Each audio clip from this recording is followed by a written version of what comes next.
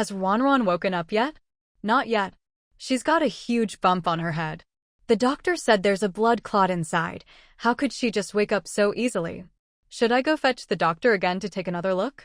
She can't just stay unconscious like this. Even if the doctor comes, there's nothing he can do. Did you forget what he said before he left? Then what are we supposed to do? Before Ruanruan even opened her eyes, she heard this string of voices through a haze. But the more she listened, the stranger she felt. Who were these people talking? Before Ruanruan could think further, a wave of pain surged through her head, and countless memories flooded her mind. Already groggy and confused, she instantly blacked out again. But this time, it wasn't quite the same as being unconscious. Ruanruan had a dream, or rather, it was as if she watched someone's entire life flash before her eyes. Though, calling it an entire life wasn't exactly accurate. Because this person's life was very short. This person was also called Ruanruan, a little girl who had just celebrated her 5th birthday. That wasn't the important part. What mattered was that this little girl was born in a place called Yangcheng Village, Yinchuan County, in the Great Zhou Dynasty. Ruanruan considered herself no academic genius, but she'd never slacked off in history class, and her memory was excellent. Yet, she had never heard of a Great Zhou Dynasty, let alone any place called Yangcheng Village in Yinchuan County. A 5-year-old girl's life was, in truth, very short. Before the age of 3, there were hardly any memories. After 3, only a few remained: what she ate, what she played with, and who was in her family. Her most recent and vivid memory was getting into a fight with a little boy. It all started on the little girl's 5th birthday. Yangcheng Village was poor and backward, and the villagers lived hard lives. The little girl's family wasn't well off either, but as the only daughter, she was doted on. So for her birthday, she got a boiled egg. Eggs were precious. Normally, no one would eat them. They'd save them up to sell in town for money to buy oil, salt, soy sauce, vinegar, needles, and thread. The little girl couldn't even remember the last time she'd eaten an egg. This time, because it was her birthday, she got a boiled egg. She was overjoyed but couldn't bear to eat it.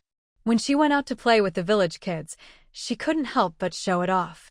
That little show-off led to trouble. The boy she fought with was only 6. Their families lived close by, and the children were about the same age, so they often played together. Kids' quarrels come and go quickly. Ruanruan and the boy had fought before, but this time it was more intense. As they rolled around on the ground, the boy grabbed a stone and hit her on the head. Luckily, the boy wasn't very strong, so it only left a big bump and didn't break the skin. After sorting through these memories, Ruanruan slowly opened her eyes. But there wasn't much to be grateful for. Even though the little girl's head hadn't bled, she had still died. Otherwise, how could Ruanruan have ended up in this tiny body? There was no one else in the room. Ruanruan lay alone on the bed, still unable to believe everything she had just seen. Ruanruan remembered everything clearly. After she and Xiao Chenjin finished washing up, they turned off the lights. Xiao Chenjin must have been too happy. After the lights were out, he hugged her, and they rolled around on the Kang, heated brick bed. As they rolled, the two of them tumbled off the bed and onto the floor. Then, Ruanruan felt a sharp pain at the back of her head, and after that, she remembered nothing. But now she had arrived in this unknown dynasty. What about Xiao Chenjin? Having already lived through one lifetime, Ruanruan could accept suddenly appearing here. But what about Xiao Chenjin, who had fallen off the bed with her? Where had he gone? And what about Su Aimin, Granny Qin, Xiao Aigua, Qian Aijiu, and the rest of the Xiao family? If they found out that something had happened to her and Xiao Chenjin, how heartbroken would they be? The more Ruanruan thought about it, the worse she felt, and she couldn't help but start crying. Just as she was sobbing her heart out, the door creaked open and hurried footsteps came straight toward her. Wanbao, why are you crying? Does your head hurt again? Your dad is making medicine for you right now. He'll bring it over in a bit. Don't cry. Ruanruan, who had been crying uncontrollably, stopped and looked through her tear-filled eyes at the anxious woman by the bed, feeling a complicated mix of emotions. Now that her memories had returned, she naturally knew who this person was. This was Su Lisher, the mother of her current body. Su Lisher wasn't even 30 yet, but already had 4 sons and a daughter. The eldest was 12 this year, and the youngest, her little girl Ruanruan, was 5. She couldn't help but marvel. This woman was truly fertile. Not even 30, and already 5 kids. Seeing Su Ruanruan stay silent, Su Lisher grew even more anxious. Ruanruan, why aren't you saying anything? If you're feeling unwell, tell Mama. Su Ruanruan wanted to shake her head, but as soon as she moved a little, she felt dizzy and nauseous, so she quickly stopped. I'm fine now. But Su Lisher didn't believe her at all. There's such a big bump on your head. How could you be fine? That Xiao family boy was way too rough. I don't know how his family raised him to treat a little girl like this. As Su Lisher muttered on, voices could be heard from outside. Her expression changed a couple of times before she finally stood up. Ruanruan, you rest a bit longer. I'll go see what's going on. Even if Su Lisher hadn't said anything, Su Ruanruan already knew what was happening outside. Judging by the voices, it was probably the neighbor boy's mother bringing him over to apologize. If it had just been a minor scuffle, it wouldn't matter. But now Su Ruanruan was stuck in bed with a huge bump on her head. In a small village like this, neighbors saw each other all the time. There had to be an apology, or how could they get along in the future? Su Lisher considered herself easygoing, but only up to a point. Now that her little girl was lying in bed, no matter how easygoing she was, she couldn't help but raise her voice.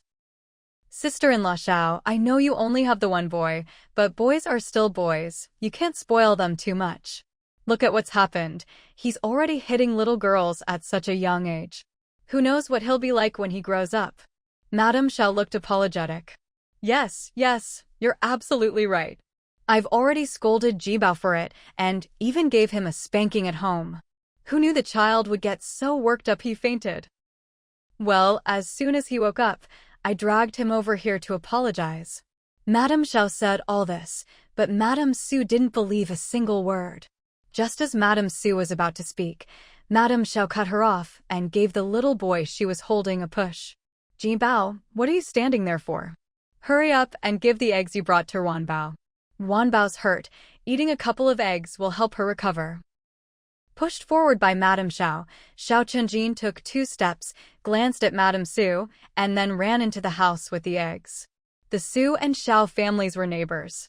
Although there was a vegetable patch between their houses, the children often played together and knew each other's family situations well. Xiao Chenjin ran in the direction he remembered, and as soon as he entered the house, he saw the little one lying on the bed. The window in the room was only open a crack, so the lighting inside wasn't great.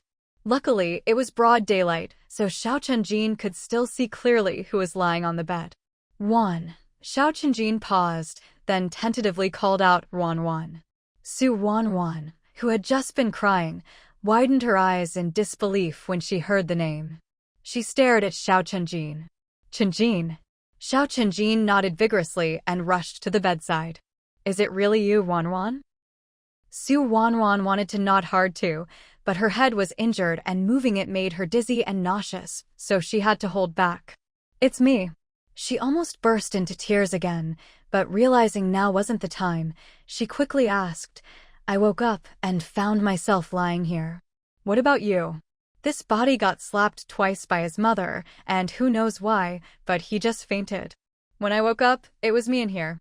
Hearing this, Su Ruanruan immediately understood. Xiao Chenjin had come here the same way she had. Even if it wasn't at exactly the same moment, it must have been one after the other. Just as she was thinking this, she heard Xiao Chenjin say, Don't worry, Ruanruan. We can go back. Su Ruanruan's eyes widened. Really? How do you know? When can we go back? As soon as we help both families live a good life, we'll be able to go back. Su Ruanruan, what do you mean by a good life? And what about our bodies? Our bodies are fine. No matter when we go back from here, over there it'll still be the moment we fell off the Kang bed. Xiao Chenjin explained a bit more, then stopped, feeling it was hard to put into words and that he needed to think it through. But Ruanruan already understood without him needing to say more. She was more familiar with this rebirth stuff than he was. What she wanted to know most now was how Xiao Chenjin knew all this. "Chenjin, how do you know these things?" Xiao Chenjin shook his head again. "I don't know either. It all just appeared in my mind. The moment I opened my eyes, I just knew." Since he didn't know why, Ruanruan didn't press further. As long as they could go back, it didn't matter how or why. Xiao Chenjin had made it clear, no matter how long they stayed here, when they went back it would still be the moment they fell off the kangbed. There was no need to worry about Granny Chin and the others. After all, they wouldn't know anything about this. What mattered most now was figuring out how to help both families live a good life. But a good life was such a broad term. How were they supposed to know when they'd achieved it? Ruanruan was about to say something more when Madame Su Li and Madame Xiao Wang walked in together. As soon as Madame Xiao Wang entered, she laughed and pointed at Ruanruan and Xiao Chenjin, whose hands were still clasped together. She said to Madame Su Li, "See, sister-in-law? Didn't I say these two would make up again? Kids are always like this, fighting one moment and making up the next. It's just that Wanbao really suffered this time with her injury. She needs to eat something good to recover." Madame Su Li still felt a bit uneasy, but seeing Ruanruan and Xiao Chenjin holding hands and not looking like they were about to fight again, she could only nod along. "Still," she said, "what good food do we even have at home for her to eat?" Madame Xiao Wang immediately understood what she meant. Her heart ached a little, but she said, "Eggs are the best for recovery. From now on, I'll have Jibao bring 2 eggs over to Wanbao every day. I guarantee she'll be plump and healthy in no time." At this, Madame Su Li finally felt a bit better. Just then, Su Tsingshan came in carrying a bowl of pitch-black medicine. "Wanbao, you're awake? Since you're up, hurry and drink your medicine. The doctor said to take it 3 times a day, and you'll be fine in 2 days." Ruanruan looked at the bowl of dark medicine, and just smelling its bitter scent made her stomach churn. But saying she didn't want to take the medicine was useless. Both Su Tsingshan and Madame Su Li doted on their daughter, but precisely because they loved her, they wouldn't let her get away with refusing her medicine. Besides, they'd spent the last of their coins to buy these 2 packets of medicine. Now that the medicine was brewed, could they just return it? Of course she had to drink it. In the end, Ruanruan leaned against Madame Su Li and managed to drink down the entire bowl of bitter medicine. Afterwards, her face scrunched up in a grimace. It was just too bitter. After drinking such a bowl of bitter medicine, Ruanruan had no appetite for the 2 eggs Xiao Chenjin brought. She just rinsed her mouth with some water and lay back down on the bed. Xiao Chenjin wanted to stay and talk to her, but Madame Xiao Wang didn't give him a chance. She grabbed him and dragged him out, saying he'd disturb Ruanruan's rest. No matter how much he protested, it was no use. Watching Madame Xiao Wang haul Xiao Chenjin away like a little chick, Ruanruan couldn't help but let out a giggle. Seeing her laugh, Madame Su Li smiled too. "Wanbao, now that you've finished your medicine, take another nap. I'll boil these 2 eggs for you, and when you wake up, you can eat them." Ruanruan felt a bit dizzy anyway, and with Xiao Chenjin gone, she obediently closed her eyes. She spent 2 days in bed, finishing all the medicine as the doctor ordered. Only then did Madame Su Li allow her to get up. After 2 days, the bump on her head had gone down a lot, and she no longer felt dizzy. As long as she didn't do anything too strenuous, she was perfectly fine. It was late winter, just turning into spring, the time to fertilize and weed the fields. Madame Su Li had stayed home the past 2 days to look after Ruanruan, but now that she was better, Madame Su Li picked up her hoe and went out to the fields. The Su family was a big one. The patriarch, Su Dai, was only 45 and still strong as an ox. Working in the fields was no problem for him. His wife, Madame Su Qin, was a year younger and just as capable, managing both the house and the fields with ease. Su Dai and his wife, Madame Su Qin, had only one son, Su Tsingshan. Su Tsingshan married a woman from the Li family, and together they had 4 sons and 1 daughter. This truly allowed the Su family line to flourish, much to Madame Su Qin's delight. She treated her daughter-in-law, Madame Li, as if she were her own daughter. Madame Su Qin never had a daughter herself, so with 4 grandsons and only 1 granddaughter, she doted on Su Ruanruan, her only granddaughter, with all her heart. These past couple of days, every time she came back from working in the fields, Madame Su Qin would make delicious food for Su Ruanruan. The eggs from their chickens were no longer saved to sell for money. Instead, they were all cooked, boiled, or fried for Su Ruanruan to eat. On top of that, Xiao Chengjin brought over 2 eggs every day, so Su Ruanruan had been eating 4 eggs a day these past 2 days. Su Ruanruan didn't really want to eat that many eggs, but whenever she said she didn't want any, Madame Su Qin and Madame Li would both tear up. She had no choice but to obediently eat all the eggs. But good news was, starting today, she wouldn't have to eat so many anymore. She could already get out of bed, which meant her body had recovered. So Madame Xiao Wang no longer let Xiao Chengjin bring eggs over. Su Ruanruan didn't care much about those 2 eggs from the Xiao family. She had been sleeping with Madame Li these past 2 nights, so she hadn't dared to make any moves. But just now, after everyone in the Su family had gone out, she tried it. And to her surprise, she was actually able to enter the treasure space. Su Ruanruan didn't understand why the treasure space had come with her, but it was obviously a good thing. She hadn't been much of a candy lover since growing up, but right then and there, she grabbed a piece of candy and popped it into her mouth. The sweet candy melted on her tongue, the sugary flavor sliding down her throat and into her stomach, making Su Ruanruan squint her eyes in bliss. There really shouldn't have been no one at home. Su Dai, Madame Su Qin, Su Tsangshan, and Madame Li had all gone to work in the fields, but the 4 Su boys, the oldest only 12 this year, weren't strong enough to handle a hoe or turn the soil, let alone the younger ones. So all 4 boys were left at home. But in farm families, kids learn to be responsible early. They might not have to work in the fields, but that didn't mean they had nothing to do. The eldest, Su Laifu, the second, Su Lailu, and the third, Su Laishou, had all gone up the mountain to collect firewood, gather pigweed, and dig for wild vegetables. The youngest, Su Laishi, was only 7, just 2 years older than Su Ruanruan, so he was left at home to keep her company. But Su Ruanruan had just told Su Laishi that she didn't want to play, she just wanted to sit in the yard and bask in the sun, and asked him to go play outside by himself. At his age, Su Laishi was full of energy and loved to play. After only a moment's hesitation, he chose to go out and play. He didn't forget his duty, though. Before leaving, he made sure to remind Su Ruanruan not to run outside, saying he'd be playing just near the gate and would be back soon.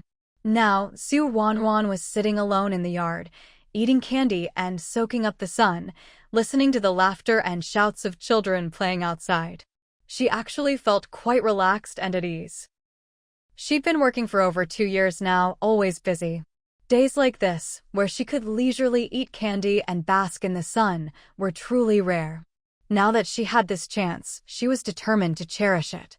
Just as Su Ruanruan was squinting her eyes and enjoying the moment, she heard the sound of the front gate being pushed open. The Su family's front gate had been in use for decades. Even a gentle push would make it creak and groan. Hearing the noise, Su Ruanruan opened her eyes and saw Xiao Chengjin closing the door behind him. After Xiao Chengjin came in, he found a small stool and sat down next to Su Ruanruan.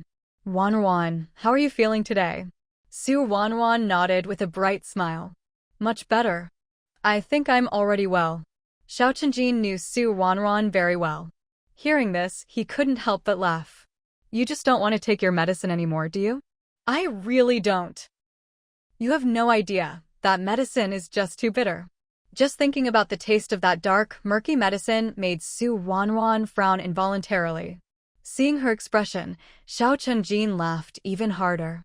"Then you'd better not get sick again, or you'll have to take more medicine." Hearing this, Su Ruanruan glanced at the closed door, then leaned over to whisper in Xiao Chengjin's ear, "Come on, let's go inside. I want to show you something." Xiao Chunjin was a bit puzzled, but he still stood up and followed Su Ruanruan into the room. Once inside, Su Ruanruan closed the door behind them, then led Xiao Chunjin into the treasure space. After entering the treasure space, Xiao Chunjin was so stunned he couldn't speak for a long while. The shelves in the treasure space wouldn't be anything special to an adult. Even the items on the highest shelves could be reached with a simple stretch. But for Su Ruanruan and Xiao Chunjin, as they were now, the shelves were just too tall. Forget about the top shelves. Even if they stood on tiptoe and stretched as far as they couldn't even reach the items in the middle. Luckily, when Su Ruanruan was outside the treasure space, she didn't need to use her hands to take things out. She could just take whatever she wanted, whenever she wanted. Xiao Chunjin took a while to process all this before finally turning to Su Ruanruan. Ruanruan, what is this? This is something I got a long time ago. Everything in here is frozen in time. Whatever it looks like when it goes in, that's how it'll look when it comes out. With all this stuff, I think it'll be a lot easier for us to help these two families live a good life. Xiao Chunjin had been a little nervous, but hearing Su Ruanruan's last sentence, he couldn't help but laugh. At a time like this, you're still thinking about that? Su Ruanruan blinked in confusion. A time like this? What do you mean? Xiao Chunjin grew serious. How could you tell someone else about a place like this? Su Ruanruan grew serious too. You're not someone else. We're already married, and we've come to this strange place together. We have to work hard together and go back together. How could you be someone else? Chunjin, I trust you, just like I trust myself. Their eyes met, and Xiao Chunjin could see the determination and sincerity in Su Ruanruan's gaze. After a long moment, Xiao Chunjin let out a soft sigh. All right. I'll make sure you always trust me like this. Xiao Chunjin wanted to pull Su Ruanruan into his arms, but right now he was about the same height as she was. With both of them having short arms and legs, there was just no way for one to hug the other. Xiao Chunjin tried several times but couldn't manage it, so he had to give up in resignation. Su Ruanruan was already laughing out loud at his repeated attempts. Watching Su Ruanruan laugh so freely, Xiao Chunjin couldn't help but think she was just too carefree. The two of them really had it tough. They'd finally grown up and gotten married, but before they could really do anything, they ended up here, turned into 5- or 6-year-old children. Just thinking about it made Xiao Chunjin want to cry, but no tears would come. Of course, in reality, there was no time for him to cry anyway. Afraid that Su Laishi would come back, Su Ruanruan quickly took Xiao Chunjin out of the treasure space. Su Ruanruan opened the door and saw that the front door was still tightly shut and Su Laishi hadn't returned yet. She let out a sigh of relief, turned around, and asked Xiao Chunjin, "What did you have for breakfast?" As soon as Su Ruanruan asked what he'd eaten that morning, Xiao Chunjin couldn't help but frown. The food had just been too awful. For as long as Xiao Chunjin could remember, he'd never eaten so poorly. In the entire 3rd Production Brigade, the Xiao family lived quite well. Especially since both Xiao Aigua and Qian Aiju were workers, each earning a monthly wage, along with meat and sugar coupons. Xiao Chunjin had been able to eat these rare treats every month since he was a child. Although they mostly ate coarse grains in daily life, they still got to have refined grains a few times each month. Even when eating coarse grains, it was still better than what he had now. Just thinking about that half bowl of wild vegetable and coarse grain porridge he had for breakfast made Xiao Chunjin's expression look as if he'd just eaten the bitterest bitter melon. Xiao Chunjin didn't say anything, and Su Ruanruan didn't press further. She could already tell from his expression. After all, she'd had the same look on her face at mealtimes these past 2 days.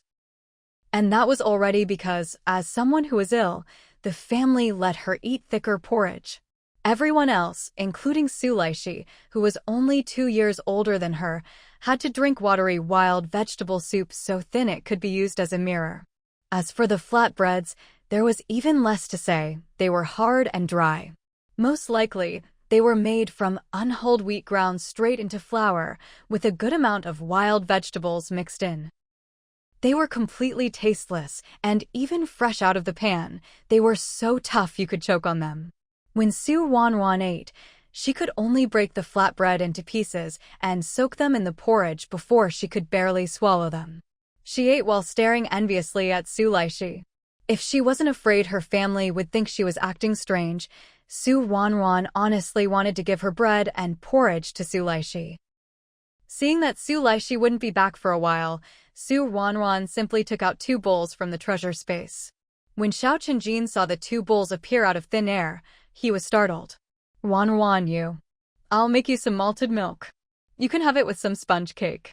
As she spoke, Su Ruanruan produced a jar of malted milk powder, opened the lid, and put 3 spoonfuls into each bowl. She put the rest of the malted milk back into the treasure space and took out a thermos. The thermos was filled with boiled water she'd prepared earlier, just in case, and now it came in handy.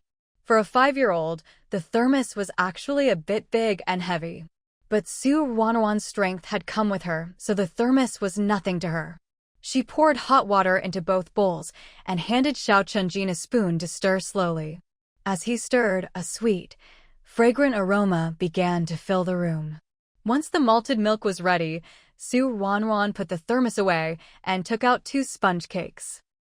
The sponge cakes in the treasure space were all huge, each one bigger than Su Ruanruan's current fist.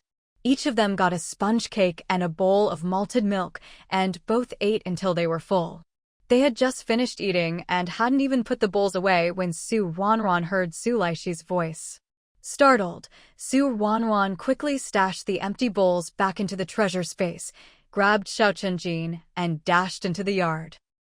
Su Laishi pushed open the front door and saw Su Ruanruan and Xiao Chenjin standing face to face, both of them panting heavily. Xiao Chenjin, did you bully Wanbao again? Did you hit her again? Su Laishi shouted as he charged forward like a little cannonball, waving his arms in the air, looking every bit like he was ready to fight Xiao Chenjin to the death. Seeing this, Su Ruanruan quickly stepped in front of Xiao Chenjin. Fourth brother, Jinbao didn't bully me. We were just playing. Su Laishi stopped in his tracks and looked at Su Ruanruan suspiciously. Wanbao, don't be afraid. If he ever bullies you, just tell me. Even if I can't beat him, there's still big brother, second brother, and third brother. The 4 of us will definitely knock him down and make him eat dirt. Hearing Su Laishi's words, Su Ruanruan felt both happy and a little sad. She was happy because she finally had brothers to protect her. But she felt sad because these weren't really her brothers. Still, Su Ruanruan was an adult, and she quickly came to terms with it. Since she was now in this body, Su Laishi and the others were her brothers, and the whole Su family was her family. They treated her sincerely, so she would treat them sincerely in return. Su Ruanruan took out an unwrapped piece of candy from her treasure space and held it out to Su Laishi. Fourth brother, here, have some candy.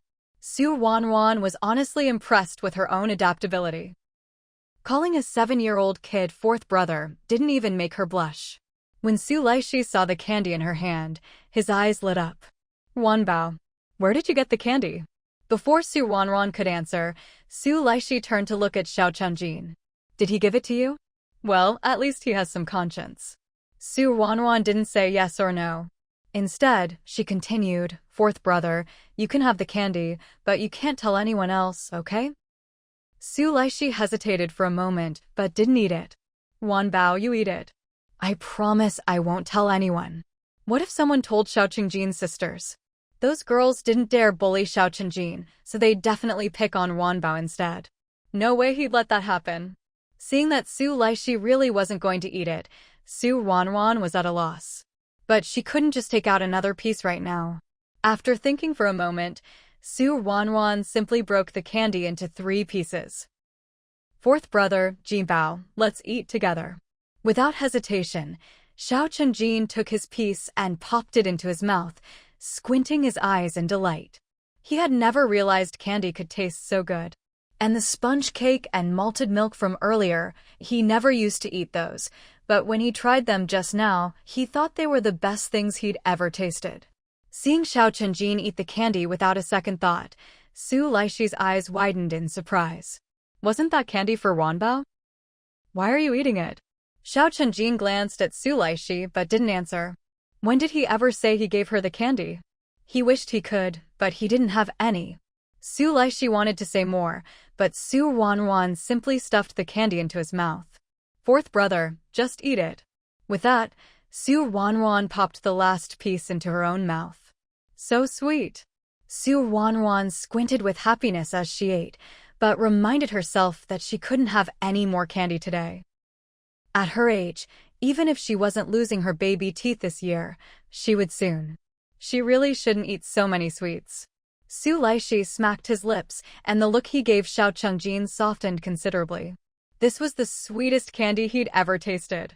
With that piece of candy as a foundation, Su Laishi's attitude towards Xiao Chengjin improved quite a bit. But he still asked Xiao Chengjin curiously, "Why are you at my house? You're not bringing eggs anymore." The implication was clear. If you're not bringing eggs, you're not welcome. Xiao Chengjin didn't mind Su Laishi's attitude at all. Do you want to eat more candy in the future?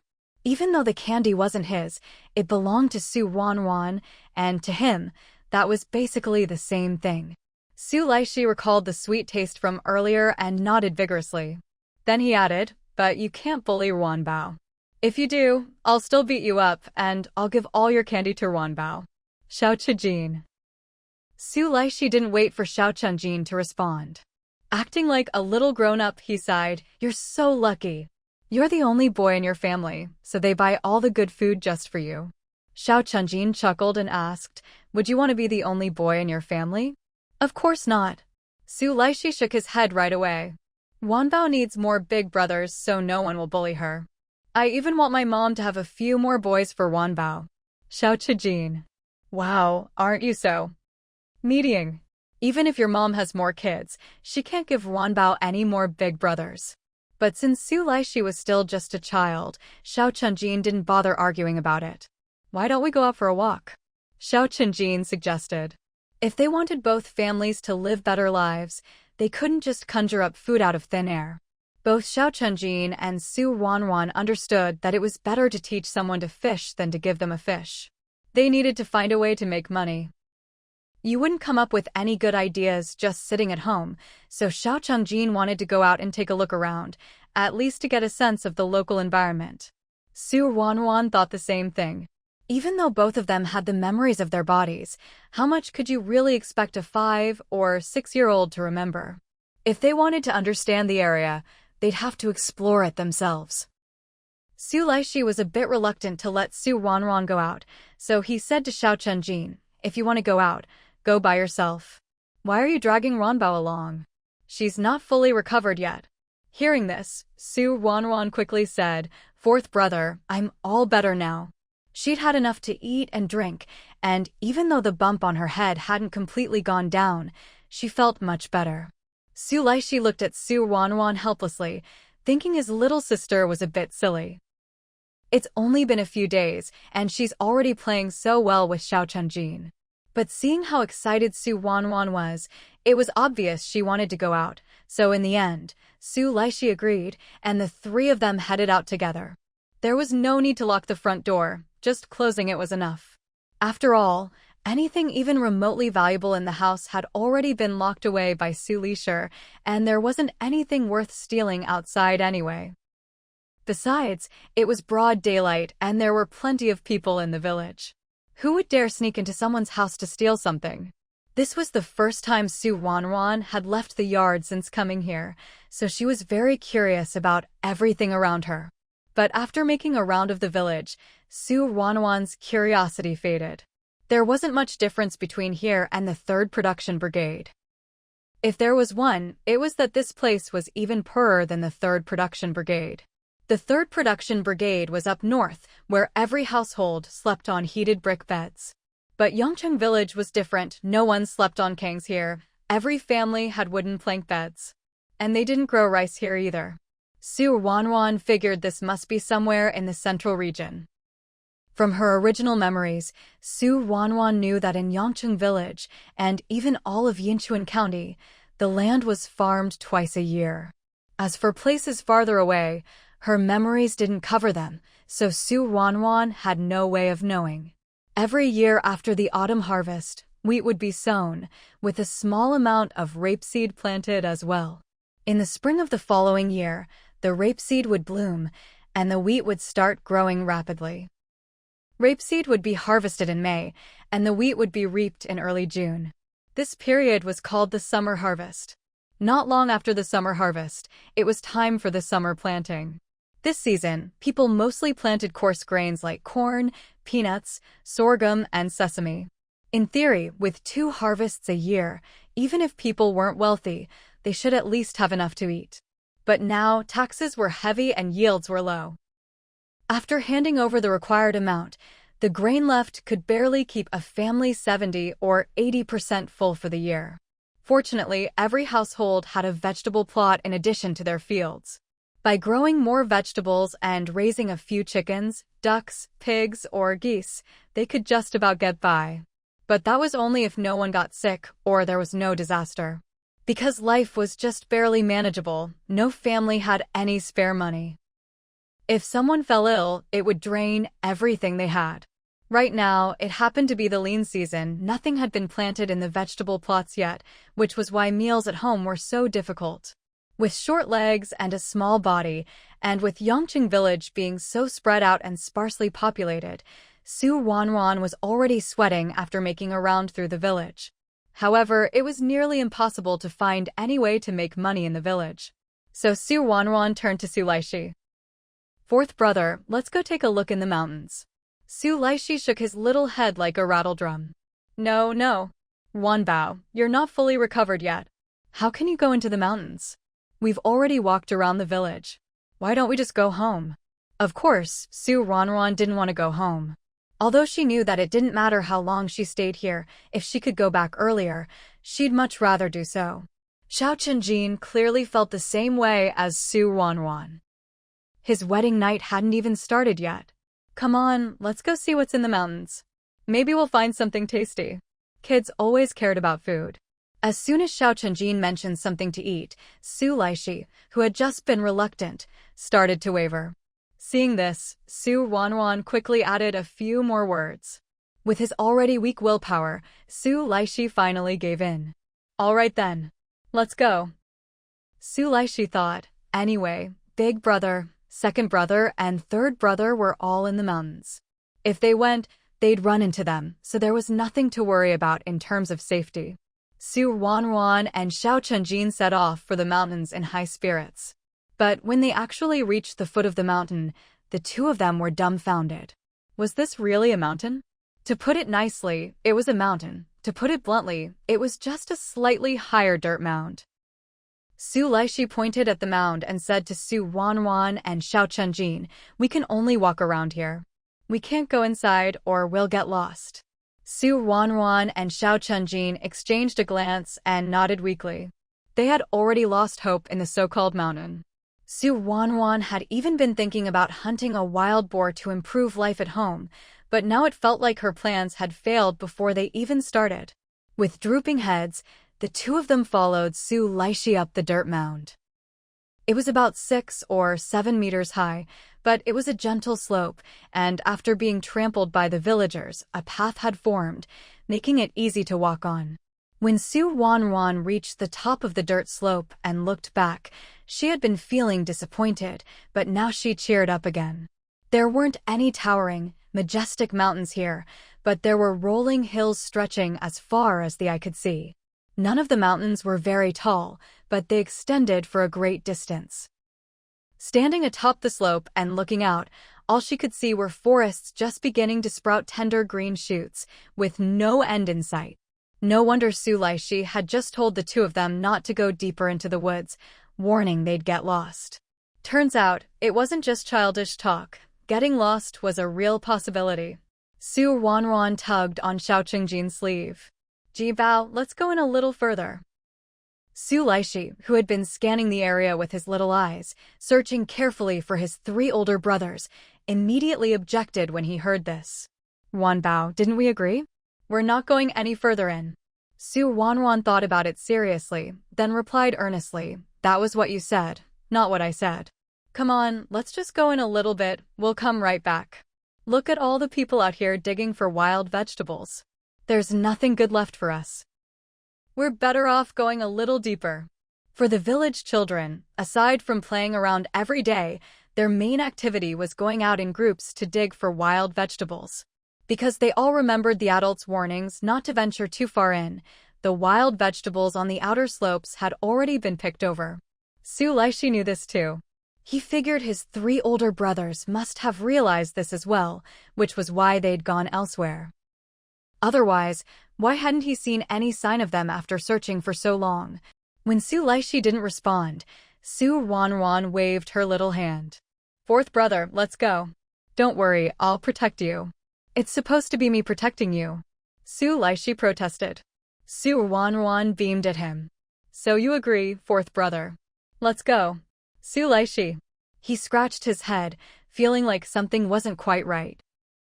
But seeing Su Ruanruan and Xiao Chunjin already holding hands and heading off, Su Laishi could only follow, grabbing Su Ruanruan's other little hand tightly. "Wanbao, I'll protect you." Suddenly having her hand grabbed by Su Laishi, Su Ruanruan felt a bit uncomfortable and instinctively wanted to shake him off. But then she remembered that he was her brother now, so she gave up on the idea and let him hold her hand. The 3 of them were about the same age and height, and as they walked down the slope together, from a distance, they looked just like 3 little mushrooms slowly moving along. They really did look like mushrooms. After all 3 of them had big heads and small bodies. Both the Su and Xiao families were poor. So even though the 3 children were pampered to different degrees at home, none of them were any better off physically than the others. There wasn't much to see in the mountains in early spring. The leaves on the trees were just starting to bud, the grass on the ground was sparse, and wild vegetables were few and far between. The 3 of them hadn't brought baskets or trowels, so even if they wanted to dig for wild vegetables, they couldn't. And being little with short legs meant that after walking a short distance, all 3 of them were tired out.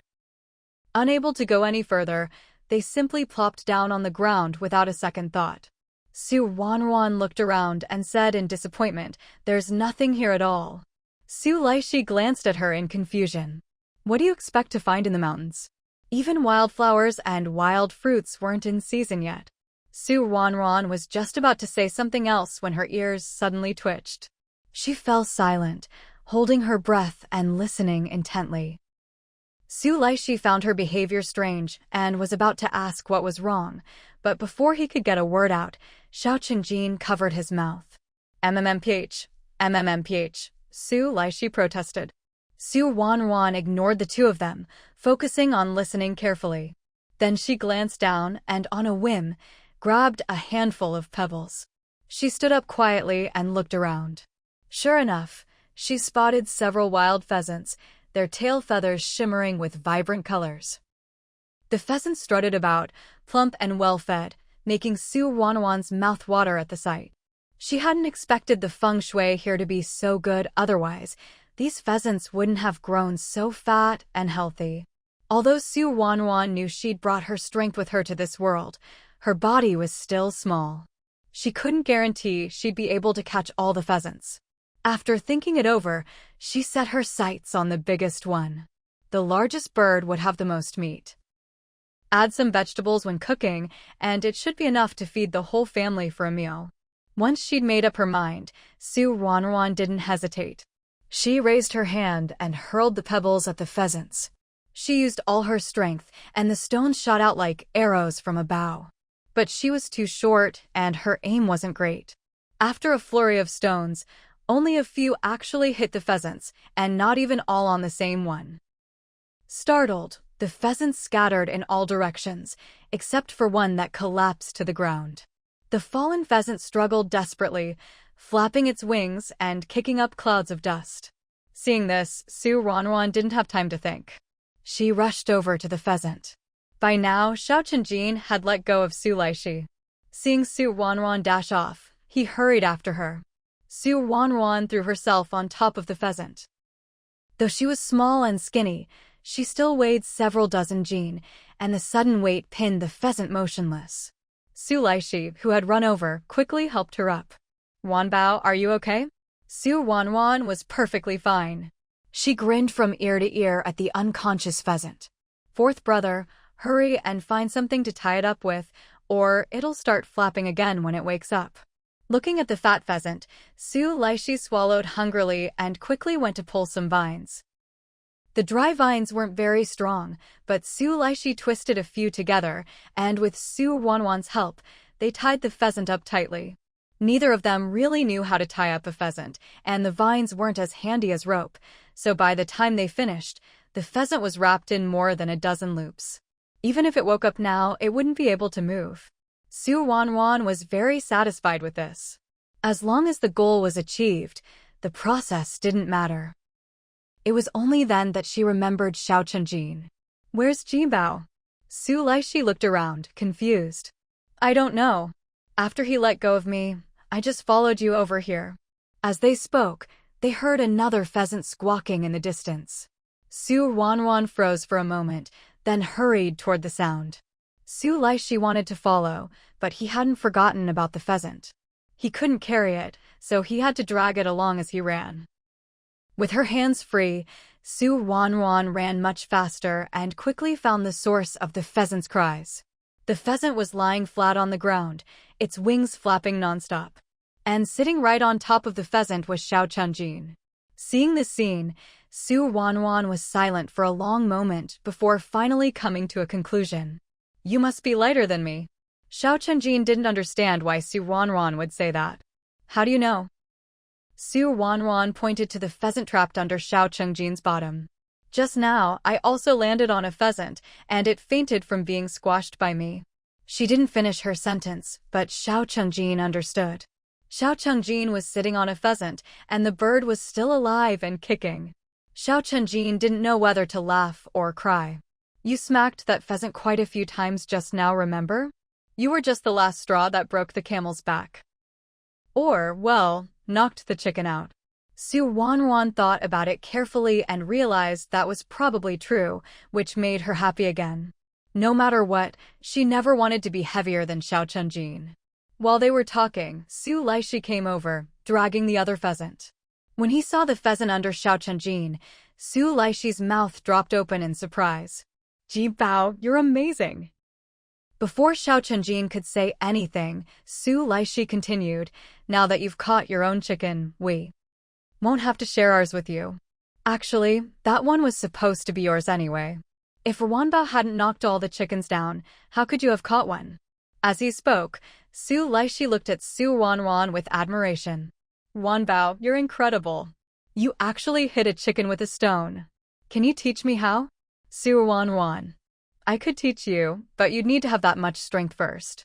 But Su Ruanruan didn't want to dwell on this topic, so she quickly changed the subject. "Fourth brother, it's almost noon. Let's go home, okay? Otherwise, if Mom and Dad come back and we're not there, they'll worry." Yes, let's hurry home." "But how do we get back?" Su Laishi looked around. Everything looked the same, and he couldn't tell which way they had come from. Su Laishi was lost, but Su Ruanruan and Xiao Chenjin knew the way. They weren't really little kids, after all. "Fourth brother, get some more vines. Let's tie up this chicken too, and then we'll go home." Su Laishi didn't bother worrying about how to get home anymore. He looked around and quickly came back with a bunch of vines. The three of them used the vines to tie up the pheasants securely. The two pheasants weren't heavy for Su Ruanruan, but she couldn't carry both at once, so she let Xiao Chenjin and Su Laishi each drag one. With Su Ruanruan and Xiao Chenjin leading the way, the three of them quickly found the path they'd come by, climbed back up the hill, and followed the narrow trail trampled out by the villagers back down. As soon as they reached the bottom of the hill, they saw three boys walking toward them. These three were none other than Su Ruanruan's eldest, second, and third brothers. The names of the four Su brothers were easy to remember. The eldest was Su Laifu, the second Su Lailu, the third Su Laishou, and the fourth Su Laishi. When the eldest, second, and third were born, they didn't actually get formal names at first. But when Madame Su Li gave birth to the fourth, Old Man Su De thought that their Su family was finally going to prosper in this generation. After all, the Su family had always had only one son per generation, so how could they suddenly have 4 grandsons in a row? So, he decided the grandsons had to have good names. Su Dave specially took 20 eggs to the village chief, who could read and write, and asked him to give all 4 grandsons proper names. The eldest, Su Laifu, had just turned 12 this year. In Su Ruanruan's eyes, that wasn't very old yet, but Su Laifu already acted like a little adult. He had always cared a lot for his younger siblings, but sometimes he could be quite strict with them too. Just like now. Su Laifu looked sternly at Su Laishi. Fourth, didn't I tell you to stay home and watch over Wanbao? Why did you bring her into the mountains? As he spoke, Su Laifu shot a sideways glance at Xiao Chunjin. And you even brought him along. Although Xiao Chunjin hadn't fought with Su Ruanruan these past couple of days, what if they started fighting again? The bump on Su Ruanruan's head still hadn't gone down. Su Laishi looked guilty. Big brother, I was wrong. I shouldn't have brought Wanbao into the mountains. Su Ruanruan looked at Su Laishi, then at Su Laifu, and simply admitted her mistake as well. Big brother, I'm sorry, I was wrong too. I was the one who asked fourth brother to bring me. We just wanted to find you guys, but we couldn't find you after walking around. But we did find a few wild chickens. Faced with his youngest sister, Su Laifu couldn't keep up his stern expression. He grinned. When the busy season is over, I'll have Dad come into the mountains to catch wild chickens for you. Su Laifu thought to himself, what's the use of finding wild chickens? When the 3 of them came into the mountains to collect firewood and dig for wild vegetables, they often ran into wild chickens too. But those wild chickens were way too clever. They'd run off as soon as they heard any noise, and some could even fly. They didn't fly very high, but they could still get several meters away. There was no way to catch up to them. Su Ruanruan turned sideways and pointed to the 2 wild chickens on the ground behind her.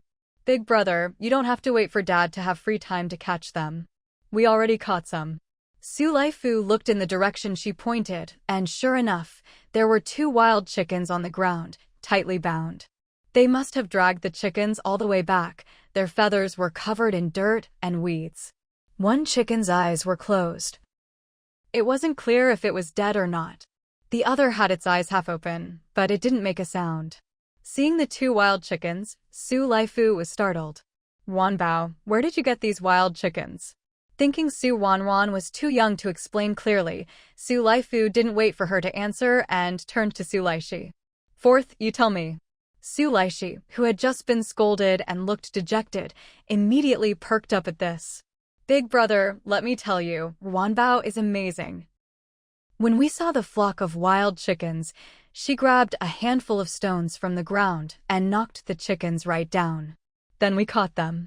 Su Laifu. Fourth was already 7 years old, but was he still this muddle-headed? How old was Wanbao anyway? How strong could she be, and how far could she throw a stone? Let alone knock down lively, jumping wild chickens. Seeing Su Laifu's disbelief, Su Ruanruan felt she needed to prove herself. She bent down, picked up a few stones from the ground, and said, Big brother, I'll show you. With that, Su Ruanruan threw a stone at a tree not far away. The trunk was thick, and it wasn't too far away. Plus, the tree didn't move, so her aim was much better. The stone embedded itself directly into the tree trunk. Everyone present gaped at the sight. Wanbao, you're amazing! Su Laishi exclaimed in admiration. Su Laifu was a bit older and thought about things more. Wanbao, when did you get so strong? Su Ruanruan thought seriously for a moment, quickly running through her memories, then replied, I've always been like this. Then how come I've never seen you catch wild chickens before? Su Laifu pressed. Su Ruanruan blinked her big, innocent eyes. I've never been to the mountains before. That was true. As the only girl in the Su family, Su Ruanruan hadn't lived a pampered life of luxury, but that was simply due to their circumstances. Even so, the family never made the youngest do any chores. When other girls her age in the village were carrying little baskets into the mountains to dig for wild vegetables, Su Ruanruan was always playing in the village with Su Laishi. She'd never been to the mountains, never even seen a live wild chicken, so of course she'd never caught one. Su Laifu, for all his maturity, was still only 12. After hearing Su Ruanruan's explanation, he was actually convinced. So, both of these wild chickens are ours? After saying this, Su Laifu licked his lips. At his age, he was always hungry, and seeing two fat wild chickens made his mouth water. Before Su Ruanruan could say anything, Xiao Chenjin spoke up first. I caught this one. Wanbao startled it and it ran off, so I chased after it and caught it. Hearing this, Su Laifu looked at Su Ruanruan and Su Laishi, and seeing them both nod, he sighed inwardly. Why was only one of them theirs? It wasn't that Xiao Chenjin wanted to fight Su Ruanruan over a chicken, but he clearly remembered what they'd agreed on when they left. Both the Su family and the Xiao family should have good days ahead. He couldn't forget about his own family. Besides, missing out on one wild chicken wouldn't leave Su Ruanruan hungry. With Su Laifu and the others there, they didn't have to drag the chickens all the way home. Su Laifu and Su Lailu each carried one in their arms, holding them as if they were priceless treasures. By this time, everyone working in the fields had already gone home, and even the kids who'd played all morning had gone back, so the road was empty. The 6 of them walked back to the Su family's gate. Only then did Su Lailu hand the chicken he was holding to Xiao Chenjin. Here, this is your chicken. Take it home. Remember, you only caught it because Wanbao scared it out for you. You should thank her. Otherwise, you wouldn't get to eat any meat. And from now on, if you fight with Ruanbao, we won't let you have any meat soup. Watching Su Lailu seriously threaten Xiao Chenjin, Su Ruanruan couldn't help but laugh. She hadn't expected that, after inexplicably arriving in this place, she would gain such a lovely family. Xiao Chenjin didn't mind Su Lailu's attitude at all. In fact, he was glad the Su family treated Su Ruanruan so well. After all, who knew how long he and Su Ruanruan would be here? If her family was difficult, it would be much harder. Xiao Chenjin dragged the wild chicken home, feeling a deep sense of helplessness along the way. He'd trained hard for 2 years, thinking he'd finally caught up to Su Ruanruan in terms of strength. But now it was all for nothing, he'd have to start over. No, it wasn't even starting over.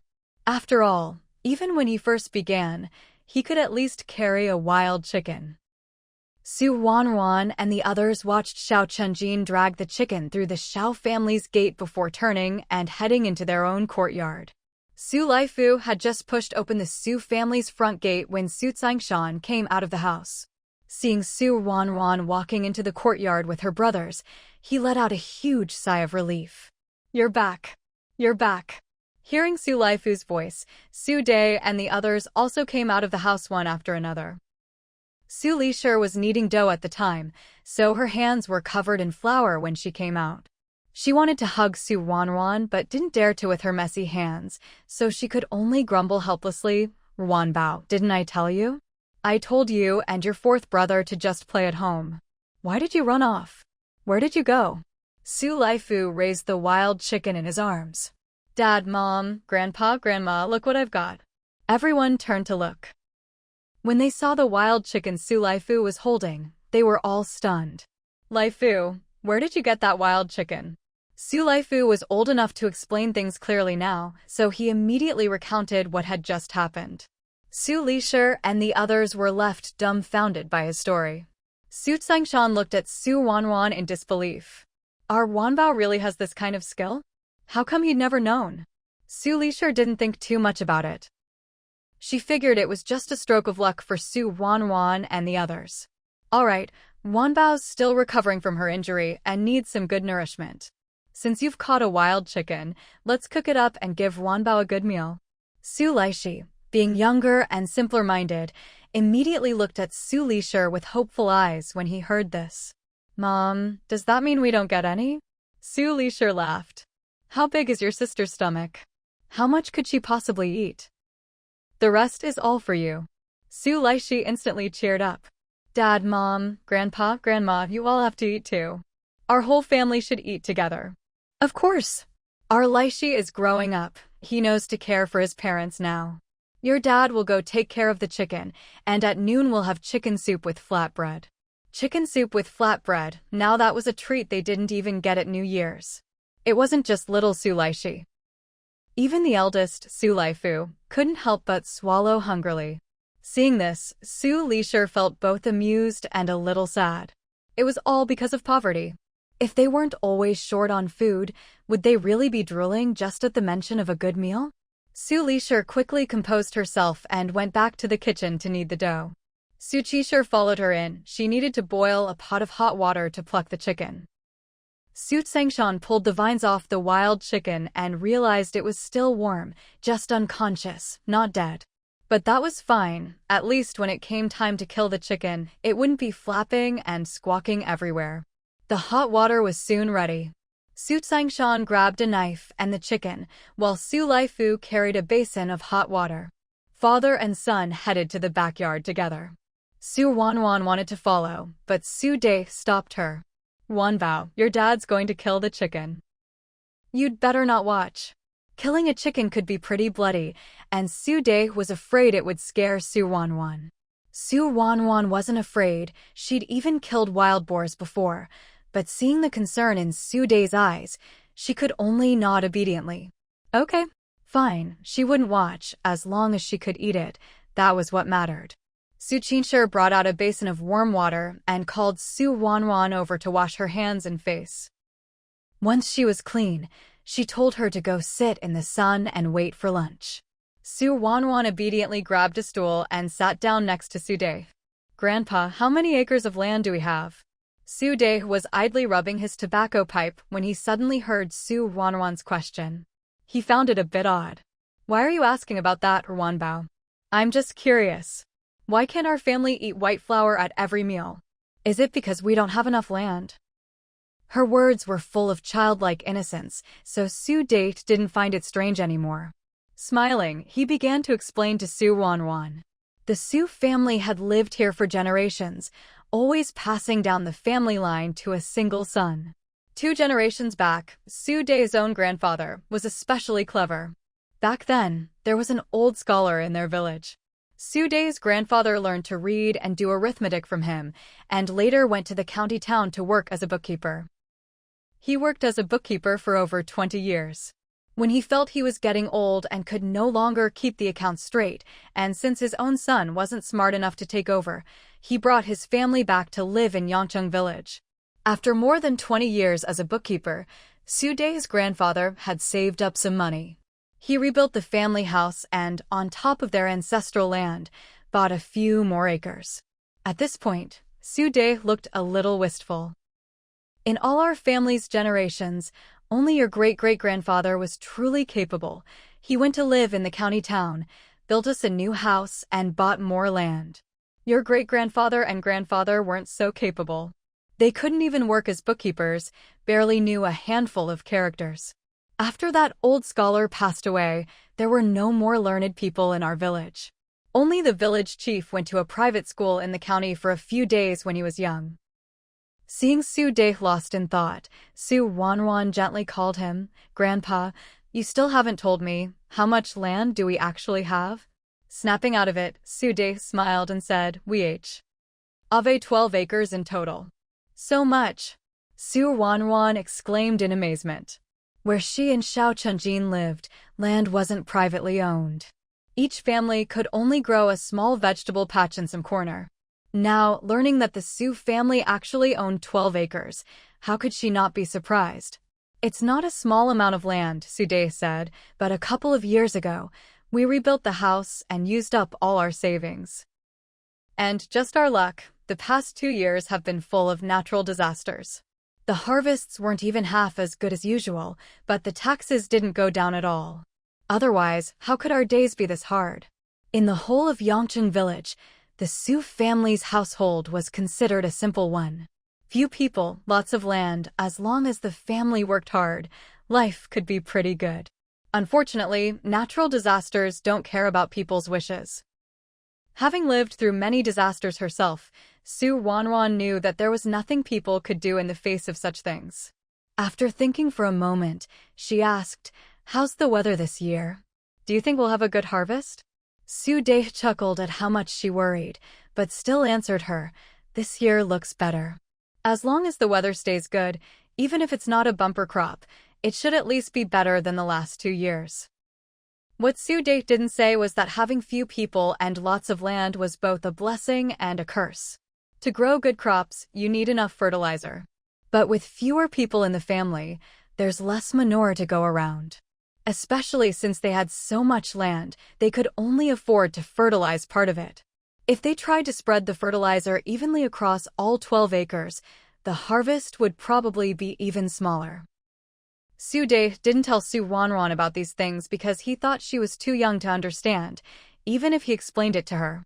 The original Ruanruan certainly wouldn't have understood, but the current Ruanruan could figure it out even without Su De saying anything. After all, she'd spent many years farming herself. When it came to fertilizer, the first thing Ruanruan thought of was the chemical fertilizer in her treasure space. But things were different now. Fertilizer didn't exist in the Great Zhou dynasty, and there was no way she could take it out or explain it. She still wanted to go back home properly. She definitely didn't want to be burned at the stake as a monster. Su De was waiting for Ruanruan to keep asking questions, but to his surprise, she suddenly fell silent. He bent down to look at her. "Wanbao, why aren't you saying anything?" Ruanruan shook her head. "I don't know what to say." Hearing this, Su De burst out laughing. Ruanruan didn't care what he was laughing about. All she could think about was finishing her meal quickly so she could find Xiao Chenjin and discuss this matter with him. The farmhouse's earthen stove made quick work of stewing chicken. The chicken was simply stir-fried a few times. Water was added and brought to a boil over high heat, then simmered over a low flame. Once it was almost done, they'd lift the lid and stick pieces of kneaded dough along the inside of the pot, pressing them flat by hand. The farmhouse pots were big, so a ring of these cakes was enough to feed the whole family. The cakes were made from cornmeal and wild vegetables. Fresh out of the pot, they were crispy and fragrant, soaked with the aroma of chicken broth, absolutely delicious. But no matter how tasty they were, it didn't change the fact that they were rough on the throat. In fact, it wasn't just her throat. Ruanruan's upper palate was rubbed raw, stinging painfully. This meal was both blissful and torturous. After eating, Su De and the others had to go out to the fields to weed. This time, it wasn't just the 4 adults. Even Su Laifu's 3 older children had to go help pull weeds. The 3 of them were old enough to help with farm work. Even if they didn't get much done in a day, it was better than nothing. Ruanruan and Su Laishi were left at home, repeatedly warned not to go into the mountains. Ruanruan had lost interest in the mountains, at least for now. If she wanted to go, she'd wait another month or 2. By late spring or early summer, there should be more good things to find in the mountains. Not long after Su De and the others left, Xiao Chenjin arrived. Su Laishi, who had been feeling drowsy, immediately perked up when he saw Xiao Chenjin. "Why are you here again?" Xiao Chenjin hadn't expected to be disliked. He waved at Su Laishi. "I'm here to see Wanbao. Go play somewhere else." Su Laishi stared at Xiao Chenjin with wide eyes. "I'm not going anywhere. I'm staying here to watch over Wanbao." Was he really not going to listen? Since Su Laishi refused to leave, Xiao Chenjin couldn't just force him out.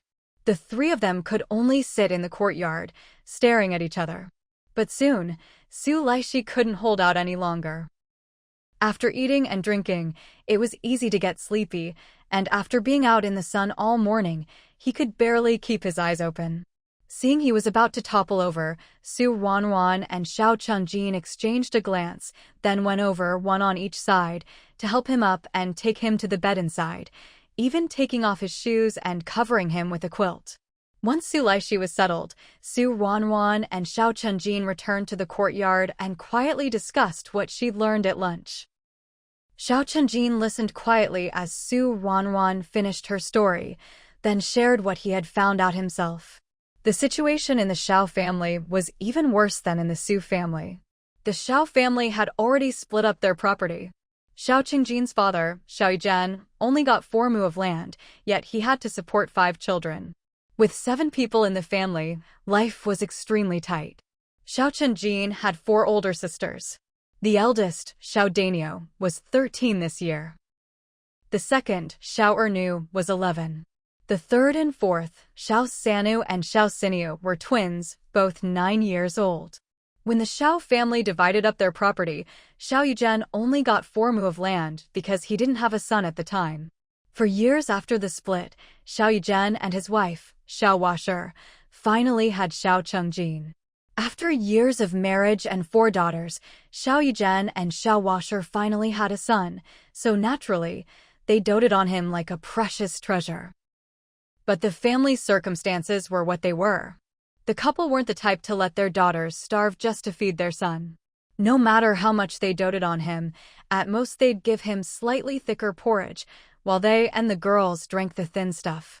Now that they both clearly understood their family situations, Su Ruanruan and Xiao Chengjin both frowned deeply.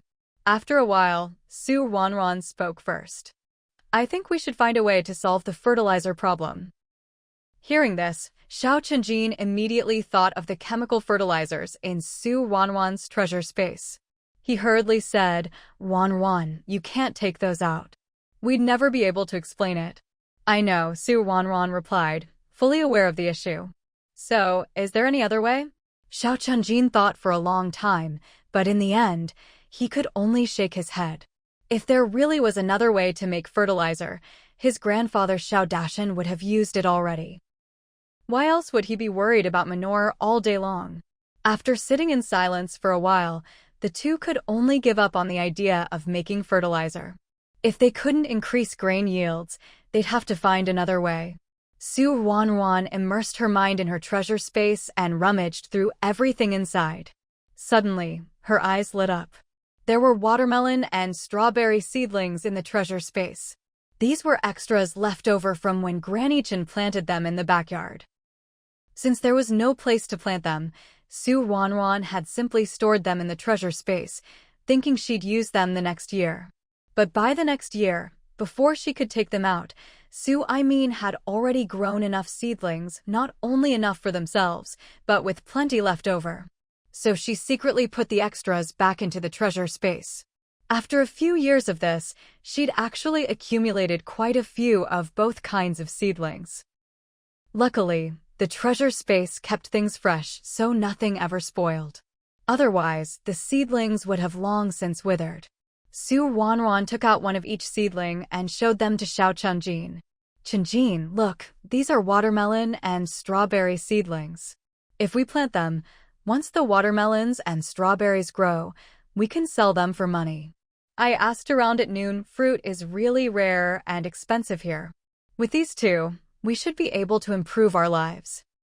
Xiao Chengjin's eyes lit up as well. "But how can we take them all out and get our families to agree to plant them?" Su Ruanruan thought for a moment, then put the seedlings away again. "Let's go hunt a few wild chickens and sell them in the county tomorrow. While we're at it, we'll take out the seedlings and say we bought them. Once the money's spent, our families won't object to planting them." Xiao Chengjin thought Su Ruanruan's idea was actually quite good, so he agreed. The two of them wanted to head into the mountains, but they couldn't leave Su Laishi behind. If Su Laishi woke up and didn't see them, he might end up crying and searching the whole village for them. There was no other way. They had to go back inside and wake Su Laishi up. Su Laishi was still groggy when he was woken, but as soon as he heard Su Ruanruan and Xiao Chengjin say they were going into the mountains, his sleepiness vanished in an instant. "Wanbao, didn't you promise Mom and Dad that you wouldn't go into the mountains anymore? But there's no chicken to eat at home. Fourth brother, don't you want to eat chicken and drink chicken soup?" Su Ruanruan asked, cutting straight to the point. Thinking of the chicken soup and meat he'd had at lunch, Su Laishi hesitated. Chicken was so tasty. The soup was so good. "Fourth brother, if we catch a few more wild chickens, we can have chicken and soup at every meal." Su Ruanruan continued to tempt him. What else could Su Laishi do? Of course he agreed. Could you really expect a 7-year-old to have any self-control? But this time, Su Ruanruan didn't plan to go empty-handed. After rummaging around the house, she found some hemp rope and a small sickle. Hemp rope was much more convenient than vines, perfect for tying up wild chickens. As for the sickle, she wasn't sure if she'd need it, but it was better to be prepared. The three of them locked the door and set out. Following the path they'd taken that morning, They crossed the first hill and arrived at the spot where they'd caught wild chickens earlier. But now the place was quiet. They waited for quite a while, but no chickens appeared. Neither Su Ruanruan nor Xiao Chenjin were the type to sit and wait for things to happen. If the chickens wouldn't come to them, they'd rather take the initiative. Su Laishi wanted to object, but he was no match for the other two, so he could only follow along, keeping a wary eye on their surroundings. Compared to the endless mountains beyond, this was still just the outskirts. Su Ruanruan had hunted wild boar before, and she knew that large animals always left traces behind, so she felt reassured as they walked. After a while, Su Ruanruan spotted wild chicken tracks and droppings. That meant chickens had been active nearby. Su Ruanruan immediately signaled Su Laishi and Xiao Chenjin to keep quiet while she carefully watched their surroundings. Maybe it was because some of their flock had been caught that morning, but the wild chickens were much more cautious now. Su Ruanruan did spot a few, but they were too far away. She couldn't guarantee a perfect shot, so she had to wait patiently for a better chance. Su Ruanruan was very patient, and so was Xiao Chenjin. The only one who wasn't was Su Laishi, who simply plopped down on the ground and didn't care what Su Ruanruan and Xiao Chenjin were up to, as long as he kept quiet. Su Ruanruan was quite satisfied with Su Laishi's behavior and became even more alert. The three of them spent the whole afternoon in the woods, only packing up to head home when dusk began to fall. There wasn't much to pack, really. The only thing they needed to bring back was the string of wild chickens tied to the rope. Su Ruanruan planned to sell the chickens in town. Since they were still alive, it was best to keep them that way until tomorrow to get a good price, so she didn't want to drag them back. After discussing it, they decided Su Ruanruan would walk in front, carrying the rope over her shoulder. Xiao Chenjin and Su Laishi followed behind, each taking turns carrying the rope. There were 6 wild pheasants hanging from the rope in the middle. Their legs were tightly bound, and at the moment, they were hanging upside down. With the 3 people walking, the rope kept swaying up and down, side to side, making the pheasants so dizzy and disoriented that they didn't even have the strength to squawk anymore. Su Ruanruan and the other 2 returned home fairly early. By the time they arrived, Su Dai and the others still weren't back. Seeing this, Su Ruanruan breathed a sigh of relief. She'd really been afraid the whole Su family would go out looking for her. Fortunately, the Su family's house was just at the foot of the mountain, not far away. The nearest neighbors were the Xiao family, and there was some distance between them and the rest of the village, so no one had seen the 3 of them. Xiao Chenjin wasn't in a hurry to leave. He waited until Su Dai and the others came back, then explained clearly that he and Su Ruanruan had caught the 6 pheasants together, and that they planned to sell them in the county town tomorrow. For now, they'd just be keeping them at the Su house.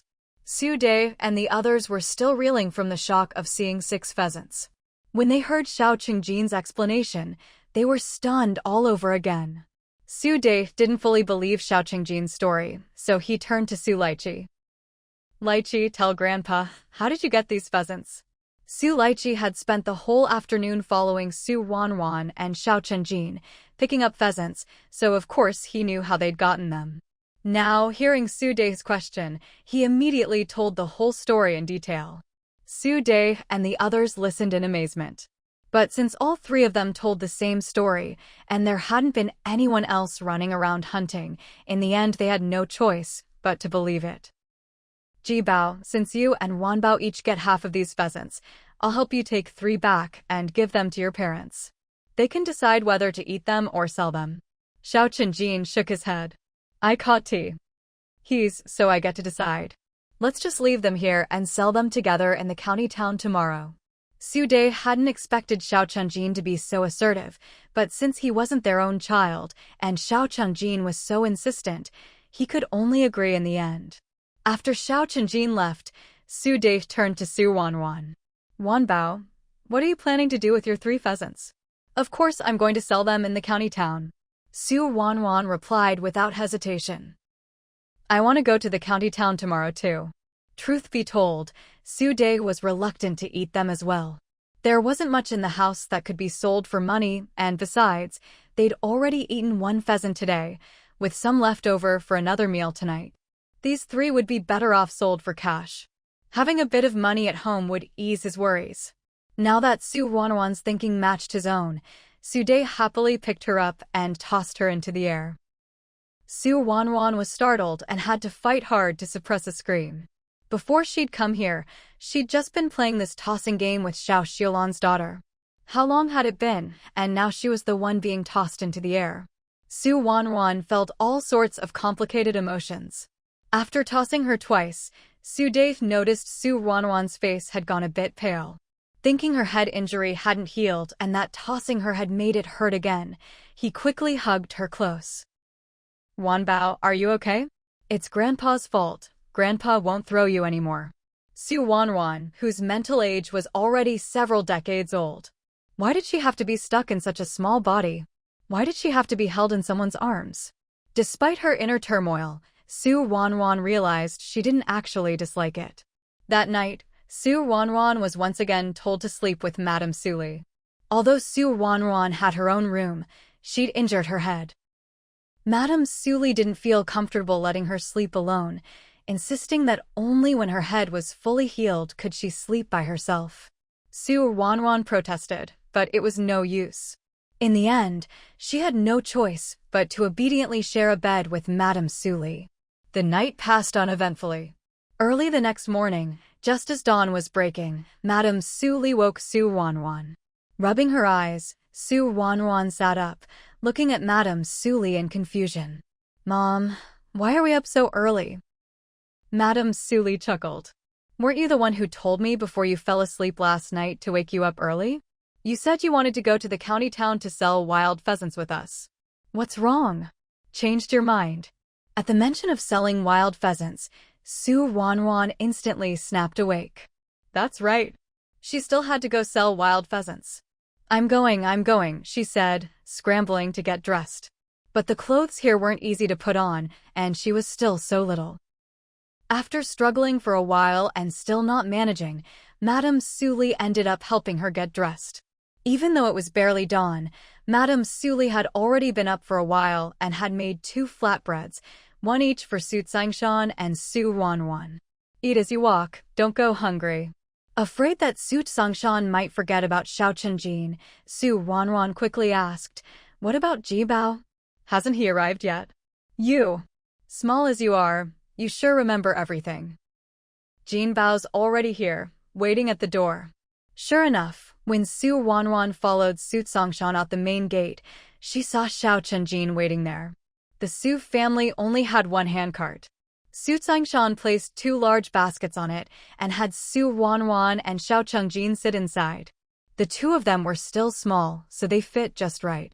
Once they were settled, Su Tsangshan set off, pushing the cart.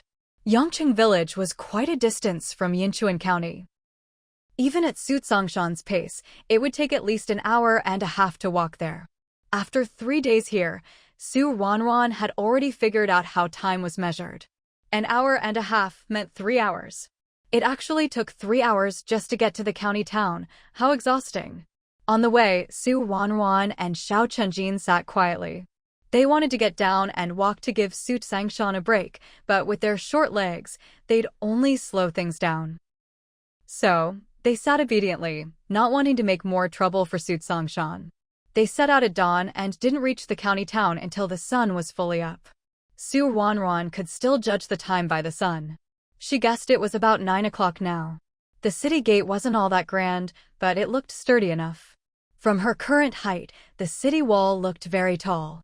There were quite a few people entering the city, all lining up to be checked before being let in. Fortunately, there was no entrance fee, or else, with not a single coin on them, they wouldn't even be able to get in. During the farming off-season, Su Tsangshan often went hunting and would bring his catch to sell in the county town, so he was quite familiar with the route. After entering the city, he easily pushed the cart forward, soon arriving at the market where wild game was sold. Calling it a market was a bit of an exaggeration. It was really just a long street lined with shops on both sides. The street was wide enough that many people had set up stalls along the edges to sell their goods. They'd arrived a bit late, so all the good spots were already taken. Su Sangshan had no choice but to push the cart to a small open space at the end of the street and set up there. It was only at this moment that Su Ruanruan and Xiao Chunjin were finally taken out of the basket on the back. The journey here had been bumpy, and sitting on the wheelbarrow made it even worse. Su Ruanruan felt like her backside had gone numb. Now, with her feet finally touching solid ground, Su Ruanruan still felt as if everything was unreal. People bustled up and down the street, but they were at the far end, so it wasn't too crowded. Even so, Su Sangshan was still uneasy. He held the two children's hands and earnestly instructed, Ruanbao, Jibao, you two mustn't run off. Just stand here and wait, be good. Once I've sold the wild chickens, I'll buy you both some sweets. Su Ruanruan and Xiao Chunjin weren't really little kids, so of course they wouldn't run off. They both nodded obediently. Seeing that they really had no intention of wandering off to see the sights, Su Sangshan finally relaxed. He took off the basket from his back, pulled out the chickens inside, and placed them on the cart. The 6 wild chickens were still alive, though they looked listless. After all, they'd only had a little bit to eat last night and this morning. That little bit was just enough to keep them from starving, but not enough for them to be lively and energetic. Su Sangshan was an honest, simple countryman, not at all good at hawking his wares. He just stood there, looking hopefully at the passers-by, wishing someone would come over to buy his wild chickens. Seeing this, Su Ruanruan was just about to step forward and help call out to customers when someone approached. It was a middle-aged man, dressed in cotton clothes not new, but still much better than the coarse hemp clothes Su Ruanruan and her family wore. The man scrutinized the 6 wild chickens, then asked Su Sangshan, you caught these wild chickens yourself? They're still alive. Of course, Su Sangshan couldn't tell an outsider that it was actually the 2 children who had caught them, so he nodded. Yes, I caught them in the mountains yesterday afternoon and brought them to town early this morning. They're all alive, guaranteed fresh. The man picked up one of the wild chickens and examined it closely. Finally, he nodded in satisfaction. All right, I'll take them all. Give me a good price, how about it? Su Ruanruan didn't know the local prices. This was her first time in the county town, so she could only look at Su Sangshan expectantly. Su Sangshan had at least sold some game before and had some idea of the prices. He replied, according to the market price, a live wild chicken goes for 38 to 45 won each. These are alive and fresh, but since you're buying them all, how about 40 won each? What do you think? The man seemed quite satisfied with Su Sangshan's offer. Since you're being honest, I won't haggle. 40 won each, 6 for 241, right? That's right. The man took out 3 strings of coins, handed Su Sangshan 2, then untied the last string and counted out 41, passing them over. The deal's done, I'll take the chickens now. All right, safe travels.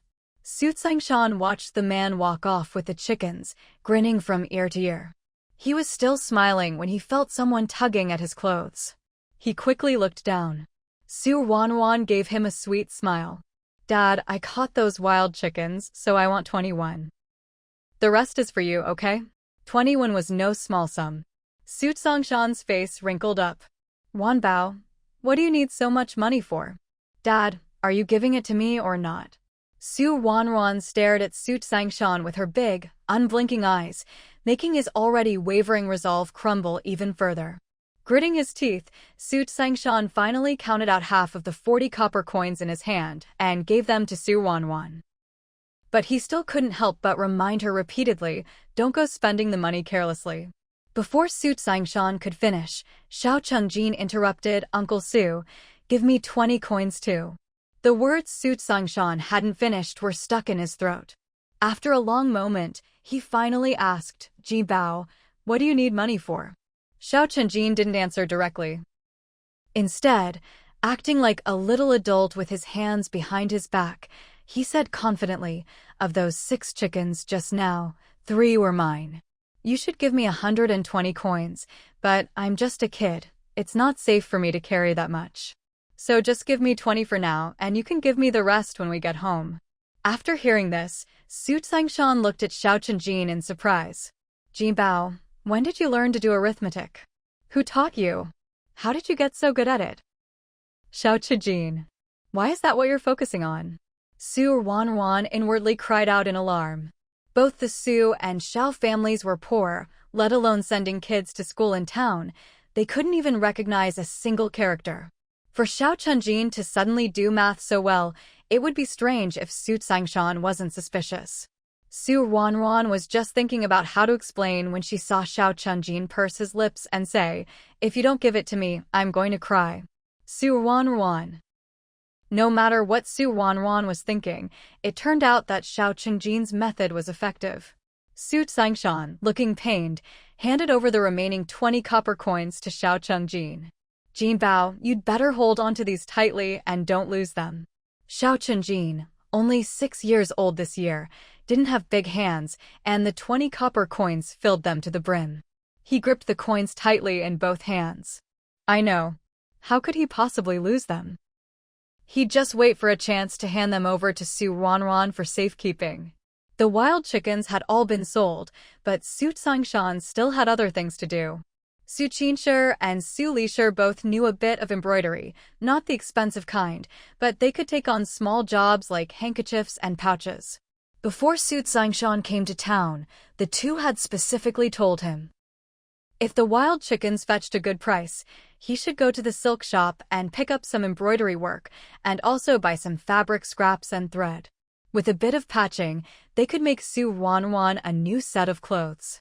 Su Sangshan put Su Ruanruan and Xiao Chenjin back into the baskets on the pushcart and wheeled them toward the silk shop. There wasn't a silk shop on the street, but if you left it and walked for about 15 minutes, you'd see one. Su Sangshan originally wanted to take Su Ruanruan and Xiao Chenjin inside with him, but both kids refused, saying they wanted to stay outside and watch the cart. He thought, since it was broad daylight and the kids were clever, no one would dare snatch them, so he agreed.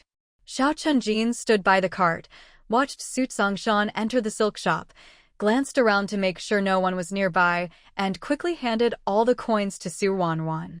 Hurry, put these away. Su Ruanruan nodded, stowed both her and Xiao Chenjin's coins into her treasure space, then put her hands into the 2 baskets and separated the strawberry seedlings and watermelon vines into them. When Su Sangshan finished his shopping and came out, he immediately noticed what was inside the 2 baskets. Wanbao Jibao, what's in here? Su Ruanruan flashed him a sweet smile. Dad, these are seedlings that Jibao and I bought together. Su Sangshan's heart skipped a beat, and he hurriedly asked, seedlings? What kind of seedlings? How much copper did you spend? We spent it all. Wanbao, you spent all your copper coins? All gone. Jinbao's are gone too. Su Sangshan had been standing there just fine, but when he heard this, his legs went weak and he almost stumbled to the ground. All gone. That was a whole 41. He'd just bought things at the silk shop and hadn't even spent 41. Su Sangshan didn't have time to be shocked. All he could think about was finding the person who sold the seedlings and getting their money back. Wanbao Jibao, where's the person who sold you the seedlings? He asked anxiously, and Su Ruanruan answered simply, gone. We don't know where they went. Now, Su Sangshan really felt like crying. Yinchuan County wasn't exactly big, but it wasn't small either. There were only a few bustling streets in the whole county, but who knew how many little alleys there were where people lived? Finding someone in this county would be no easy task. Worse yet, the person who sold the seedlings might not even be from the county. Once they got the money, they could have left town already. Realizing there was no chance of getting the money back, Su Sangshan could only look at the seedlings in the baskets. What kind of seedlings are these? They said they're watermelon and strawberry. Really tasty fruit. Su Ruanruan answered excitedly. She truly was excited. After all, if the watermelons and strawberries grew, both family situations could improve a lot. Maybe she and Xiao Chenjin could even go home. Su Sangshan looked completely puzzled. What's a watermelon? And what's a strawberry? Su Ruanruan. So they don't have watermelons or strawberries here. Is it that they don't exist in this era, or has Su Dashan just never heard of them? But this question only circled in Ruanruan's mind for a moment before she tossed it aside. Even better if they don't have them, rare things are more valuable. Maybe they could sell for a higher price. After asking, Su Tsingshan didn't expect Ruanruan or Xiao Chunjin to answer. He just wanted to hurry home with the two kids. Once they got back to the village, the kids wouldn't be able to spend any more money. Because the baskets were filled with watermelon and strawberry seedlings, Ruanruan and Xiao Chunjin had to curl up in the back of the baskets for the trip home. And so, after about an hour and a half, they finally returned to Yangqing village. With the time spent on the road and the delay in the county, by the time the three of them got back, it was already past 1, nearly 2 o'clock, and none of them had eaten lunch yet. Fortunately, the Su family hadn't gone out to the fields yet. When they saw the three return and realized they hadn't eaten, Madame Li hurried off to the kitchen to prepare food. But Su Tsingshan couldn't even think about eating. He grabbed the 2 baskets, took Xiao Chunjin and the insistent Ruanruan, and headed straight for the Xiao family. The Xiao family hadn't gone out to the fields either, and when they saw Xiao Chunjin return, they were all delighted. But after Su Tsingshan explained what had happened that day, the Xiao family's expressions became a bit complicated. They were happy that Xiao Chunjin had gotten the money, but it was a pity to see 20 when spent for nothing. Xiao Chunjin was very much doted on in the Xiao family. Even though Xiao Yizhen and Madame Wang felt a bit distressed about the money, they didn't scold him. Xiao Chunjin had known this would happen all along, which was why he could confidently carry out this plan with Ruanruan. Wanbao, how do you and Jibao plan to split these seedlings? Of course, half for each of us.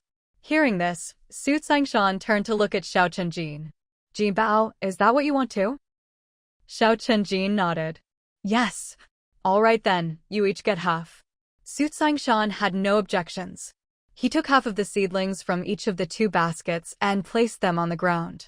Then he said to Xiao Yizhen and Xiao Washer, Brother Yuzhen, sister-in-law, is this arrangement okay with you? Xiao Yizhen and Xiao Washer had no objections either. In fact, both of them felt these seedlings were probably useless and that Ruanruan and Xiao Chunjin had been tricked. But seeing how serious Ruanruan and Xiao Chunjin were, they didn't dare say so directly, for fear of upsetting the children.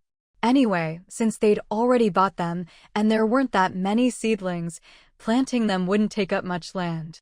They might as well let the kids have their way. Once the seedlings were divided, Su Tsingshan took Ruanruan back to the Su house, where Su Lisher had already finished cooking. After a quick meal, Ruanruan hurried Su Tsingshan to help her plant the watermelons and strawberries. All 12 mu of their fields were planted with wheat, so of course they couldn't pull the wheat up. And the vegetable garden was already planted with vegetables, so they couldn't use that for watermelons and strawberries either. Now Su Tsingshan was troubled. Wanbao, we don't have any land left. Ruanruan. She thought for a moment, then simply ran out of the house to the back of the Su family's property. The Su and Xiao families were right at the foot of the mountain, and behind their houses was a patch of wasteland, with a slope leading up the mountain beyond that. The wasteland belonged to no one, so why not clear it and plant watermelons and strawberries there? While Ruanruan was staring at the wasteland, Xiao Chunjin came running over too. Seeing Ruanruan already there, Xiao Chunjin knew she'd had the same idea as him. The two discussed it for a bit, then each ran home to find their parents. When Su Tsingshan heard Ruanruan wanted to clear the wasteland behind the house, he was a bit troubled. Although the land was unclaimed, as long as it sat there and used, no one would say anything. But if you started using it for yourself, someone would probably have something to say. After hearing Su Tsingshan's concerns, Ruanruan waved her little hand. Then let's just buy it. Now Su Tsingshan was really flustered. Wanbao, buying land isn't that simple. Dad, how do you know it's not possible if you don't go ask the village chief? Besides, we don't need much, just enough for these seedlings, probably 6 or 7 fen of land at most. Su Tsingshan still looked troubled. If the family had money, they could just buy it. But right now, they only had 63 copper coins left. He'd been planning to keep those for emergencies. At this point, Su Dai, who hadn't said a word, spoke up. Sangshan, since Wanbao insists, just go ask the village chief. The wasteland in our village isn't worth much, and we only need 6 or 7 fen. The chief won't ask for much. Since his own father had spoken, Su Sangshan didn't hesitate any longer. He agreed, pocketed the 63 coins, and set off for the village chief's house. Who knew, as soon as he stepped out the door, he ran into Xiao Yuzhen. After greeting each other, Su Sangshan learned that Xiao Yuzhen was also going to the village chief to talk about buying land. The two decided to go together. Maybe with both of them, they could bargain with the chief. After Xiao Yuzhen left, Xiao Chenjin came over to find Su Ruanruan. Ruanruan, let's go take a look in the back and find 2 plots of land next to each other. It'd be best if we could clear them this afternoon and start planting tomorrow, Xiao Chenjin said. Spring planting waits for no one. The sooner you plant, the sooner you can harvest. Su Ruanruan understood this perfectly and agreed right away. The two of them held hands and ran off toward the back. Seeing this, Su Laishi and his 3 brothers followed after them, and, before long, the 4 Xiao sisters joined in as well. The once empty, desolate land suddenly became lively with the presence of these 10 children. When Xiao Yuzhen and Su Sangshan arrived with the village chief, this was the scene that greeted them. The village chief was in his 40s, literate and respected in the village. His words carried a lot of weight. This wasteland had been sitting here for who knows how many years, completely unused. Now that the Su and Xiao families were willing to buy some of it to plant crops, even if the price wasn't high, it still brought some benefit to the village, so naturally, no one objected. The 3 of them hadn't been standing there long before a few of the village elders came over. Together, they paced out the land, marking the 4 corners with wooden sticks. Just like that, the 2 plots of land went from being ownerless wasteland to having rightful owners. Su Ruanruan watched from the side and saw that the piece of land the Su family bought cost exactly 63 won.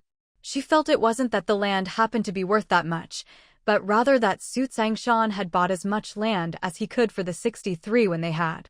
Still, it was pretty good. The Su family's plot was about 6 or 7 mu. Although this meant the Su family was once again left with not a single coin, it wouldn't be long before they had money again.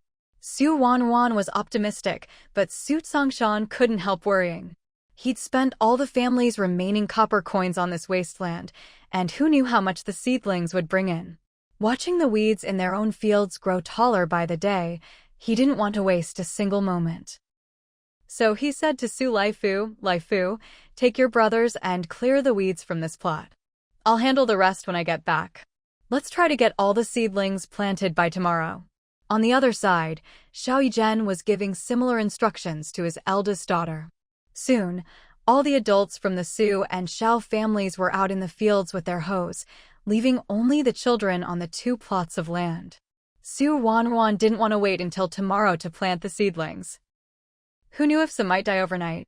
There weren't many seedlings to begin with, and if any more died, it would be heartbreaking. Big brother, let's hurry up and pull the weeds, Su Ruanruan said to Su Laifu. Even if they wanted to plant today, they'd have to clear the weeds first. There were plenty of wild grasses on the wasteland, and some wild vegetables too, though the bigger ones had already been dug up by the village kids, leaving only the smaller ones. But no one minded. Besides, the smaller the wild vegetables, the more tender and tasty they were. That afternoon, Su Ruanruan barely exchanged a word with Xiao Chenjin. Everyone was squatting down, busy pulling weeds. The older kids used small shovels from home to dig up the weeds. As for Su Ruanruan, Xiao Chenjin, and Su Laishi, the 3 youngest, each only had a thick piece of bamboo. For Su Ruanruan, the bamboo piece was barely better than nothing. Luckily, she was strong. Otherwise, she wouldn't have been able to dig into the soil at all, let alone pull up the roots. Farm children matured early and never shirked their work. And since each family only had 6 or 7 mu, it took just over an hour to clear away all the weeds and stones from the surface. Su Laifu clapped his hands, glanced at the darkening sky, and said to Su Ruanruan, Wanbao, let's go home. Your parents will be back soon. Let's leave the rest for tomorrow. Su Ruanruan looked up at the sky and shook her head, unwilling to leave. Big brother, when Dad comes back, just have him come over and turn the soil. I want to plant everything today. There might be rain tomorrow. Su Laifu was still young and not very skilled at reading the weather. He looked up but couldn't tell if it was going to rain. He was about to try persuading Su Ruanruan again when he saw Su Tsangshan, Su Lishir, and Su Date all coming over with hose on their shoulders. As soon as Su Date arrived, he laughed. Our little Wanbao is amazing. She can even read the weather now. I also think it looks like rain tomorrow, so I came back early. Let's get the land turned and the seedlings planted. That way, we won't even need to water them. Hearing Su Date's words, Su Ruanruan's eyes curved with joy. Grandpa, you're the best. The three adults, all seasoned at farm work, were naturally much faster than the half-grown children. Half an hour later, the field had been completely turned over. Of course, Su Ruanruan and the others weren't idle either. As soon as Su Tsangshan and the adults moved ahead, Su Ruanruan and her group followed behind, breaking up the large clods of earth, picking out roots, small branches, and stones, and tossing them into little bamboo baskets. Once the baskets were full, they carried them off to dump on a patch of wasteland nearby. With the whole family working together, things moved quickly. Before night had fully fallen, they had already finished dividing the land into neat rows, ready for planting. Tonight was overcast, and once it got dark, you could barely see a thing. Neither the Su family nor the Shao family was wealthy, so lighting oil lamps outside was out of the question. But they had other ways. They gathered some firewood and lit a few bonfires around their plot, which provided enough light to work by. It wasn't very bright, but it was just enough to get by. Even though they'd never planted watermelons or strawberries before, they were all experienced farmers. With Su Ruanruan and Xiao Chunjin guiding them, they managed to get all the seedlings planted. After they finished, Su Tsangshan smiled and asked Su Ruanruan, Wanbao, how did you know how to plant them and how much space to leave between each one? Su Ruanruan answered matter-of-factly, the person who sold me the seedlings told me. Hearing this, Su Tsangshan developed a bit of goodwill toward the seedling seller. Seems like that person wasn't bad at all, explaining how to plant them. Maybe these really are good things. Su Ruanruan nodded enthusiastically. They are good things. Seeing her like this, Su Tsangshan laughed again. All right, it's already late. Let's hurry home. Su Date was already leading the grandchildren to put out the bonfires. Even though this was wasteland with no houses or trees nearby, it was better to be safe than sorry. They had to make sure everything was put out properly. As several bonfires were extinguished and the area grew dark again, Su Ruanruan went back into the field. Seeing her, Su Tsangshan quickly called out, Wanbao, what are you doing? Come on out, we're heading home. Su Ruanruan shook her head. No, I want to check every single seedling before I go. With that, she crouched down and gently touched the base of each seedling. To everyone else, it just looked like she was patting the seedlings. In reality, while she was doing this, Su Ruanruan was secretly placing a few granules of fertilizer at the roots of each plant.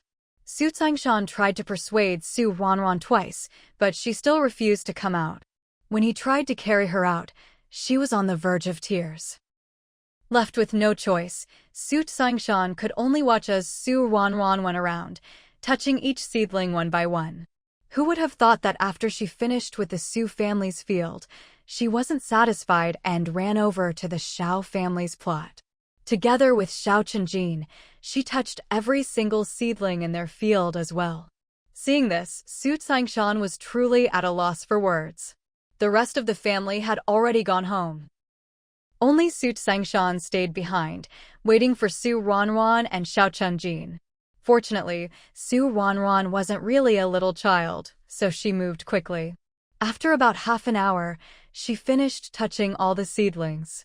Once he saw Su Ruanruan and Xiao Chunjin come out of the fields with his own eyes, Su Tsangshan finally shoveled some dirt to cover the last bonfire, then picked up Su Ruanruan and Xiao Chunjin and headed home. With this task completed, Su Ruanruan felt as if a great weight had been lifted from her heart. Although dinner still didn't taste great, she ate with satisfaction and slept soundly that night. Early the next morning, as soon as Su Ruanruan opened her eyes, she heard the patter of rain outside. She was stunned for just a moment before quickly getting up. Just then, Su Lisher walked in. Seeing Su Ruanruan climbing out of bed on her own, she hurried over to help her get dressed. This time, Su Ruanruan watched carefully. She wanted to learn how to dress herself so she could do it on her own in the future. After all, she was already a woman in her 30s or 40s. She couldn't always rely on others to dress her. Once she was dressed, Su Ruanruan ran to the doorway and, sure enough, saw a light rain falling outside. Fine raindrops drifted down, and a thin mist hung in the air, making everything look hazy and dreamy.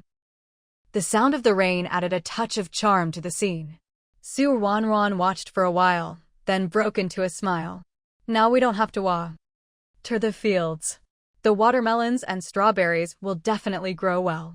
After all, she had just fertilized them. Applying fertilizer before rain was the best timing. Su Lisher knew how much Su Ruanruan cared about those seedlings.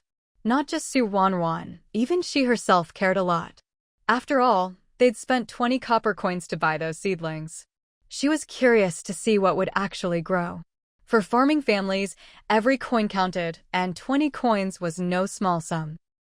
Breakfast was the same as the past few days. Thinking about the watermelons and strawberries, Su Ruanruan ate with great appetite. Because of the rain, the Su family didn't go out to the fields that day. After breakfast, Su Tsingshan and Su Daith took some bamboo strips and started weaving things in the main room, either for home use or to sell at the county market. Meanwhile, Su Lisher and Su Qinsher sat in the brightest spot by the door, working on their needlework. The four Su Laifu brothers played and laughed in the next room, their cheerful voices drifting over. Su Ruanruan didn't want to play with them, so she dragged a small stool over and sat beside Su Lisher, resting her chin in her hands as she watched her embroider. Su Lisher was quite skillful. The flowers she embroidered weren't breathtakingly exquisite, but they were very pretty. Su Ruanruan watched as Su Lisher threaded the needle in and out of the fabric, feeling a bit envious. She could make clothes, but embroidery was another matter. Even Granny Chen only knew how to do a few simple stitches, nothing as beautiful as Su Lisher's work. When Su Lisher finished embroidering a flower and turned her head, she saw Su Ruanruan staring intently at her, which made her laugh. "Ruanruan, what are you looking at? Do you want to learn embroidery too?" Madame Suli had only made a casual remark, just to tease Su Ruanruan. But she hadn't expected Su Ruanruan to nod earnestly. "Mother, I want to learn." Now it was Madame Suli's turn to be caught off guard. Sitting nearby, Madame Suqin had heard their conversation clearly and paused her own work. "Since little Ruan wants to learn, let her learn." Hearing this, Madame Suli hesitated only briefly before agreeing. For a girl, learning needlework wasn't exactly a must, but it certainly didn't hurt to know it. Although she felt Su Ruanruan was still too young, and it was a bit early to start, since the child herself had brought it up, she might as well let her try. In truth, Madame Suli thought Su Ruanruan was just bored and acting on a whim. Once she actually started embroidering, she'd probably lose interest soon enough. After all, what patience could a 5-year-old possibly have? Su Ruanruan, unaware of what Madame Suli was thinking, was overjoyed when she heard both her mother and grandmother were willing to teach her. In Madame Suli's mind, Su Ruanruan was a complete beginner, so of course she wouldn't give her any good fabric to use. She got up, went to the inner room, and found a scrap of cloth that was still in decent shape, then handed it to Su Ruanruan. "Wanbao, since you want to learn, let's start with hemming the edges." As she spoke, Madame Suli patiently explained what hemming was and how to work the needle. Su Ruanruan didn't know how to embroider, but she could do everything else. Something as simple as hemming was a breeze for her. Once Madame Suli finished her explanation and went back to her own embroidery, Su Ruanruan picked up the needle and began hemming the cloth, slowly and carefully. She felt she was really slow. After all, this body was small, Her hands were tiny and not very nimble, so everything took longer. When she finally finished, she went to call Madame Sully. "Mother, I'm done hemming." Madame Sully looked at her in surprise. "You're done already? How long had it been? Had it even been a quarter of an hour? Could it be that she'd lost patience and just wanted to give up?" Thinking this, Madame Sully looked at the scrap of cloth in Ruanruan's hand, half amused. But when she took a closer look, she was startled. The edges of the cloth were indeed hemmed. The stitches weren't especially fine, but unless you looked closely, you wouldn't notice any flaws. Most importantly, this was the work of a child who had never touched a needle before and was only 5 years old. Madame Sully stared at it for a long moment before calling out to Madame Suchin. "Mother, come take a look. Ruanbao hemmed this." Madame Suchin took the cloth, examined it carefully, and then looked at Ruanruan with delight in her eyes. "Oh, my precious Ruanbao. You're so clever with your hands." With that, she put down what she was holding into the sewing basket, pulled Ruanruan into her arms, and showered her with kisses. "With such skillful hands, it would be a shame not to teach you properly. Ruanbao, what would you like to make out of this piece of cloth?" Ruanruan looked at the cloth. It was dark blue, a color that didn't show dirt easily, good for making a sachet. "I want to make a sachet, Grandma." "All right, then I'll teach you how to make one." "Grandma, I want to embroider flowers on it." She knew how to make a sachet. What she really wanted was to learn embroidery. "Of course. If you want to learn, Grandma will teach you. But this cloth isn't the best for embroidery. Why don't we just stitch a little grass on it?" Ruanruan didn't mind at all. She was fine with embroidering anything. That morning, with Madame Suchin's patient guidance and her own basic skills, Ruanruan actually managed to embroider a small patch of grass.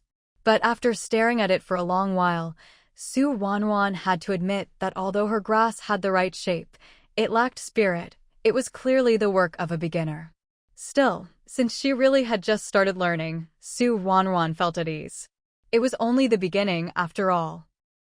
She would definitely get better with time. Meanwhile, Madame Sully and Madame Suchin, watching from the side, were both pleasantly surprised.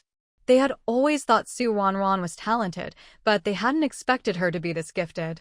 Seeing the grass she'd embroidered, they became even more determined to teach her well. As the saying goes, spring rain is as precious as oil. This rain only lasted a day before stopping. Since the rain wasn't too heavy, by the next day, the fields were dry enough to enter. Most of the Su family went out to work in the fields again, while Ruanruan, Su Laishi, and Xiao Chunjin went behind the house to check on their watermelons and strawberries. After the spring rain, the watermelons and strawberries had survived and were thriving. Their leaves stood tall and vibrant. Su Laishi didn't know what watermelons or strawberries were, so he couldn't understand why Ruanruan and Xiao Chunjin were so excited. Watching the two of them stare at the seedlings, he quickly grew bored and started looking around. As he looked about, Su Laishi's gaze suddenly fixed on a nearby hillside, and he almost started drooling. They usually took a different path when going into the mountains, so they'd never gone this way before. Since few people came here, maybe there were lots of wild chickens in the area? With that thought, Su Laishi called out to Ruanruan, "Ruanbao, why don't we go into the mountains? Maybe we'll catch some wild chickens." But Ruanruan wasn't interested in catching wild chickens anymore. She'd already stood out enough. Catching something as attention-grabbing as wild chickens was best avoided. However, since it was right after the rain, she figured there would be mushrooms growing in the mountains, so she suggested they go mushroom picking instead. As soon as Su Laishi heard this, his enthusiasm faded. "The mushrooms are still too small. Even if we go, we should wait a couple more days." Ruanruan thought about it and agreed. "All right, let's wait a couple more days then." "So, what should we do now?" Su Laishi asked. They couldn't just stand there staring at the seedlings all day, could they? Of course, standing there all day was pointless. Ruanruan turned to Xiao Chunjin, who smiled and said, "Let's go find the village chief." "What for?" Ruanruan was curious. "The village chief can read and write. Let's go learn some characters from him." Ruanruan's eyes lit up. Great idea. If she studied with the village chief for a few days, she could openly say she was literate. Su Laishi wasn't interested in learning to read, but seeing that Su Ruanruan had already agreed, he could only tag along with the two of them to the village chief's house. The village chief's family also had farmland, but he had many sons, 5 daughters-in-law, and 3 grandsons over the age of 16, not to mention even more younger grandchildren. With so many people and no division of the household, there were more than a dozen able-bodied workers, so the village chief himself didn't need to work in the fields. Whenever there was village business to handle, he would take care of it. When there wasn't, he stayed home and taught his younger grandchildren to read. When the village chief had his first son, this was exactly what he did. He hoped to have a son with a talent for studying, because only through learning could one achieve success. Unfortunately, he had 5 sons, and not a single one of them was gifted in academics. Since his sons didn't work out, the village chief pinned his hopes on his grandsons. But among all his grandchildren, none of them measured up to his own abilities. Now, the village chief no longer hoped they could pass the imperial exams. He just wanted them to be literate and know basic arithmetic. That way, they wouldn't be easily deceived and would have more opportunities to make a living in the future. When Su Ruanruan and the other 2 arrived, they had just reached the entrance of the village chief's house when they heard the sound of children reciting their lessons. The main gate to the chief's house was only half closed, but instead of pushing it open and walking in, the 3 of them politely knocked. Before long, the village chief came to open the door. Seeing the 3 of them, he greeted them with a warm smile.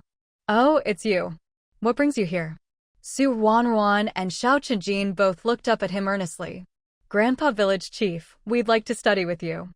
The village chief didn't run a formal school. When teaching his own children and grandchildren, he always started with recitation.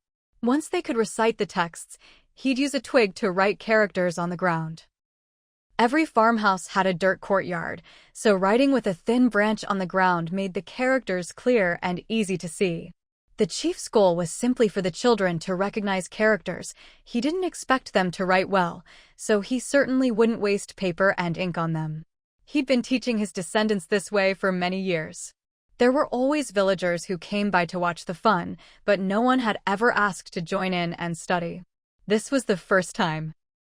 The chief stared at Su Ruanruan and Xiao Chenjin for a while.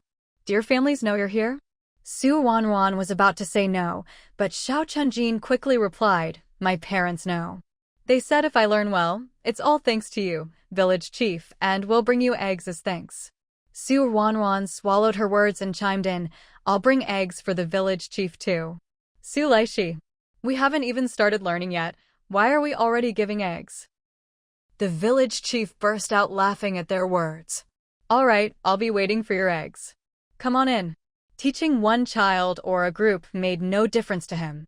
Besides, at Su Ruanruan and Xiao Chenjin's age, how could they really settle down and study seriously? Most likely, they were just interested for the moment and would recite a few lines before losing interest. Su Ruanruan and the others followed the chief into the courtyard, where 3 boys were already seated. They were all about the same age as Su Ruanruan and Xiao Chenjin. The chief brought over a few small stools for the newcomers to sit, then began leading them in reciting the 1,000-character classic, swaying his head as he did so. Su Ruanruan and Xiao Chenjin, who weren't really little kids, quickly joined in the recitation.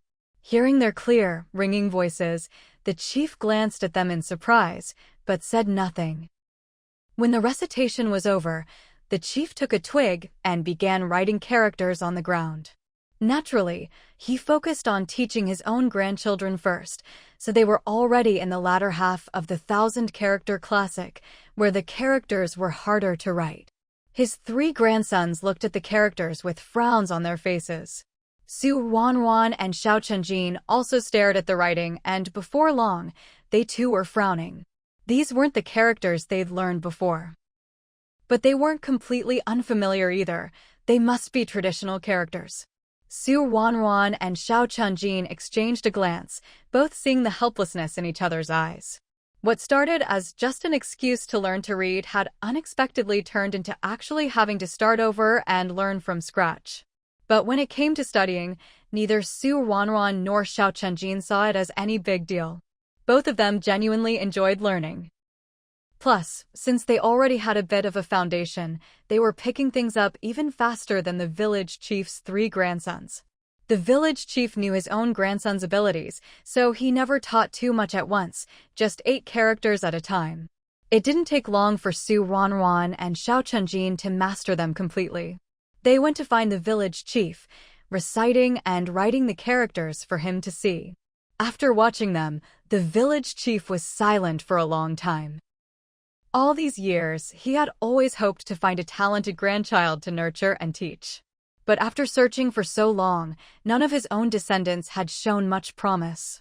Yet now, this Xiao Chenjin, who had come on his own to study, turned out to be so gifted. Su Ruanruan was talented too, but she was a girl, and since girls couldn't take the imperial exams, no matter how well she learned, what use would it be? The village chief felt a complicated mix of emotions, staring at Xiao Chenjin, not knowing what to say. Xiao Chenjin blinked and asked, "Grandpa Village Chief, can you teach us how to write from the very beginning?" The village chief snapped out of his thoughts and, after a while, nodded. All right. Su Ruanruan and Xiao Chenjin kept studying until it was almost lunchtime before wrapping up for the day. Together, they had learned 28 characters in total. And that was with them deliberately slowing their pace. To the village chief, this was already astonishing. In just one morning, they could read and write 28 characters, having never studied before. He'd never see anything like it. The village chief didn't teach his grandsons in the afternoons, so before Su Ruanruan and Xiao Chenjin left, they told him they'd be back the next morning. Although the village chief felt conflicted, he didn't stop them from coming. Xiao Chenjin was from Yangqing village, after all. If he really had a talent for studying and succeeded in the future, it would bring great benefit to the village. But thinking of the Xiao family's financial situation, the village chief couldn't help but sigh. With the Xiao family's circumstances, no matter how much they doted on Xiao Chenjin, they simply couldn't afford to support his studies. Even if he could teach him, it would only be up to the 1,000-character classic, nothing more. And after that?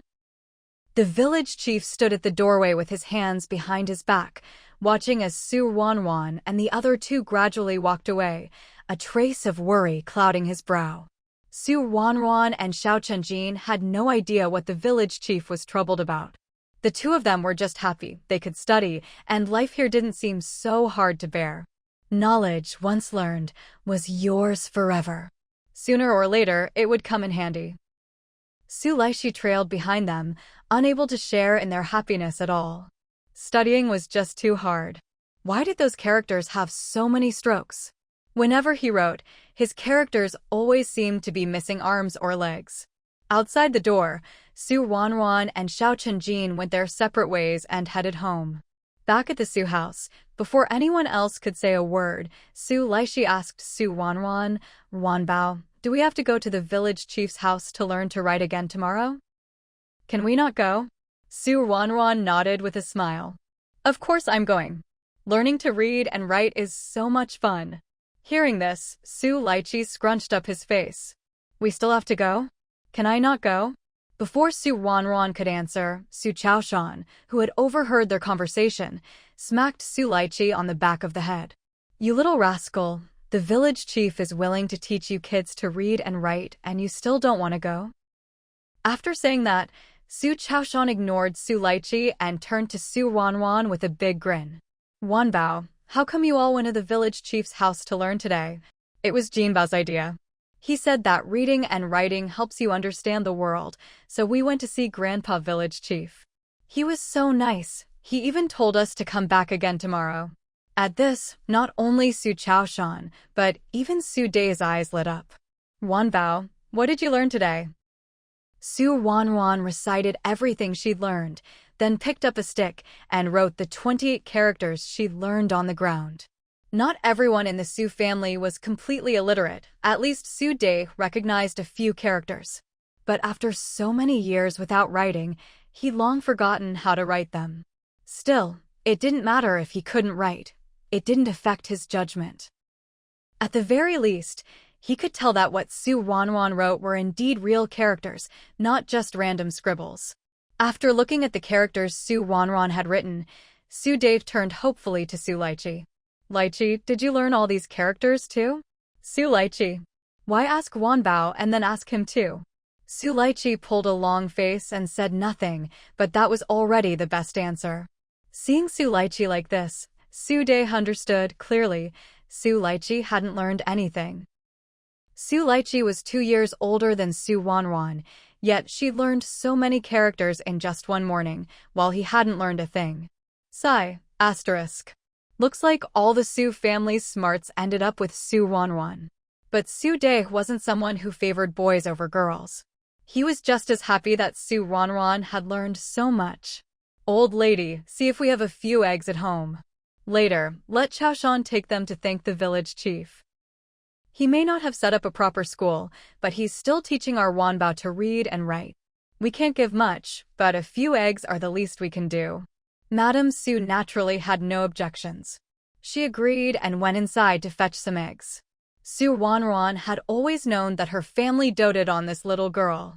But it wasn't until this very moment that she truly realized just how deep that affection ran. For a moment, Ruanruan felt a bit conflicted. She'd never experienced the care of blood relatives before. Who would have thought that after changing bodies, she'd finally get to feel it? And this feeling wasn't bad at all. Ruanruan quickly pushed aside her messy thoughts and smiled at Dave. Grandpa, since fourth brother didn't learn it this morning, I can teach him this afternoon. I can also teach eldest brother, second brother, and third brother.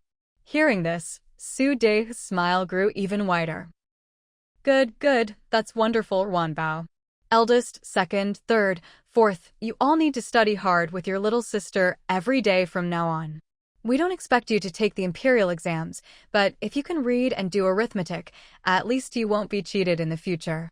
So study hard, understand? After hearing Dave's words, Lychee's eyes were filled with disbelief.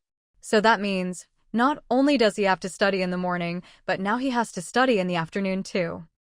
No one could truly understand Lychee's shock, nor did anyone care to. From birth until now, the 3 Su brothers, Su Laifu and his siblings, had never learned to read or write. But after hearing what Ruanruan and Dave said, they all nodded earnestly, promising that they would study hard. Although Dave wanted them to learn to read and write, that didn't mean they could stop doing all their chores. So after lunch, he still took the whole family out to work in the fields. He just planned to come home a bit earlier in the evening, so that while it was still light out, they could spend some time learning with Ruanruan. Even if they only learned a single character a day, it didn't matter. There was a long road ahead, and with time, they'd surely learn more. Once the older members of the Su family left, only Ruanruan and Lychee remained at home. So, Ruanruan could only teach Lychee by himself. Ruanruan sincerely hoped that among the 4 Su brothers, at least one could become a scholar. Although the Great Zhou dynasty wasn't part of any history she'd studied, this was still an era where all trades are lowly, only study is esteemed. If their family could produce a scholar, it would have a huge impact on both their household and their entire clan.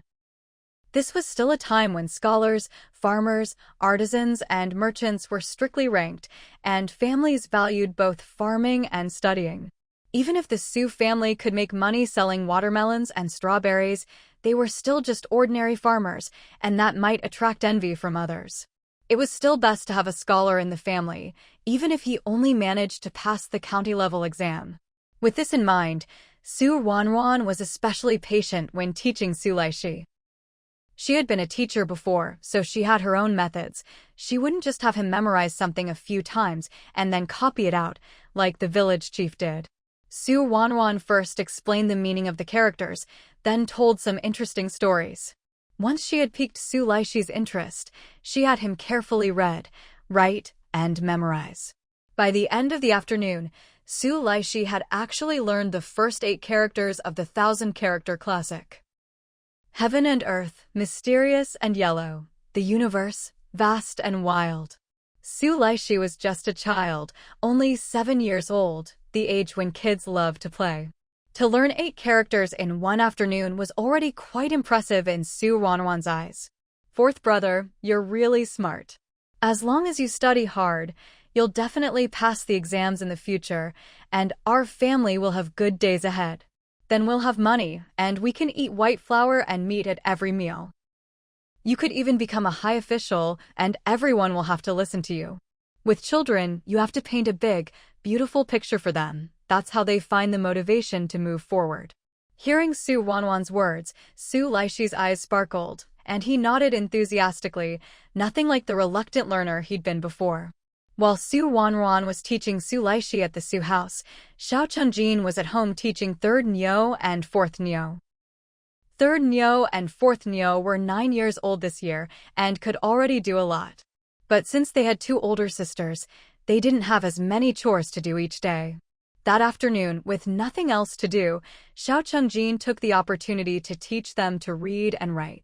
Xiao Chunjin had also been a teacher before, but he'd always been strict. Even though he was in a different body now, his temperament hadn't changed. When he taught, his whole demeanor was different.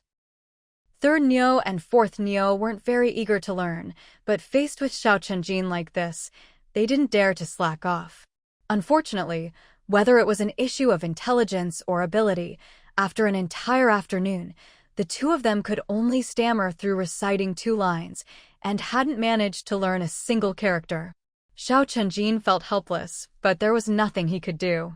The 4 Xiao sisters were girls, so they couldn't take the imperial exams. The reason Xiao Chunjin wanted to teach them to read and write was simply so they could be sensible and understand the world.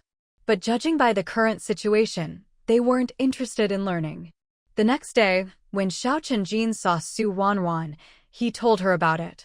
After staying here for so many days, Su Ruanruan had learned a lot and understood why the 4 Xiao sisters didn't want to study reading and writing. In wealthy families, girls learning to read, write, play music, or paint was a way to cultivate their character and gain a good reputation. When it came time to arrange a marriage, it gave them more confidence and helped secure a good match. But in farming families, not to mention girls, even many boys found little use for knowing a few characters. In most people's minds, even if a girl could read, it was useless. It couldn't be eaten or worn, and since girls couldn't take the exams, what was the point of learning? If they had that time, it would be better spent helping out more with housework. Learning these things wouldn't help them when they got married and had children. They wouldn't be completely lost anyway. Su Ruanruan shared what she had learned with Xiao Chunjin, and he fell silent. He had almost forgotten that life here was different from where they came from. Although many people in the 3rd Production Brigade also favored sons over daughters, if they had the means, everyone still hoped their children could go to school and learn to read, ideally graduating from junior high. That way, when the county factories recruited workers, their children would have a chance to apply. If you'd never been to school, even if the factories were hiring every day, you'd never get the chance to work there. But here, whether you learned or not, it was all the same. No factory would ever hire you. Never. Seeing Xiao Chunjin looking a bit down, Su Ruanruan patted him on the shoulder. It's all right. Once our strawberries and watermelons grow and we make some money and our family's situation improves, by then I'll have learned embroidery pretty well. I can teach the girls to embroider, after all, that's a skill too. Once they master it, it'll be something they can rely on. Xiao Chunjin nodded. That's all we can do. They said that, but both of them knew that it would be much harder for the Xiao family to live a good life than it was for the Su family. Because Su Tsingshan had given the village chief some eggs, the chief put extra effort into teaching Su Ruanruan and Xiao Chunjin. But the 2 of them learned so quickly.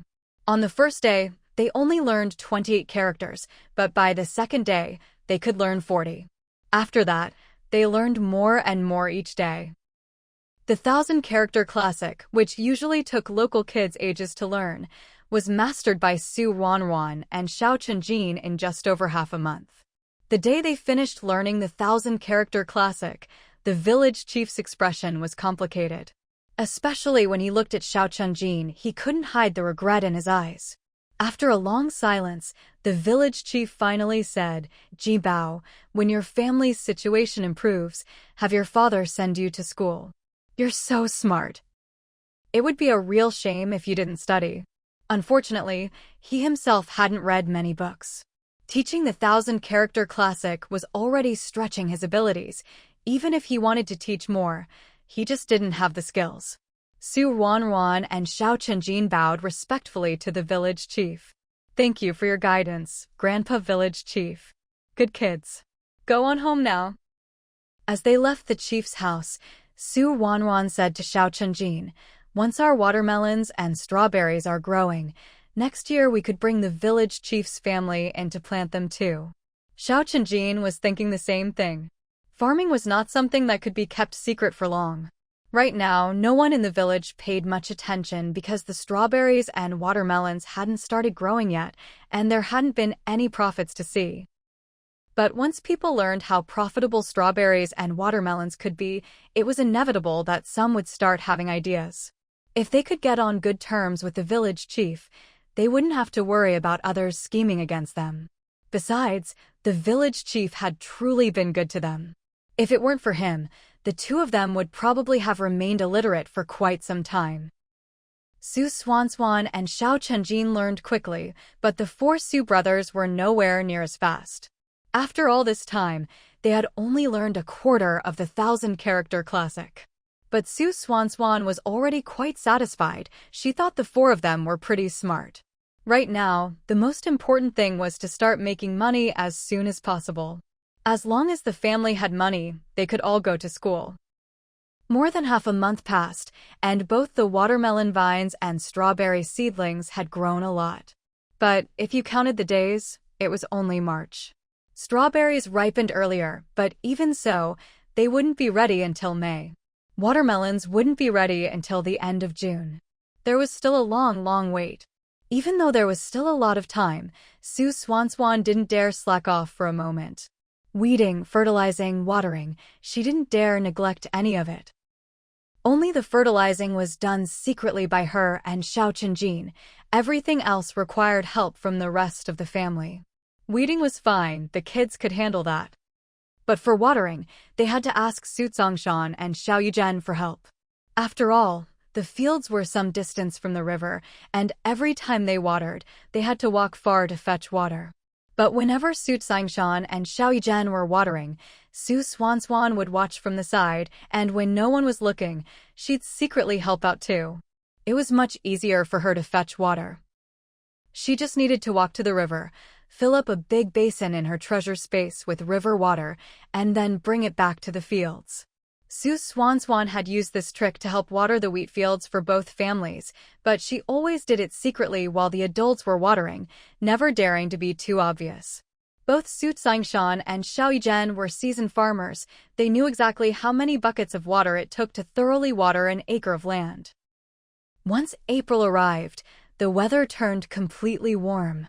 Su Swanswan took off her heavy cotton-padded coat and switched to a lighter, quilted jacket.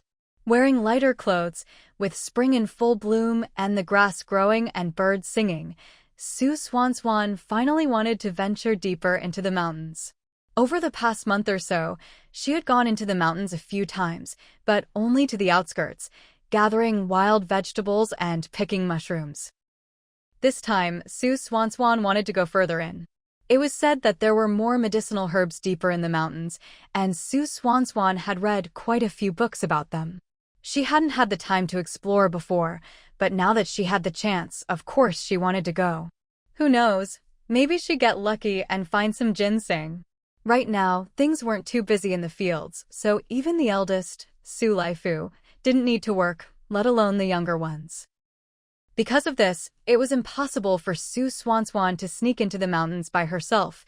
She had to talk it over with Su Laifu. At first, Su Laifu was unwilling, but he couldn't resist Su Swanswan's pleading and cuteness, so he finally agreed. Su Zongshan could hunt, and Su Laifu had gone hunting with him before, so he had his own machete. Since they were going deeper into the mountains, Su Laifu brought his machete, slung a basket on his back, took some rope, a bamboo tube filled with water, and wrapped up 2 flatbreads in cloth. Only then did he lead Su Ruanruan and the others into the mountains. This time, their trip into the mountains could truly be called a grand expedition. Not only were all 5 of the Su siblings going, but the 5 siblings from the Xiao family were joining as well. 10 children of various ages, some carrying baskets on their backs, others holding woven hampers, marched into the mountains in a lively group, drawing quite a bit of attention along the way. But over the past month or two, the children from both families had often played together. The villagers had even seen them jointly clearing land and planting some unknown crops, so everyone knew the 2 families were getting along better than before. As a result, no one found the sight unusual anymore. Children their age could be seen everywhere at the foot of the mountain, and even on the first hillside, there were plenty of people around. But as soon as they crossed the first hill, things grew much quieter. Su Laifu didn't expect them to gain much from this trip into the mountains. After all, as the trees grew denser, wild animals found it easier to hide, making them much harder to catch. So after they'd walked a bit further, Su Laifu had everyone stop. Let's just look around here. Don't wander off and get lost. If we go any deeper, we might lose our way. Although Su Laifu was a year younger than Xiao Daniu, as a boy, almost old enough to be considered half a laborer, he was more mature than Xiao Daniu, and everyone was willing to listen to him. The 4 Xiao sisters were already experts at gathering wild vegetables. They immediately grabbed their baskets and set off to look for greens. There were definite advantages to coming this far in. There were more wild vegetables than outside, and they could pick only the freshest and most tender ones. After all, wild vegetables get tough as they age and don't taste as good. Not only the 4 sisters, but even Su Lailu and Su Laisho were quite skilled at foraging for wild greens. Su Laifu, being older and stronger, planned to gather some firewood to take back. There really were many benefits to going deeper in. The ground was littered with fallen branches and twigs. Bundling them up and carrying them back in his basket would be perfect for the stove at home. In the blink of an eye, everyone was busy with their own tasks. Su Ruanruan and Xiao Chenjin exchanged a glance and also began searching for medicinal herbs. If they gathered too many wild greens, they wouldn't be able to finish them before they spoiled, and then they wouldn't taste good. Eventually, they'd just end up as feed for the poultry. Since so many people were already foraging for greens, the 2 of them didn't need to join in. Su Laishi glanced at Su Ruanruan and Xiao Chenjin, then at his older brothers, and finally decided to stick with gathering wild vegetables. They might not be able to catch a wild pheasant, but if he could dig up enough shepherd's purse, maybe he could persuade his mother to make shepherd's purse dumplings. Just thinking about the delicious taste of those dumplings made Su Laishi's mouth water. With Su Laishi not following them, Su Ruanruan and Xiao Chenjin walked and chatted as they searched.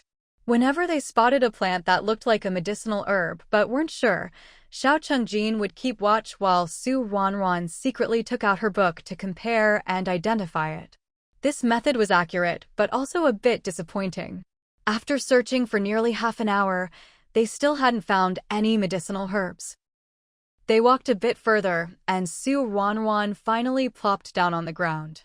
Why aren't there any medicinal herbs in the mountains? Could it be that everything written in the book is fake? Xiao Chenjin patted her on the shoulder. Maybe we're still too close to the outside. The herbs probably grow deeper in the mountains. Su Ruanruan thought about it and felt he had a point. Just as she was about to speak, Su Ruanruan heard a rustling sound. It sounded like something moving through the grass. Su Ruanruan listened carefully, then cautiously stood up. There's something there. She silently mouthed to Xiao Chenjin. Xiao Chenjin had heard the noise too, his face tensing up. There were always plenty of snakes, bugs, rats, and ants in the mountains, so you had to be careful. Who knew what might suddenly jump out of the bushes? While Xiao Chenjin was still on guard, Su Ruanruan suddenly parted a clump of grass. Before Xiao Chenjin could say anything, he heard Su Ruanruan's delighted voice. "Chenjin, it's a rabbit." Relieved, Xiao Chenjin hurried over. Just as he reached Su Ruanruan's side, he saw a rabbit darting quickly out from the bushes. The undergrowth wasn't that thick, and in the sea of green, the plump gray rabbit stood out clearly. Since they'd run into it, neither Ruanruan nor Xiaoqianjin had any intention of letting the rabbit get away. After all, they couldn't come all the way to the mountains and return empty-handed. Having known each other for years, they were perfectly in sync. With just a glance, they already understood what the other was thinking. The two of them chased and cornered the rabbit, not even sure how far they'd run, but finally managed to catch it. By the time they did, both of them were covered in dirt, looking rather bedraggled. But neither Ruanruan nor Xiaoqianjin cared. If they ended up this dirty and still didn't catch the rabbit, then they'd really have something to cry about. The rabbit was very fat, probably weighing 15 or 20 pounds. Afraid it might struggle free, and since they hadn't brought any rope to tie it up, Ruanruan simply knocked the rabbit out with a slap. Xiaoqianjin knew just how strong Ruanruan was. Seeing the rabbit suddenly go limp and still, he quickly checked on it. "Ruanruan, you didn't kill it, did you?" Hearing this, Ruanruan looked a bit troubled. "I'm not sure." She started examining the rabbit. After a thorough check, Ruanruan finally let out a sigh of relief. "It's not dead, it's still alive. Just passed out. But look at how big its belly is, turns out it's pregnant. We can't eat it if it's carrying babies." She sounded a little disappointed. She hadn't eaten meat in over a month. She'd thought she'd finally get to have some today, but it turned out to be a pregnant mother rabbit. "It's fine," Xiaoqianjin comforted her. "We'll take it back and raise it.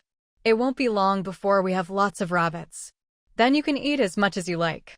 Ruanruan imagined the scene and smacked her lips. Baby rabbits are so cute. Soft, tiny, just thinking about them was adorable. Xiaoqianjin looked at Ruanruan in surprise.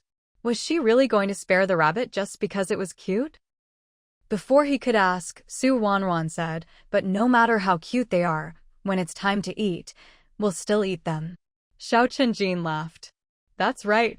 Holding the unconscious rabbit, Ruanruan and Xiaoqianjin looked around and realized they'd unknowingly run quite far. They weren't sure exactly where they were, but the trail of trampled grass they'd left behind was obvious. Following the flattened grass, they could easily find their way back, so they weren't worried about getting lost. The two of them slowly headed back, and along the way, Ruanruan kept looking around to see if there were any medicinal herbs. Perhaps Ruanruan's desire to find medicinal herbs was just too strong. As she walked along, she finally spotted a plant that looked like it might be a herb. She quickly stopped, handed the rabbit to Xiaoqianjin, and took out her book from the Bible space, carefully flipping through the pages to compare the plant. After only a few pages, Ruanruan found a matching illustration. It really was a medicinal herb, and not just any herb, but one known throughout history and across the world, ginseng. "Qianjin, we're going to strike it rich. This is ginseng." Although Ruanruan had never studied pharmacology, she had at least heard of ginseng. And this was wild ginseng growing in the mountains, which was supposed to be even more valuable. "Ruanruan, are you sure?" "Of course I'm sure. Look, isn't it exactly the same as the one in the book?" Xiaoqianjin leaned in for a careful look, then nodded. "It really is exactly the same." "Well, let's dig it up." Now that they knew it was ginseng, if they didn't dig it up now, when would they? Ruanruan put the book away and was just about to take out a small shovel from the Bibo space when she heard the voices of Su Laifu and the others. As the voices drew closer, so did the sound of footsteps. Before long, Su Laifu and the others appeared. Seeing Ruanruan and Xiaoqianjin, Su Laifu first breathed a sigh of relief, then put on a stern face. "Wanbao Jibao, didn't I tell you? You're only supposed to wander around nearby, not go deeper in. Why didn't you listen?" Ruanruan knew Su Laifu was just worried about them, so she quickly admitted her mistake. "Sorry, big brother. We didn't mean to go deeper. We saw a rabbit and chased it over here." At the mention of a rabbit, Su Laishi immediately started drooling. "Wanbao, where's the rabbit?" Su Laifu shot Su Laishi a glare at that. Now was hardly the time to be thinking about rabbits. Su Ruanruan pointed at Xiao Chunjin. Jin Bao's holding it. Everyone turned to look at Xiao Chunjin and sure enough, saw a plump gray rabbit in his arms. The moment they saw the rabbit, everyone had the same thought. What a fat rabbit. How much meat must it have?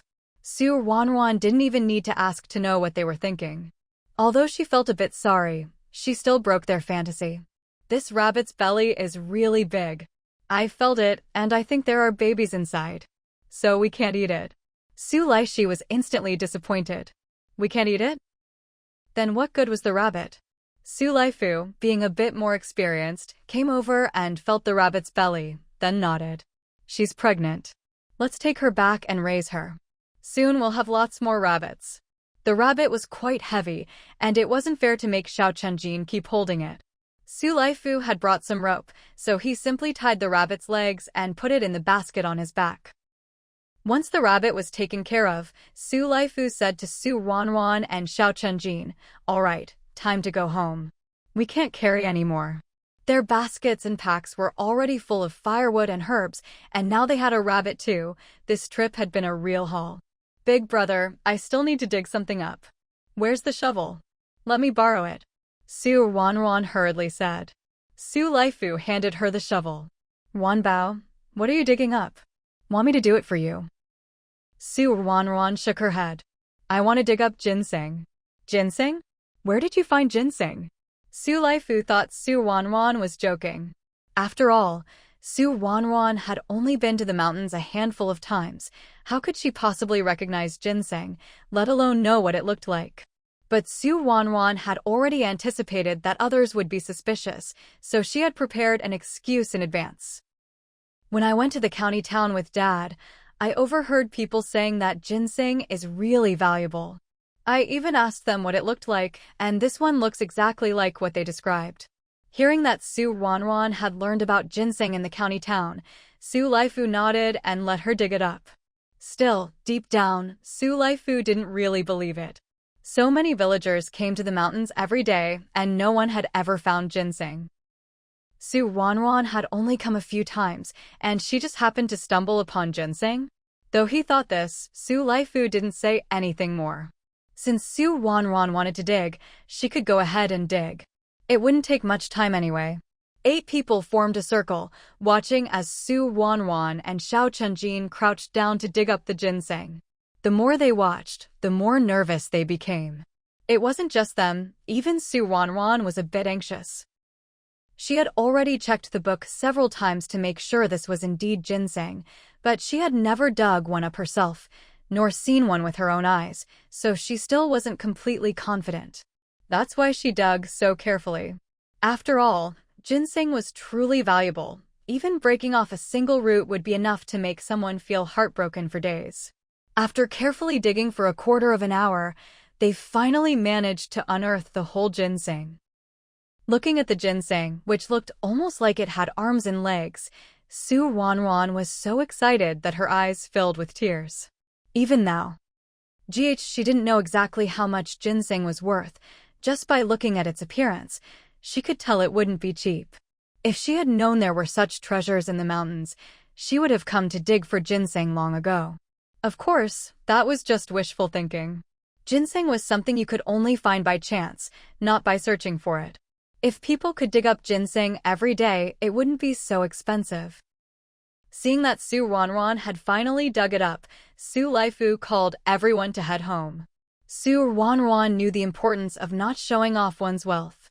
She took out half the wild vegetables from her basket, put the ginseng inside, and then covered it with the remaining vegetables. Only then did she feel at ease and dust off her hands.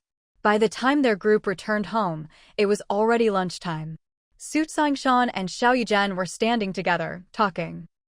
The two of them were discussing that if Su Ruanruan and the others didn't come back soon, they'd have to go into the mountains to look for them. Who would have thought that just as they were talking, Su Ruanruan and the others returned? Seeing everyone come back safe and sound, Su Tsingshan and Xiao Yuzhen both smiled in relief. "You're only coming back now, just in time for lunch. Aren't you all hungry? Hurry up and go home to wash up and eat." With Su Sangshan and Xiao Yuzhen urging them, Su Ruanruan and the others didn't have time to say much and quickly went home to wash their hands and faces before eating. As soon as they finished eating, Xiao Chunjin brought his whole family over in grand fashion. Whether it was the rabbit or the ginseng, Su Ruanruan and Xiao Chunjin had found them together. Although the two hadn't had time to discuss it, they both knew that they should split everything evenly. So when Su Ruanruan saw Xiao Chunjin leading his family over, she couldn't help but beam with joy. The better things got for both families, the happier she was. After all, that meant she and Xiao Chunjin could return home sooner. Su Sangshan, Su De, and the four adults, however, were completely baffled. What's going on? Did something happen? Su Ruanruan's eyes curved into a smile. Dad, Mom, Grandpa, Grandma, it's good news. Su Ruanruan dashed off into the distance, and before long, she came running back with a basket in hand, showing everyone the ginseng inside. Look, this is the ginseng Jinbao and I found together, and we dug it up together, too. Tomorrow we'll take it to town and sell it, and whatever money we get, our two families will split it evenly. Su Ruanruan spoke quickly and clearly, explaining everything in detail. But when she finished and looked at Su Sangshan and the other adults, she still saw their stunned expressions.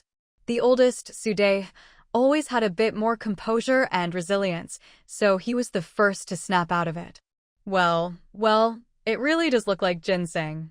Wanbao, Jinbao, how did you two find it? Su Ruanruan and Xiao Chunjin took turns recounting how they'd discovered the ginseng that morning. Su Ruanruan even made a point of explaining how she recognized it as ginseng. Seeing how serious the adults were, Su Laifu finally realized what was going on. Is this really ginseng? Up until just now, he'd thought Su Ruanruan was just making things up. Could it really be true? Since even Su De said so, of course Su Sangshan and Xiao Yuzhen had no doubts. The two exchanged a glance and asked in unison, "How much do you think we can sell it for?" Su De shook his head. "I have no idea how much it'll fetch. This is something that shouldn't be delayed. Tomorrow morning, you should go to the county seat and ask at the biggest pharmacy. Actually, I'd better go with you." Selling ginseng was no small matter. Su De just couldn't rest easy unless he went along to keep an eye on things. Su Sangshan and Xiao Yuzhen still couldn't quite believe it, but when they heard Su De would go with them, they quickly agreed. Listening to them, Su Ruanruan sighed softly to herself. With the three of them going, there was no way they'd bring her along. After all, this was important business, and bringing a child would only be inconvenient. Su Ruanruan actually wanted to see more of the county town. Last time, she'd only had a hurried look and was still very curious about it. But it didn't matter. If not this time, there would be other chances. With the big matter of the ginseng settled, next came the gray rabbit. The gray rabbit was pregnant, so they couldn't eat it now. They'd just have to keep it for a while. In the end, they decided to let Xiaodanio and her family take care of it. After all, feeding a rabbit was just a matter of cutting some grass, not much trouble at all. Once the rabbit had its babies, they'd see how many there were and split half of them with the Su family. As for the mother rabbit, since Xiaodanio's family would be feeding it, it would stay with them. Su Ruanruan didn't have the patience to feed rabbits, so she had no objections. Since even the one who caught the rabbit had no opinion, no one else did either. The next morning, when Su Ruanruan woke up, it was already light outside. She had her own room now, which was much more convenient. After getting dressed, Su Ruanruan went straight to the kitchen. Inside, Su Lishir was cooking. When she saw Su Ruanruan come in, she took a basin, scooped some hot water from the pot, mixed in some cool water, and let Su Ruanruan wash her face. "Mom, where are Dad and Grandpa?" "They left ages ago. They set up before dawn. By now, they're probably almost at the county seat." These days, the sun rose pretty early, so Su Ruanruan figured it was only about 6 o'clock now. You could imagine just how early Su De and the others had left. They went so early. Will the pharmacy even be open? Su Ruanruan asked. That was a question Su Lishir couldn't answer. Madame Su Li had been to the county town before, but only a handful of times. Every time she went, it was already mid-morning by the time she arrived, so how could she possibly know when the county's pharmacies opened? Ruanruan didn't really expect an answer. She was just making casual conversation. After breakfast, Ruanruan first taught her 4 older brothers a couple of lines from the 1,000-character classic, and only then did she go with Xiao Chunjin to the back to check on the watermelons and strawberries. The strawberries were already blooming, their little white flowers looking especially cute. Looking at those tiny white blossoms, Ruanruan couldn't help but think of the bright red, sweet strawberries to come. She really wanted to eat some. When Xiao Chunjin arrived, he saw Ruanruan staring at the strawberry flowers and practically drooling, which he found rather amusing. Maybe it was because she'd spent so much time in a child's body, but Xiao Chunjin noticed that Ruanruan was acting more and more like a child herself. That day, Su Dave and the others returned before noon. They hurried home, and the first thing they did was close the courtyard gate. Then, all the adults went inside to talk, leaving Su Laifu and the others to stand guard at the door and call out if any outsiders approached. Seeing how serious they were, Ruanruan grew even more excited, her eyes sparkling. They must have sold it for a lot of silver. Otherwise, why would they be so nervous? Ruanruan and Xiao Chunjin followed them inside. It wasn't because they were young, but because they were the ones who had found the ginseng. Plus, after studying the 1,000-character classic, they were getting smarter and harder to fool. Ruanruan looked at Su Dei with bright eyes and deliberately lowered her voice, asking, "Grandpa, how much did you sell it for?" Seeing her like this, Su Dei couldn't help but laugh. He mimicked her tone and lowered his voice too. 60 taels. Ruanruan. Why did she feel a little disappointed? But then she thought about how this money was basically a windfall, and she cheered up again. 60 taels was nothing to scoff at. Su Dei had no idea what Ruanruan was thinking. Seeing her silent, he thought she was just shocked and continued cheerfully. We got to the county town early in the morning, but the pharmacies weren't even open yet. We didn't dare leave, so we just waited at the door. As soon as they opened, we went in. The shopkeeper was a good man. He didn't look down on us for our shabby clothes. When he saw the ginseng, he explained to us that wild ginseng of 20 or 30 years isn't considered old, but it's still valuable. 60 taels was a fair price. I was careful too. After leaving that pharmacy, I went around to a few others in town to ask. For wild ginseng of 20 or 30 years, the best you can get is 50 or 60 taels. That shopkeeper didn't cheat us. At this, Madame Su Qin laughed. "You old man, what's the point of asking around after you've already sold it?" Su Dei grinned proudly. "How is it useless? With Wanbao and Jinbao's luck, who knows if we'll find something good again in the future. Now we know that pharmacy is honest, so we can keep selling to them." "You old fool. You just got lucky this time, and you're already thinking about next time. Dream on." Though she said this, Madame Su Qin's face was wreathed in smiles. 60 taels of silver, split between the two families, meant 30 taels each. With these 30 taels, in a few years they'd have enough for their eldest grandson's wedding. Ruanruan just wanted to see what 60 taels of silver looked like, so she gazed eagerly at Grandpa Su Dei. "Grandpa, where's the silver? Can you take it out and let me have a look?" Seeing Ruanruan like this, Su Dei couldn't help but laugh. "All right, Grandpa will take it out for you to see." As he spoke, Su Dashan opened the bundle on the table. Inside the bundle was another piece of cloth, which Su Dei proceeded to unwrap. At last, Ruanruan finally saw the silver. But unlike what she'd imagined, a big chunk of silver, what lay before her was a pile of broken pieces. The biggest piece was only about the size of an adult's thumb. Ruanruan blinked and then asked, "Why are they all broken pieces of silver? Wouldn't a whole silver ingot be better? Easier to carry and store. With all these different sizes, what if you lost one? That wouldn't be good at all." Hearing Ruanruan's childish words, Su Dei found it amusing. A big silver ingot is easy to carry, but it's not convenient to spend. If we cut it ourselves, there's always some loss. It's better to have these smaller pieces. If it weren't too conspicuous and inconvenient to bring home, I'd rather have it all in copper coins. 1 tael of silver is 1,000 copper coins. 60 taels. Just imagine how many copper coins that would be. Ruanruan pictured it in her mind and ended up making herself laugh. The family had a scale at home, so they brought it out to weigh the silver. The Su and Xiao families each got half. Xiao Chunjin watched as Xiao Yujian and Madame Xiao carefully wrapped up their share of the silver. He pressed his lips together, deciding to save what he wanted to say for later, once they were home. It was almost lunchtime, so Xiao Yujian took his family and headed home. Ruanruan could only watch longingly as Xiao Chunjin left. Once the Xiao family had gone, Su De finally turned to Ruanruan. Wanbao, strictly speaking, we only got this silver because of you. How would you like to spend it? Grandpa, you can spend it however you want. I eat and live at home, so the money I earn naturally belongs to the family. Besides, if you and Dad hadn't gone to sell the ginseng, what could I have done with it?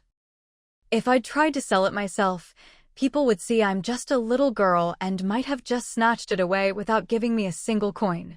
Su De hadn't expected that a single question would prompt such a long answer from Ruanruan. At the same time, he felt deeply gratified. All right then, Grandpa will keep the silver for now.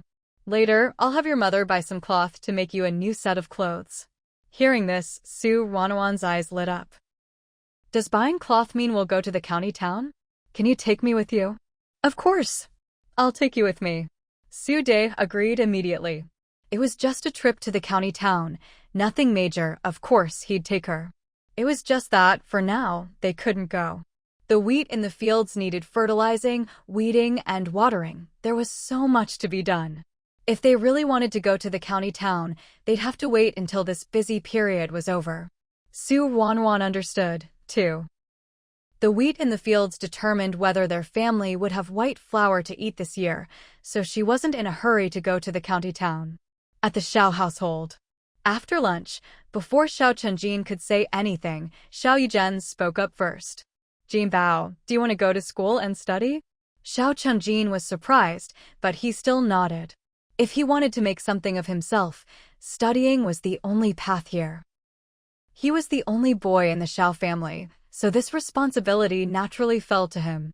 Since you want to study, and now our family has some silver, I'll send you to the county school. Tomorrow, I'll go to the county and ask around to see which academy is the best, said Xiao Yujian. But just as he finished speaking, Xiao Chunjin, who had just nodded in agreement, shook his head. Dad, although I want to study, I've only learned the 1,000-character classics so far. There's no need for me to go to the county school just yet. Isn't there an academy in Daling Village up ahead? I can just go study there. Daling Village was much larger than Yangqing Village, almost twice its size. Not only was Daling Village bigger, but it also had a local landlord. The landlord's surname was Zhao, and everyone respectfully called him Master Zhao. Master Zhao had sons and daughters, and plenty of relatives, so naturally there were many children in the family. To ensure the children could study, Master Zhao built a courtyard as a school and hired a teacher. Although the teacher was just an elderly scholar who had only passed the county-level exams, he was more than capable of teaching the 4 books and 5 classics. Besides Master Zhao's own children and nephews, others could also attend the school, as long as they paid the tuition. Xiao Chunjin didn't want to go to the county school for 2 reasons. First, their family still didn't have much money, and the tuition at the county school would definitely be higher right now. The Xiao family simply couldn't afford it.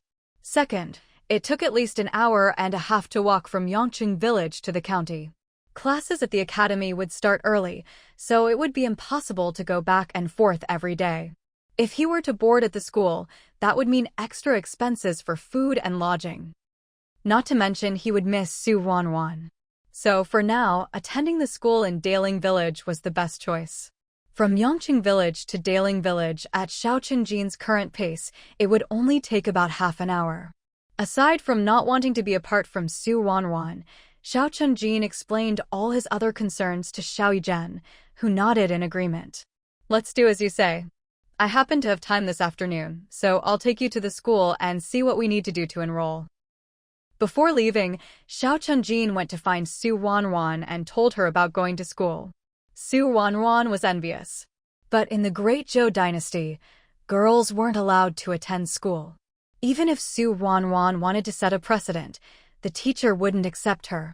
If the Su family were wealthy, they could have hired a tutor to teach her at home, but for now, that was just wishful thinking.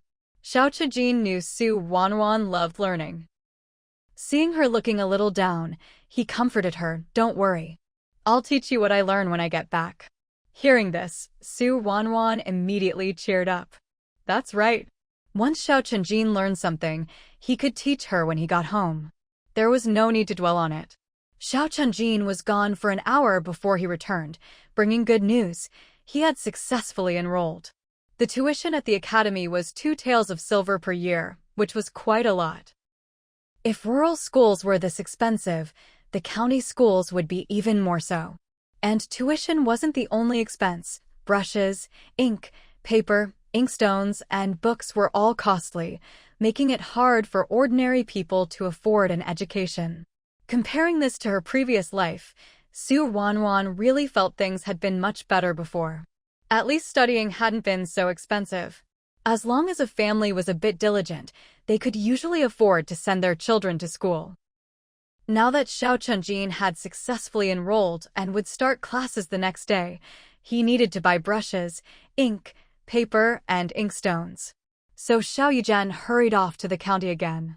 The things they needed to buy had already been written down by Teacher Lu at the academy, so all they had to do was take the list and shop. Teacher Lu was a good man, too.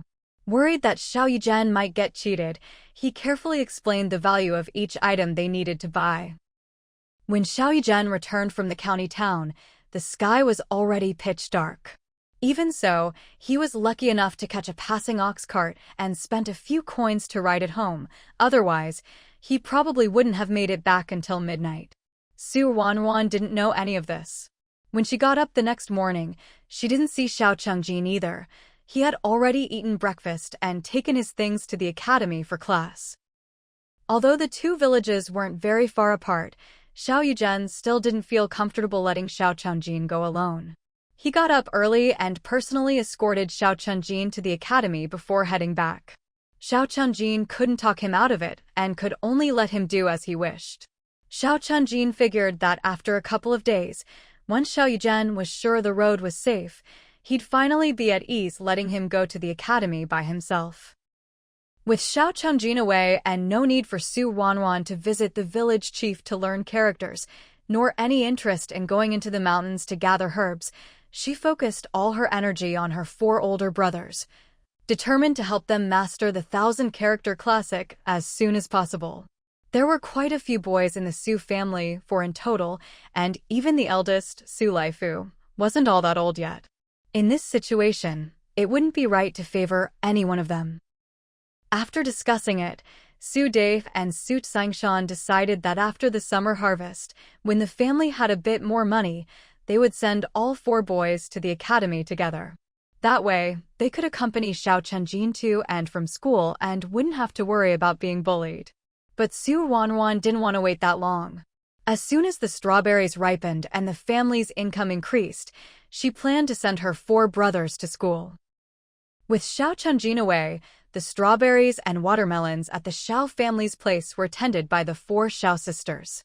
Still, whenever Xiao Chijin came home, Su Ruanruan would walk the fields with him, touching each plant, naturally, to fertilize them. In their spare time, Xiao Chijin would explain what he'd learned at the academy to Su Ruanruan, then help her recite and write from memory. Paper, ink, and brushes were expensive, and since Su Ruanruan didn't need to take any exams and the family's finances were still tight, she didn't use paper for writing. Instead, she continued to use a stick to draw and write on the ground. As the days passed, after the little white strawberry flowers withered, tiny green fruits began to appear. The strawberries grew day by day, turning from green to white, then slowly from white to red. The weather this year was truly excellent. Gentle winds and timely rain.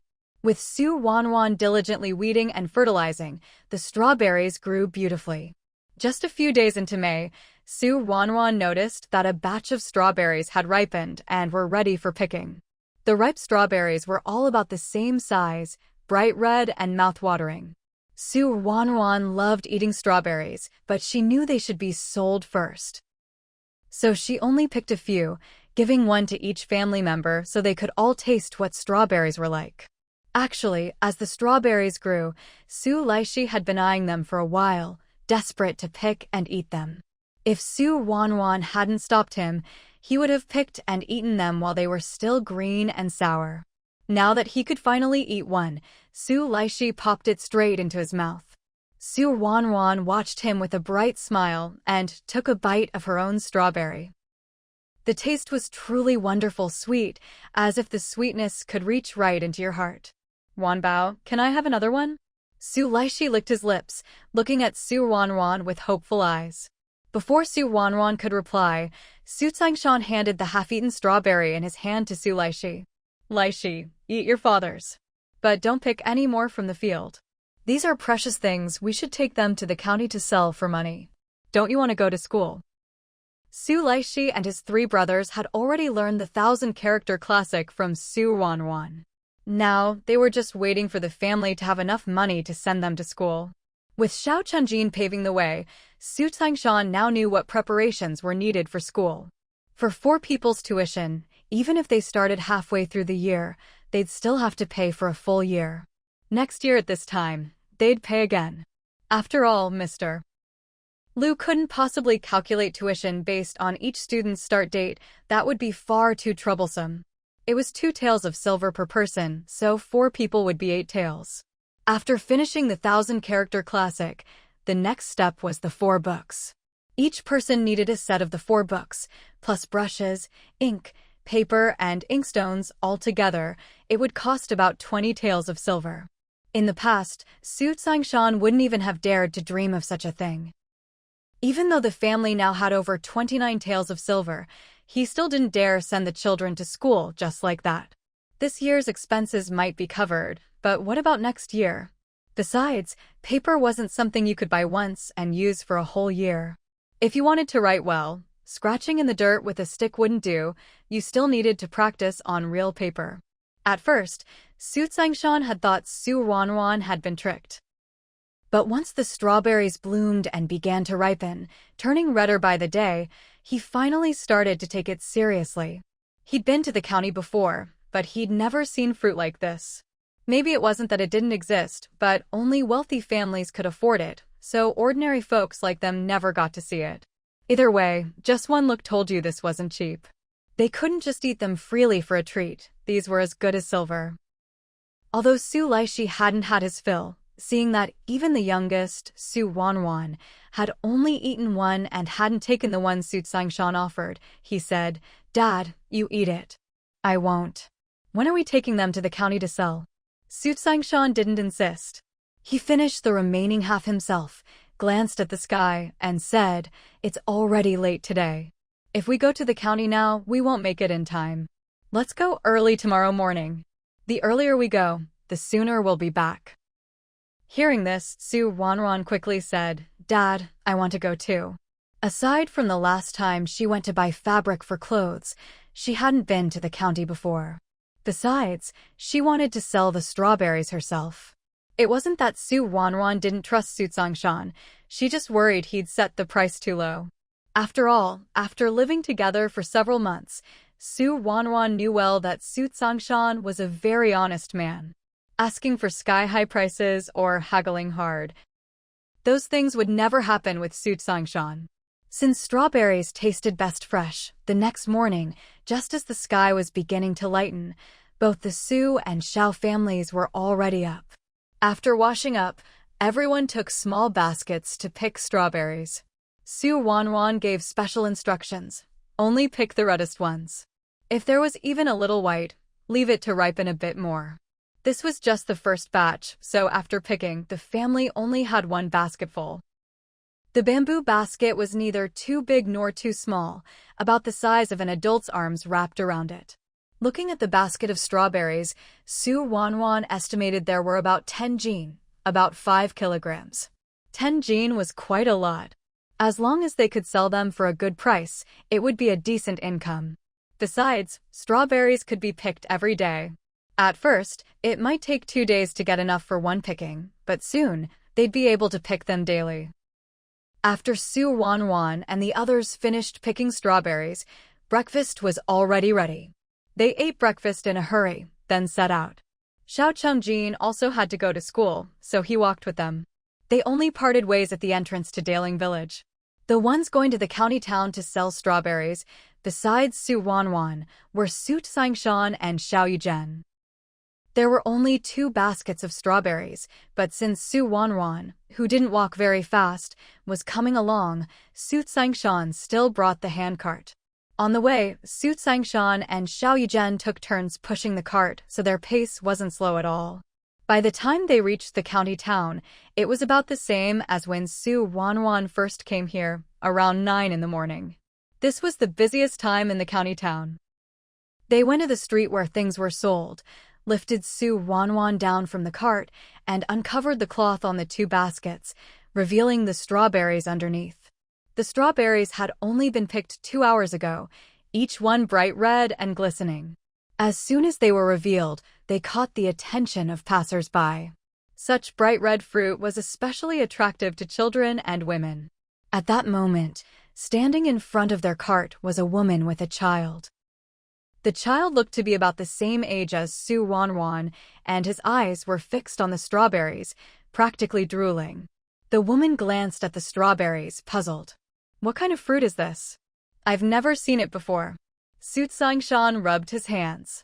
These are strawberries. Strawberries? What are those? The woman was even more confused. How come she'd never heard of them before?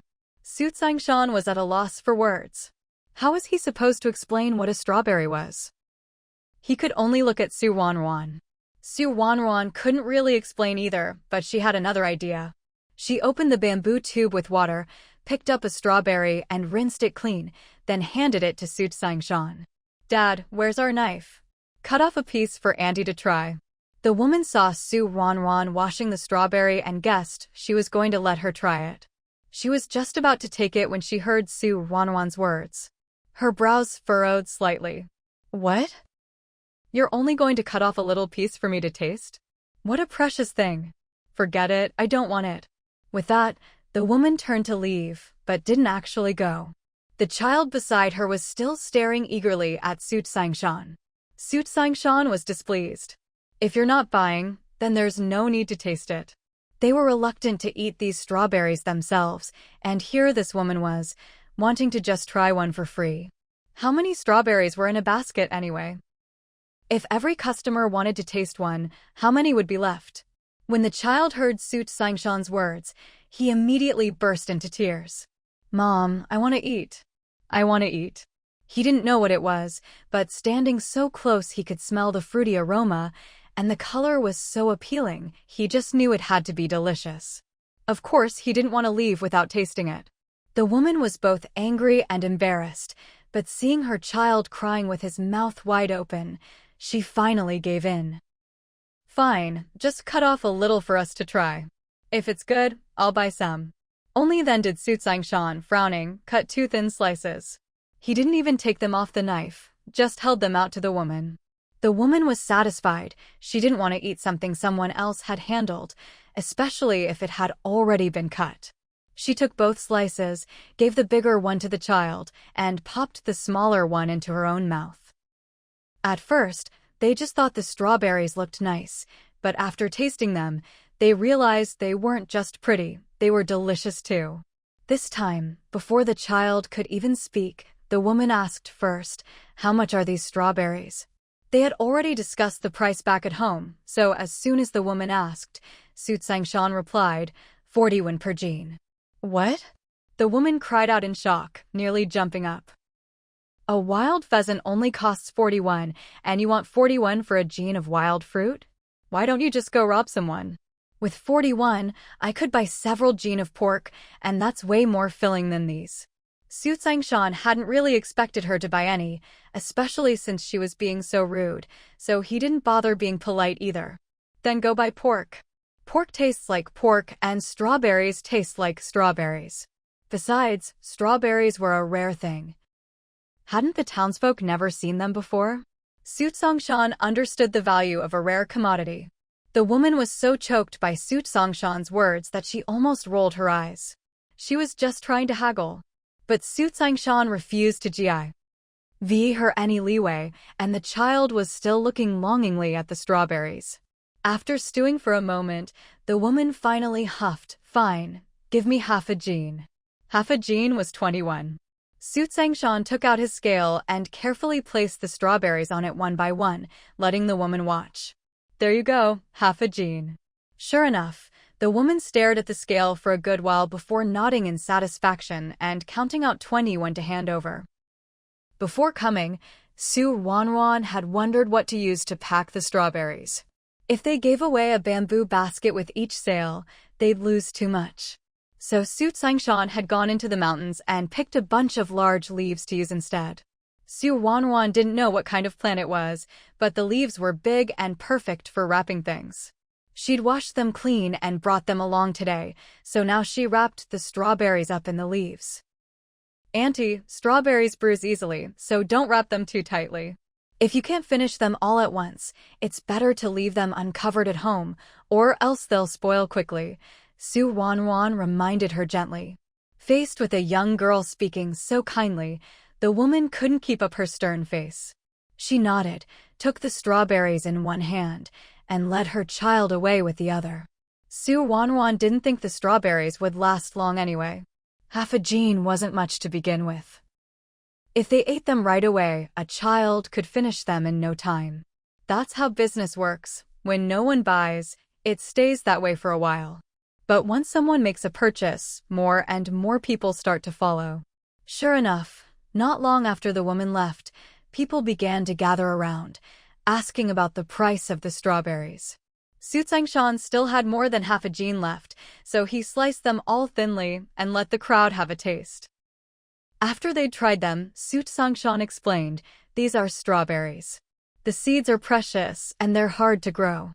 We're counting on selling them to make some money, so we can't just give them out for free. I hope you all understand." Everyone likes a free sample, but since Su Songshan had put it so plainly, no one could really complain. Those who wanted to eat and had money on hand bought a jean or two right away.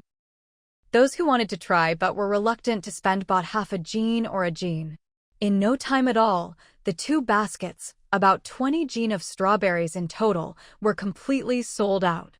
Before they left home, they had already weighed their own strawberries, so although they sold them together, dividing the money later wouldn't be troublesome.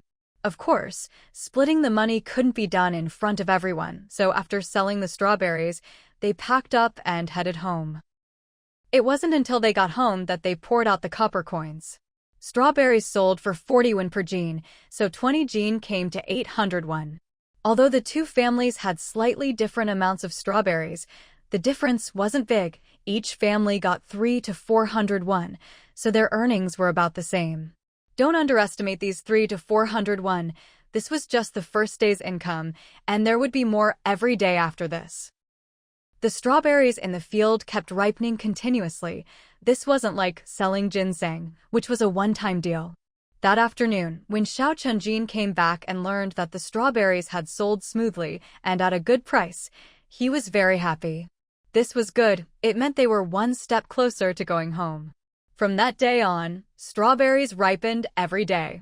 To prevent them from rotting, no matter how many ripened each day, Su Songshan and Xiao Yuzhen would get up early to pick them. They didn't even bother with breakfast, just grabbed a couple of buns and headed straight for the county town. Without Ruanruan going with them, they didn't even need to use a cart. The 2 of them could walk faster on their own. The reason they went together was mainly because their strawberries were rare and fetched a high price, so there was always a risk of being targeted. With 2 people, they could look out for each other. Luckily, there was still some time before the summer harvest, so there wasn't much to worry about. 3 days later, that morning, Su Songshan and Xiao Yuzhen actually came back riding a mule cart. Ruanruan was stunned when she saw this. But with an outsider present, she didn't ask any questions, just quietly followed them to the back of the house. The man who came with them looked to be in his 30s or 40s, dressed in fine cotton clothes that looked almost new, clearly a wealthy man. When he saw the strawberry patch in the back, he broke into a delighted grin. Brother Sangshan, Brother Eugen, let's settle it like this then. From now on, I'll send someone over every morning to pick up the strawberries, so you won't have to make the trip yourselves. Don't worry about the payment. It'll be settled on the spot. Su Sangshan and Xiao Yugen both grinned and nodded repeatedly. Of course, we trust Manager Wang. Manager Wang, as he was called, was about to leave after looking at the strawberries when he suddenly noticed the watermelons. What's this? Manager Wang considered himself well-traveled, but he had never seen a watermelon before. Su Sangshan explained, that's a watermelon. We bought it together with the strawberries. It's a kind of fruit too, but it's not ripe yet. Manager Wang narrowed his eyes. When will it be ripe? Su Ruanruan had already told Su Sangshan about this, so he answered right away, probably around June. If it's early, mid-June. If late, then late June. Manager Wang nodded. When they're ripe, don't forget me. If it's good stuff, we can keep working together. Of course, Manager Wang. Don't worry. After Manager Wang left on his mule cart, Su Ruanruan finally asked Su Sangshan, Dad, who is this Manager Wang? He's the manager of the biggest general store in the county. He said from now on, no matter how many strawberries we have, he'll buy them all. The shopkeeper Wang also said that he has a mule cart, so it'll be convenient for him to come and go. We won't need to deliver the goods to the county anymore. Every morning, he'll send his cart over to pick up the strawberries, and the price is still 40 won per jean. After hearing what Su Sangshan said, Su Ruanruan was overjoyed.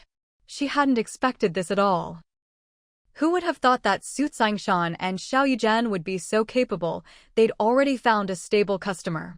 Of course, Su Ruanruan knew that businessmen always chase profits. If shopkeeper Wang was willing to pay such a high price to buy so many strawberries, he must have a way to sell them for even more. But that was his own ability. Anyway, neither the Su family nor the Xiao family had any way to sell the strawberries at a higher price right now. Su De nodded in satisfaction. This is great. I've been worrying about this for the past couple of days. The wheat is filling out and will be turning yellow soon.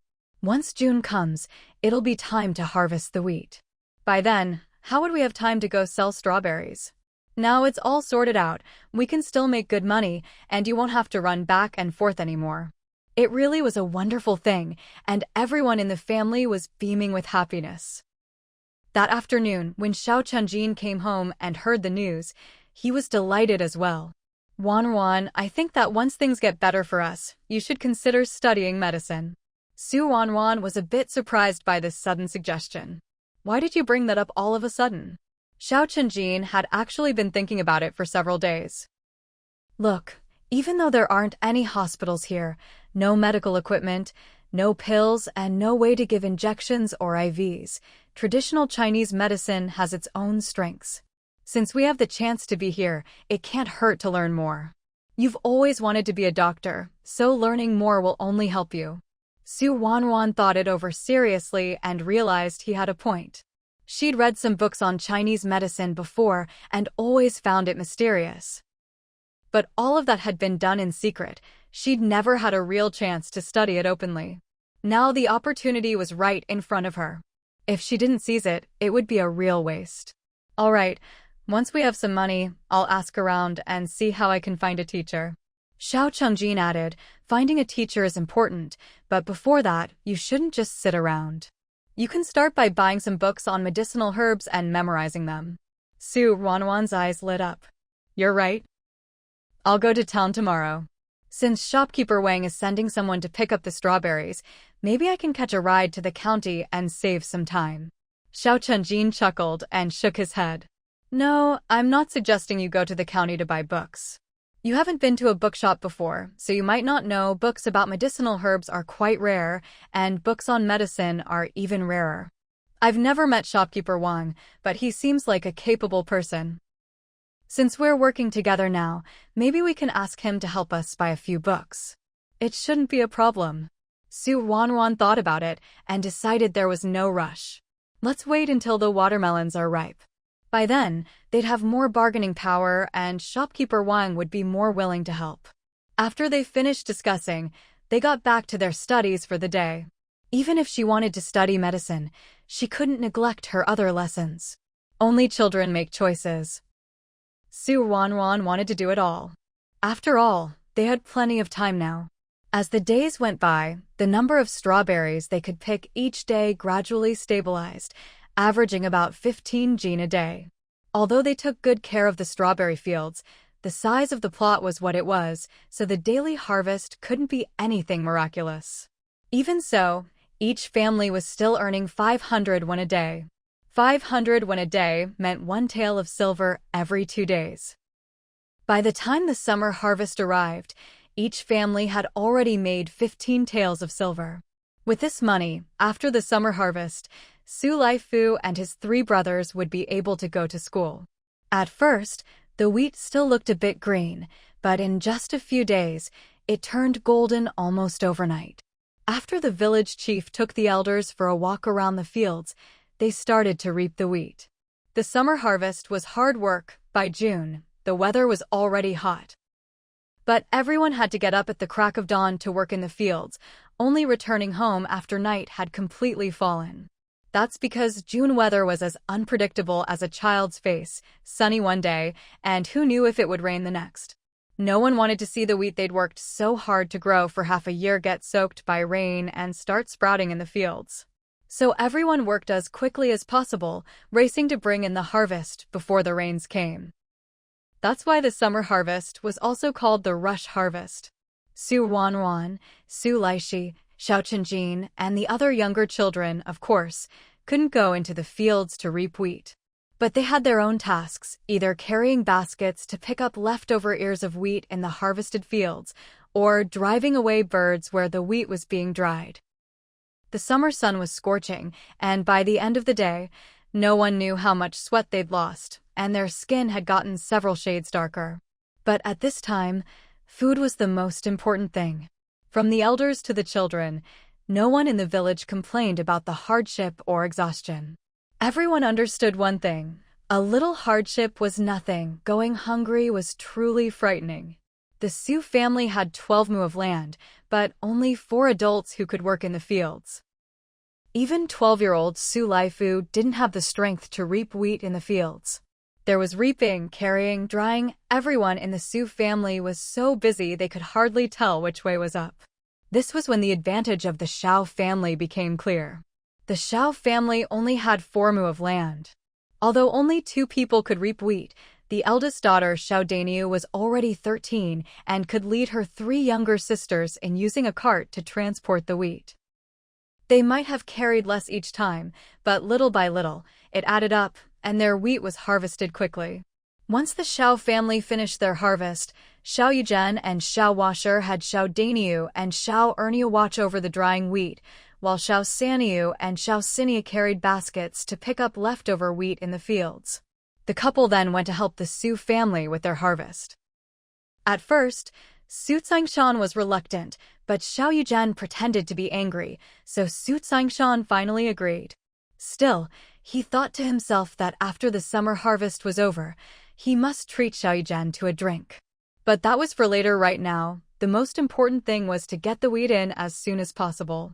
After 7 or 8 days of hard work, all the wheat was dried and ready, and everyone could finally breathe a sigh of relief. Su Tsangshan sat in his yard, looked up at the sky, and a smile broke out on his tanned face. Heaven really favored us this year. Not a drop of rain. Su Dai almost slapped him on the head when he heard that. What kind of thing was that to say? Did he actually want it to rain? Thinking about all the silver they'd earned this year, and the profits still to come, Su Dai said to Su Tsangshan, "This year, after we pay our taxes, let's not sell the rest of our wheat. We'll keep it for ourselves to eat."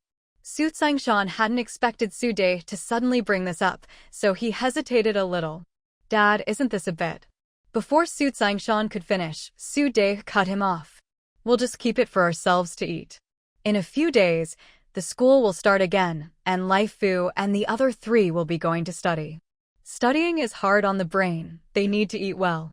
And look at Wanbao, she's so skinny, and she's gotten tanned lately, dark and thin. You've been going to the county town a lot recently. Haven't you noticed how the little girls there are all fair and chubby?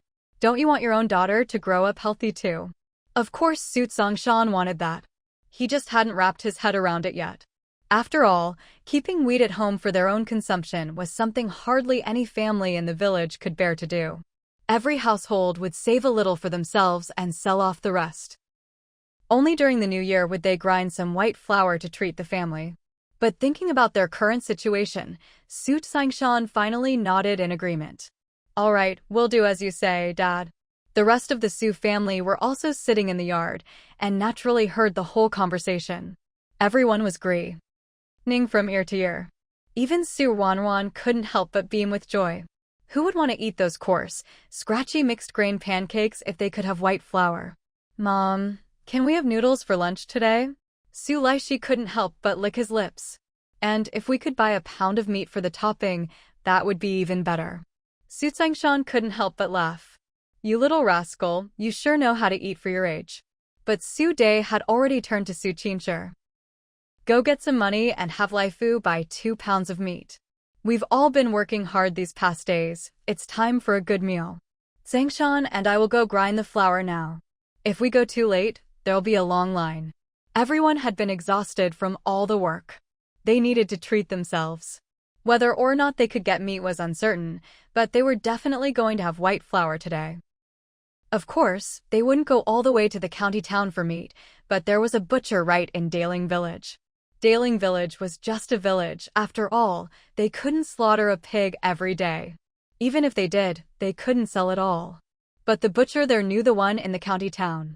Every morning before dawn, he'd go to the county, and when he returned, he'd bring back dozens of pounds of pork, every cut you could want, and sell it all in a day. Su Laifu took the money and set off for Daling Village to buy meat. The other 3, Su Laishi and the rest, ran out after him. It was only mid-morning, but already scorching hot. Su Ruanruan had no desire to run out into the sun. She just wanted to stay home and wait for the food. She was just thinking this when Xiao Chunjin walked in. Wanbao, let's go check on the watermelons. All the students at the school were from the village, and during the summer and autumn harvests, they'd get 10 days off to help at home. That's why Xiao Chunjin was around. Hearing this, Su Ruanruan remembered the watermelons should be ripe by now. The summer harvest had started on the 7th day of the 6th lunar month, and now it was already the 15th. It was mid-month. If the watermelons ripened early, they'd be ready to eat. With the weather so hot, picking one and chilling it in water would be the perfect way to cool off. Su Dai and Su Tsongshan had already gone to grind the flour.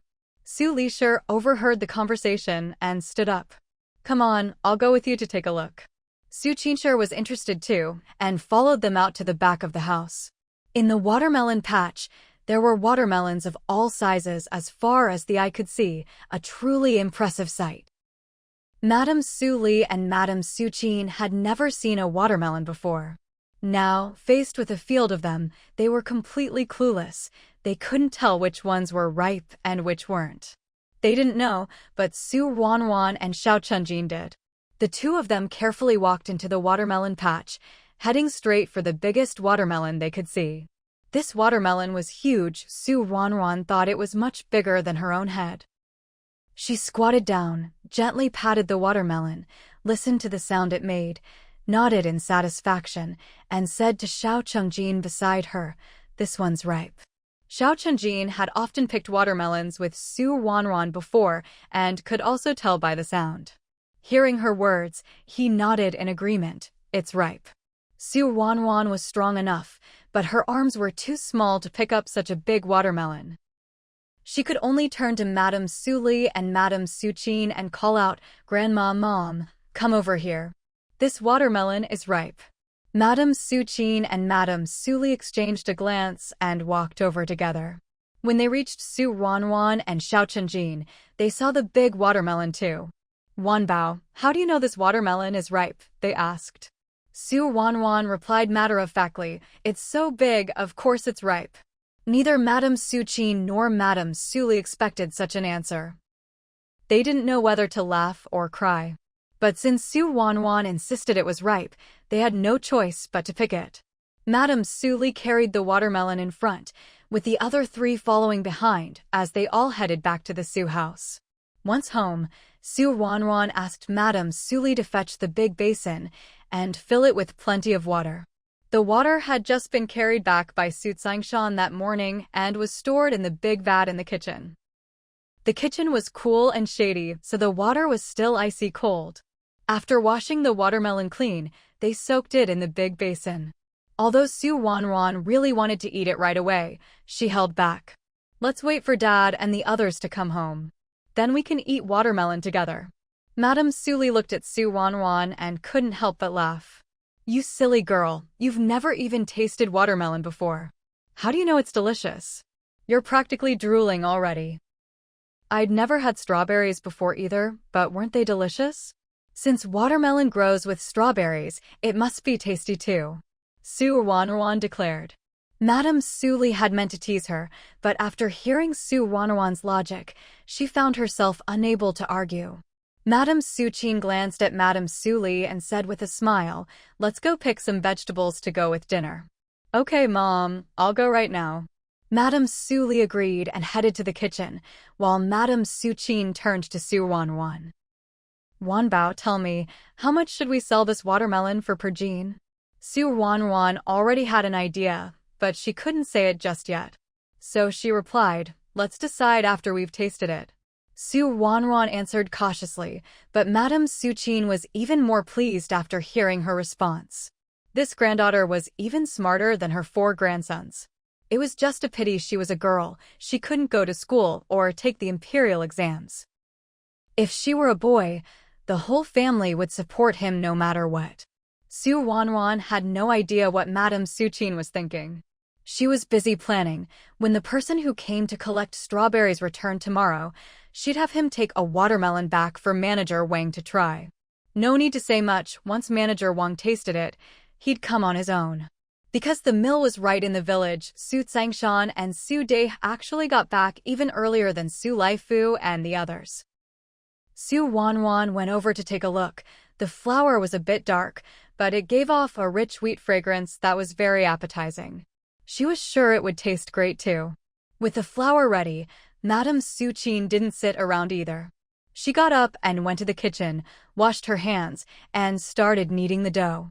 Just as the dough was ready, Su Laifu and his 3 brothers came back carrying a slab of pork belly. Su Lisher, young and strong, began making the noodles, while Suqin washed and cut the meat to prepare the topping. The 2 of them worked together efficiently, and before long, the kitchen was filled with a mouth-watering aroma. Everyone else was still sitting around, eyeing the watermelon and debating whether to cut it. But the moment they caught a whiff of that delicious smell, the watermelon was instantly forgotten. Even Su Ruanruan wasn't in a hurry for watermelon anymore. After all, the watermelon would still be there. It wasn't going anywhere. But meat was different. She hadn't had meat in a long time.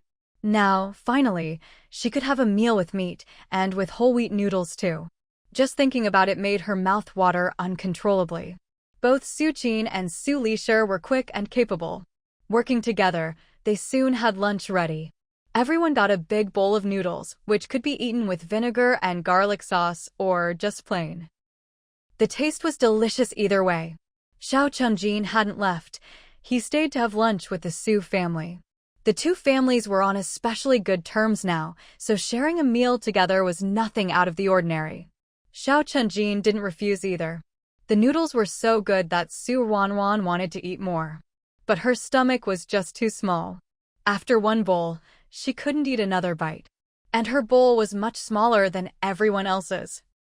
After half a year of hard work at home, it was a rare treat to have such a good meal. Neither Suqin nor Su Lisher held back. They made plenty of noodles and topping. But in the end, there was nothing left. Kids like Su Ruanruan, Xiao Chunjin, and Su Laishi only ate 1 bowl each, but the adults all went back for seconds. Even Su Laifu couldn't resist getting another half bowl after finishing his first.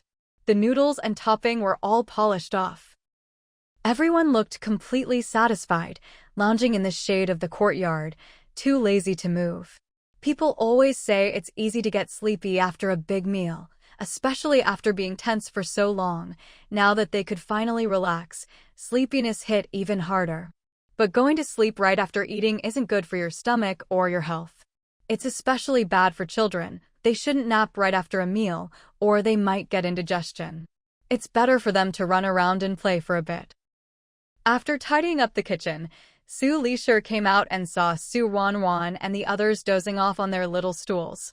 She quickly woke them up. Don't fall asleep yet. Even if you're tired, play for a while before you nap. The kids woke up, their eyes still bleary with sleep. But children are always chatty when they're together. After a bit of idle chatter, they all got up, gradually perking up. Su Ruanruan and Xiao Chunjin sat together, discussing how, when Manager Wang arrived in a couple of days, they could ask him to help buy some books. Books about medicinal herbs would be great, but books on pharmacology or medicine would do too. At this point, Su Ruanruan wasn't picky. She'd be happy with any book to read. If Manager Wang could help them ask around about finding a teacher, that would be even better. Around 3 or 4 in the afternoon, everyone woke up from their midday nap, but it was still sweltering hot outside. Su Ruanruan washed her face to wake herself up, and as she turned around, she spotted the big basin set in the shade, with watermelons soaking inside. By this time, lunch had more or less been digested, making it the perfect moment for some watermelon. Su Ruanruan went to find Madame Su Li and asked her to cut the watermelon. The moment Su Lixi heard there was going to be watermelon, he didn't need anyone to call him. He was the first to rush over. Wanbao, are we having watermelon? Can I have a bit more this time? Su Ruanruan knew Su Lixi loved watermelon the most, and couldn't help but laugh. Fourth brother, look how big this watermelon is. Are you saying it still won't be enough for you? Su Lixi nodded instinctively, but quickly shook his head. Of course, I can't finish it by myself. But there were quite a few people in the family. Su Ruanruan guessed what Su Lixi left unsaid, but didn't comment further. There was no point in saying anything now, better to wait until after they'd eaten. Before his nap, Xiao Chunjin had already gone back to the Xiao family. Su Ruanruan hadn't gone to check, but she could imagine that Xiao Chunjin had probably led his family to pick a watermelon, and they were cutting it up at home right now. Madame Su Li had never cut a watermelon before. Now, faced with such a big, round fruit and a knife in hand, she didn't quite know where to start. In the end, after Su Ruanruan explained and gestured how to do it, Madame Su Li finally had everyone step back, held one end of the watermelon with one hand, and with the other, brought the knife down right through the middle, splitting it in two. The watermelon was perfectly ripe, one clean cut split it in half, the surface neat and even, the flesh inside a vibrant red dotted with black seeds. It looked absolutely beautiful. Su Lixi and the others were stunned. They never imagined that beneath the glossy green rind, the watermelon's flesh would be such a bright, vivid red. Madame Su Li was surprised too. It took her a moment to recover before she carefully cut the watermelon into pieces. As the half-moon slices were laid out, Madame Su Li put down the knife and called everyone to come eat. Su Ruanruan took a big slice in her hands. The watermelon was so large it nearly covered her whole face. She leaned in to inhale the sweet fragrance, then took a cautious bite. The juice was sweet and icy cold. On such a hot summer day, there was nothing more refreshing. Su Ruanruan was so satisfied she nearly squinted with happiness. As it turned out, Su Ruanruan wasn't the only one who loved watermelon. The whole Su family was won over by it. Compared to the delicate, obviously expensive strawberries, they much preferred the watermelon they could eat in big, hearty bites. The watermelon was big enough that, even with so many people in the Su family, everyone got 2 generous slices. After eating 2 pieces each, everyone felt thoroughly refreshed. Su Tsingshan wiped his mouth, beaming as he looked at Su Ruanruan. Wanbao, how did you manage to buy such a treasure? Su Ruanruan hadn't expected Su Tsingshan to bring this up and was a bit surprised. She looked at him with wide eyes, not quite sure how to answer. Before she could reply, Su Tsingshan spoke again. Wanbao, The person who sold you and Jibao those watermelons and strawberries, why didn't they come out and sell them themselves? Such delicious and profitable things, who wouldn't want to sell them? Ruanruan. What a killer question. Ruanruan was thinking this, but her response was quick. Maybe he's not from around here. He just happened to pass by and sold the seedlings to Jibao and me. Su Sangshan had only asked casually, not expecting any real answer. We're diving deep today, and remember, on this channel, we never leave a story halfway, we always finish the novel. If you appreciate the full journey, please like the video, subscribe for the complete series, and share it with your fellow book lovers. Also, if you want to support the channel even further, we now have YouTube memberships available. If you're interested in signing up for exclusive perks and helping us keep these stories going, just click the join button below the video for all the details. But to his surprise, Ruanruan actually replied, and her answer sounded quite plausible. Su Sangshan thought about it seriously for a moment, then nodded. Wanbao, I think you're right. That person definitely isn't from around here. Otherwise, he'd have started growing them himself and gotten rich. Why would he sell them to others? Ruanruan didn't want to continue on this topic. Dad, how much do you think we should sell our watermelons for per gene? This was an important question, and Su Sangshan immediately became serious, forgetting about the previous topic. But how much should they sell the watermelons for per gene? Su Sangshan frowned and thought for a while, but still couldn't come up with an answer. He could only turn to Ruanruan again. Wanbao, how much do you think we should sell our watermelons for per gene? Ruanruan thought for a moment before saying, watermelons are tasty and refreshing, and they're something no one's ever seen before. We can't sell them too cheap, but we also can't price them as high as strawberries. After all, a single watermelon is pretty heavy. Hearing this, Su Sangshan nodded repeatedly. Wanruan was right. That watermelon just now weighed at least 10 gene. If they really sold it for 40 won per gene, wouldn't a single watermelon cost several hundred won? Just thinking about it made Su Sangshan feel like he couldn't breathe. As he was pondering, he heard Ruanruan continue, how about this? Let's sell our watermelons for 30 won per gene. Su Sangshan nodded instinctively. All right, 31, wait. Wanruan, did you say 30 won per gene for our watermelons? Ruanruan nodded. Yes, we can't sell them too expensive. 30 won per gene is just right. Su Sangshan clicked his tongue. 30 won per gene isn't expensive? Ruanruan looked at Su Sangshan, then turned to Su Dai. Grandpa, do you think our watermelons are worth 30 won per gene? Su Dai chuckled, as long as they sell, they're worth it. But will Manager Wang want them at that price? Su Sangshan sounded uncertain. Even if a watermelon weighed 13 gene, at 30 won per gene, that would be 390 won for one watermelon. 390 won for a single watermelon. And that was the price Manager Wang would pay them. Manager Wang wouldn't do business at a loss, so how much would he have to sell them for? Would anyone buy at that price? Su Sangshan voiced his concerns, but before Ruanruan could reply, Su Dai spoke up first. Manager Wang isn't like us. The people he deals with are all wealthy families. They don't care about a few hundred won. Never mind a few hundred won for a watermelon, even if it was a few taels of silver each, as long as they want to eat it, they can afford it. Su Sangshan was dumbfounded, but since it was Su Dai who said it, he didn't dare argue. He simply nodded. All right, we'll sell for 30 won per gene. But we should still discuss it with Yu Zhen and his family. Both our families should sell at the same price. As soon as he finished speaking, there was a knock at the door. Su Sangshan went to open it and saw that it was none other than Xiao Yuzhen and Xiao Chengjin standing outside. You're here, Yuzhen. I was just about to go look for you. Come on in, quickly.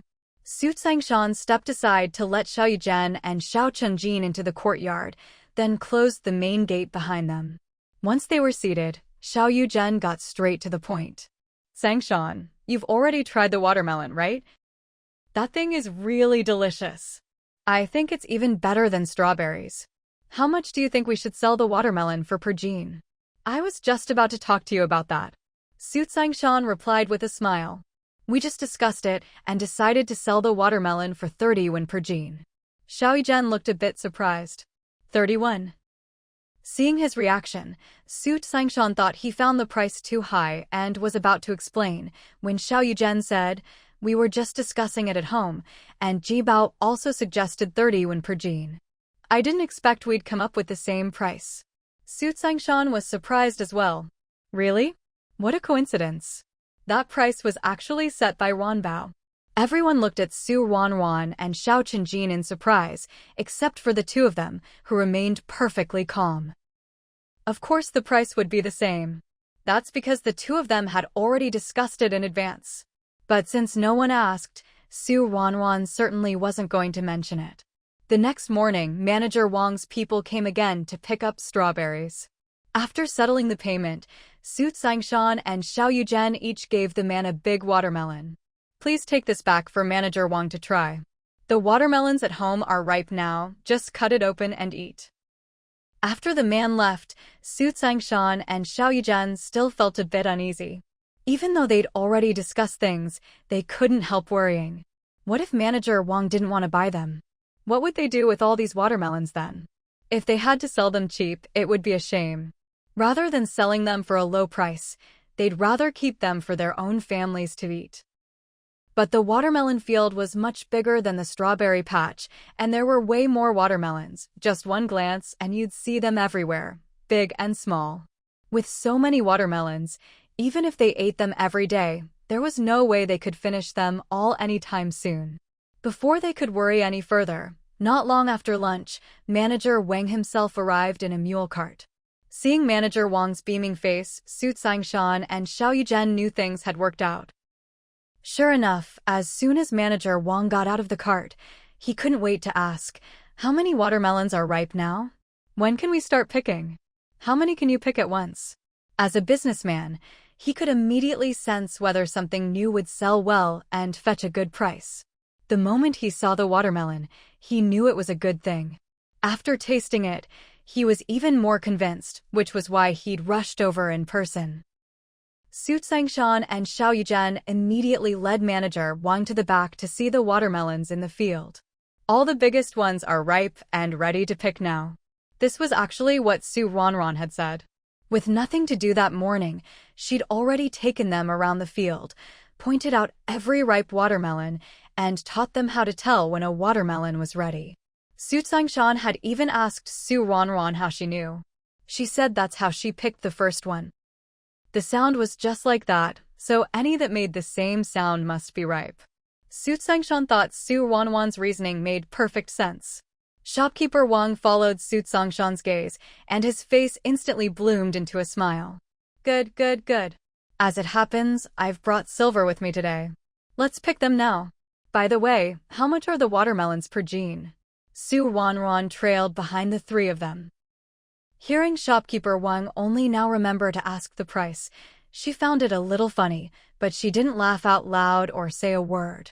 Since everything had already been discussed, it was naturally up to Su Sangshan and Xiao Yuzhen to handle things now. After all, she was just a 5-year-old child and shouldn't be involved in these matters. Su Sangshan glanced at Shopkeeper Wang. 30 yuan per jean. He managed to keep a calm expression as he spoke, but inside, he was anxious, afraid Shopkeeper Wang would get angry and leave. But what Su Sangshan feared didn't happen. Shopkeeper Wang heard the price and nodded with a smile. "All right, 30 yuan per jean it is. Let's pick and weigh them now. I even brought a large scale with me, much more convenient to use. Neither the Su family nor the Xiao family owned a large scale." Earlier, Su Sangshan and Xiao Yuzhen had been wondering how they'd weigh the watermelons, but to their surprise, Shopkeeper Wang had come fully prepared. The mule cart's carriage was spacious, and aside from the scale, there was only a single row of back seats inside. It seemed that before coming over, Shopkeeper Wang had already cleared out the cart to make room for the watermelons. Clearly, Shopkeeper Wang was determined to get these watermelons. Even though she realized this, Su Ruanruan didn't regret setting that price. No matter the situation, people should know when to be content. 30 yuan per jean was already a very high price. They picked the ripe watermelons one by one, weighed them together, then loaded them into the baskets and onto the mule cart. The whole process took nearly half an hour, not because there were too many watermelons, but because packing them was tricky. Anyone could tell at a glance that watermelons couldn't withstand much jostling or they'd easily break. Luckily, they'd just finished harvesting wheat, so there was plenty of straw at home. They lined the bottoms of the bamboo baskets with thick straw, placed a watermelon in, and wrapped it up securely. This way, the watermelons wouldn't be squeezed together, and even if the road was bumpy, they shouldn't get damaged. The more careful they were with packing, the longer it took, but no one complained about the trouble. By the time the watermelons were all loaded, there was no room left for shopkeeper Wang to sit in the carriage, so he simply sat up front with the driver. Ruanruan and the others watched as the mule cart gradually rolled away. They exchanged glances and broke into silent smiles. This time, the Su family had 20 watermelons, and the Xiao family had 21. The Su family's watermelons weighed a total of 260 jin. At 31 per jin, that was 7,801, or 7 taels, and 8 qian of silver. The Xiao family's watermelons weighed 273 jin, totaling 8,191, or 8 taels, 1 qian, and 91 of silver. Earning so much silver in a single day, this was something they wouldn't have dared dream of in the past. But now, not only could they dream it, they were certain that in a few days, when the next batch of watermelons ripened, they'd have just as much income.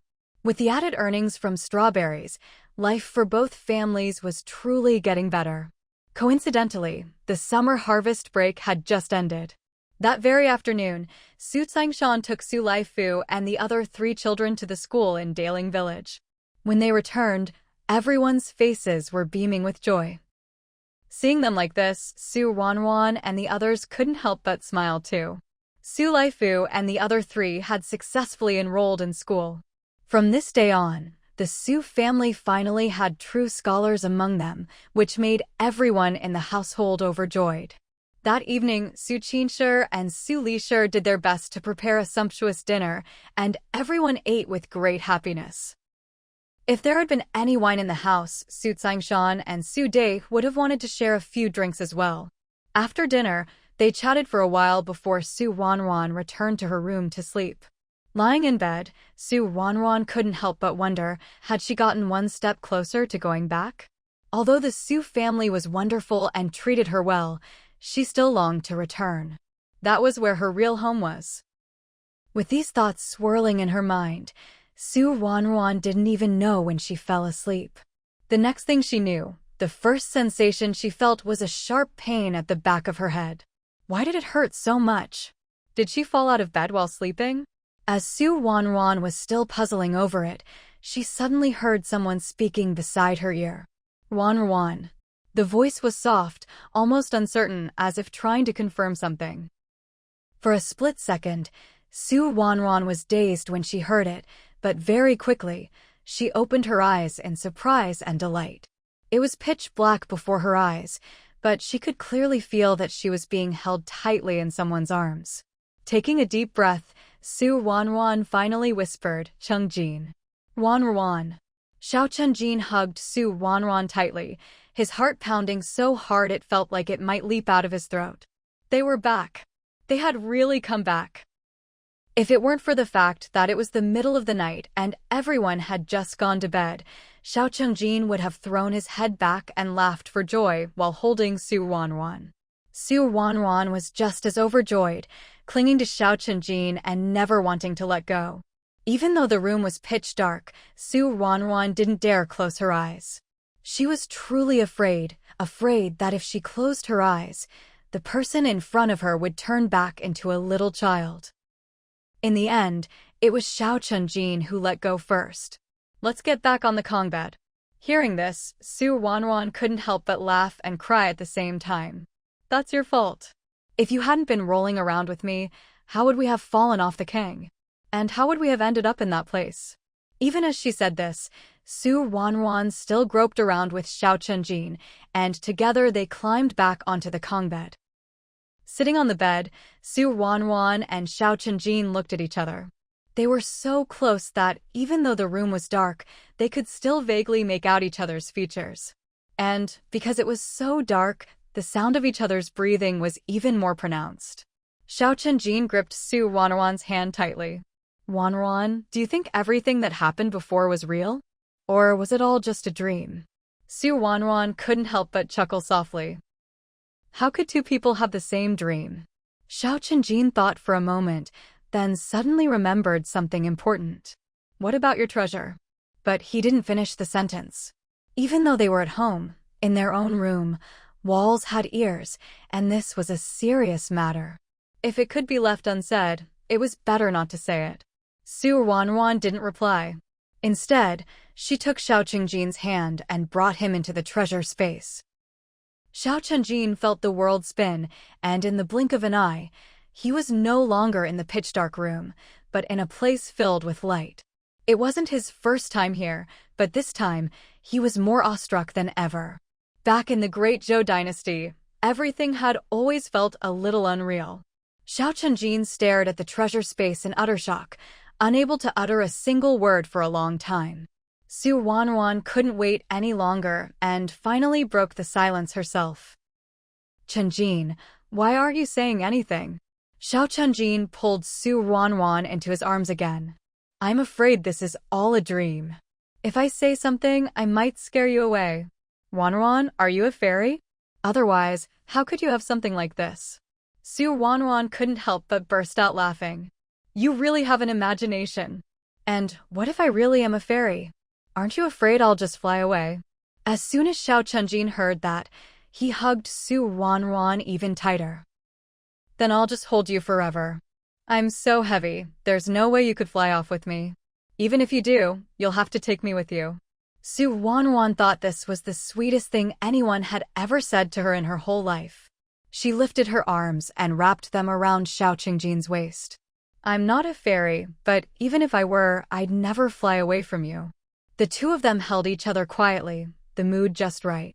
Suddenly, Su Ruanruan let out a soft, huh. Chenjin, why is your waist so slim? Is this really the time to ask that? But then Xiao Chenjin remembered something else. Let's go outside, and I'll tell you why. He hadn't forgotten it was their wedding night. Su Ruanruan didn't suspect a thing and led Xiao Chenjin out of the treasure space. They had entered while sitting on the Kong bed, and when they came out, they were still on the Kang. Before Su Ruanruan could say a word, Xiao Chenjin gently laid her down on the bed, sealing her lips with a warm, tender kiss. Su Ruanruan's eyes widened, her body tensing up for a moment. But soon, she relaxed. Why should she be nervous? They were married now, he was her husband. They were going to spend their whole lives together. It was all ready past midnight. After washing up, Su Ruanruan felt completely drained, but she still kept her eyes open, not daring to fall asleep. Chenjin, do you think if I fall asleep, I won't come back again? Xiao Chenjin's heart skipped a beat at her words, but he still comforted her. Of course not. He gently patted Su Ruanruan, coaxing her like a child, even humming a little tune. At first, Su Ruanruan didn't know whether to laugh or cry, but gradually, her mind grew fuzzy, and before she knew it, she drifted off to sleep. The next morning, Su Ruanruan was woken by the soft sounds of people talking outside. As soon as she opened her eyes, she saw sunlight streaming through the gap between the curtains and the wall, quiet and beautiful. She recognized these curtains, they were the ones in her and Xiao Chenjin's new bedroom. A huge weight lifted from Su Ruanruan's heart. They were back. They'd really come back. Overjoyed, Su Ruanruan didn't stay in bed any longer. She sat up, ready to get dressed. But as soon as she moved, she felt sore and weak all over. Thinking of last night, Su Ruanruan blushed, but still reached for the clean clothes set aside for her. These must have been prepared by Xiao Chenjin, at least he had a conscience.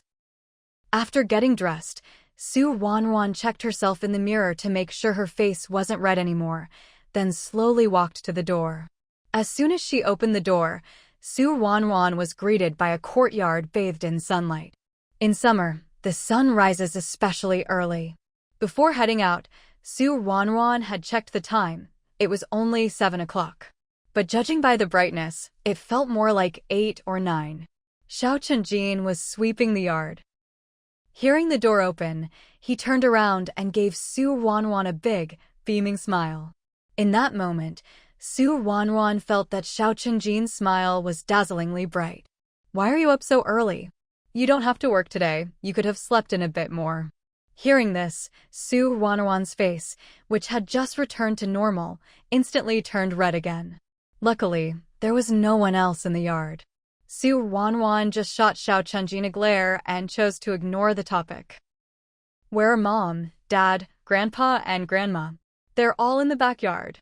Mom and Grandma are probably cooking, and Dad and Grandpa are checking on the vegetable patch." It was only August, the season when fruits and vegetables were abundant.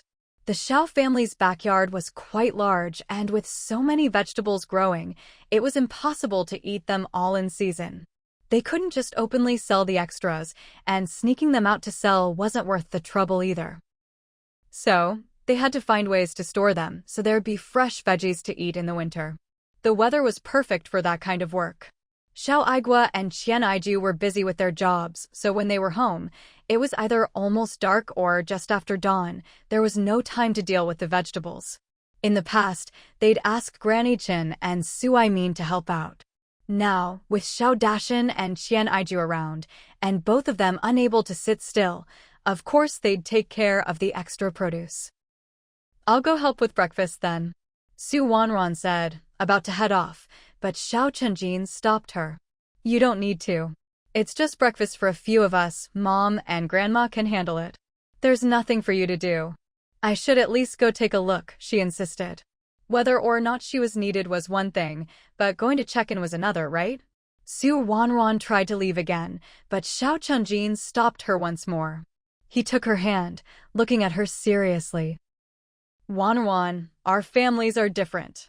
Even though you've married into this family, you don't have to tiptoe around or overthink things. You know what my parents and grandparents are like, don't you? And, besides, you have me. Since I married you and brought you home, I'll make sure you're happy, just like before.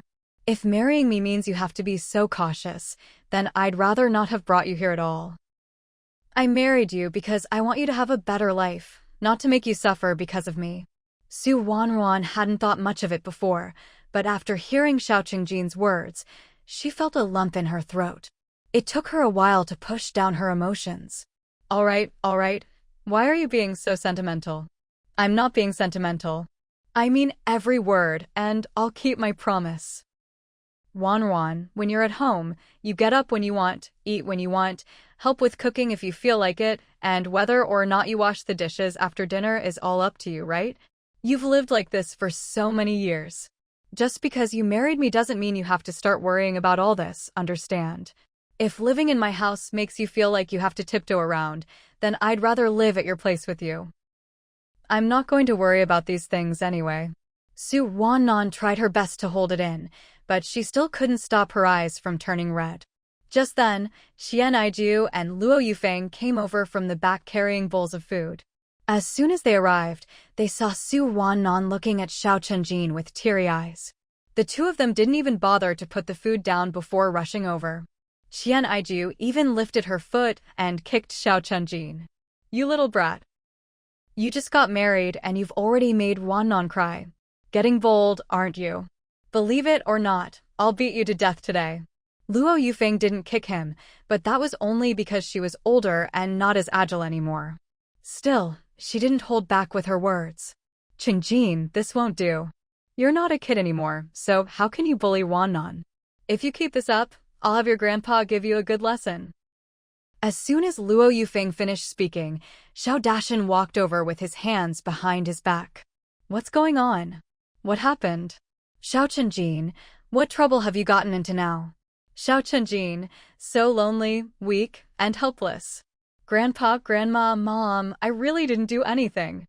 I definitely didn't bully Ruanruan. If you don't believe me, ask her." Su Ruanruan quickly nodded and jumped in to explain for him. "That's right, Chenjin didn't bully me." Qian Aiju glared at Xiao Chenjin again before turning to Su Ruanruan with a smile. "Ruanruan, don't be afraid. If this rascal ever dares to bully you, just tell me or your dad, or even your grandparents. We'll all help you teach him a lesson. Su Ruanruan smiled and nodded. Okay, I got it, Mom. Even as she agreed out loud, Su Ruanruan thought to herself, if Xiao Chunjin really bullied me, I could just bully him right back. When it comes to strength, I've never been afraid of anyone. After all the fuss from Luo Yufeng and the others, Su Ruanruan didn't have time to feel moved anymore and followed everyone into the main room. While they were eating, a sudden realization struck Su Ruanruan. Of course, the Su family lived right next door to the Xiao family. No wonder Xiao Chunjin had said so casually that he wanted to live at the Su house. Even though she thought about it, Su Ruanruan didn't bring it up again. She understood what Xiao Chunjin meant. After breakfast, Xiao Aigua and Luo Yufeng went off to work. Su Ruanruan and Xiao Chunjin still had 2 days of wedding leave, so with nothing else to do, they headed over to the Su house next door. As soon as Su Ruanruan walked in, Grandma Chen's eyes filled with tears. Even though the two families were just next door and it had only been one night apart, it felt like they hadn't seen each other in ages. Su Ruanruan hadn't planned to cry, but seeing Grandma Chen like this, she couldn't help but feel a little choked up too. But before Su Ruanruan could shed any tears, Xiao Chunjin leaned over and said, Grandma, why don't we just open a door between our two houses? Su Ruanruan looked at Xiao Chunjin in surprise. Open a door? Xiao Chunjin pointed at the courtyard wall. I've already checked. Our two families share the same courtyard wall.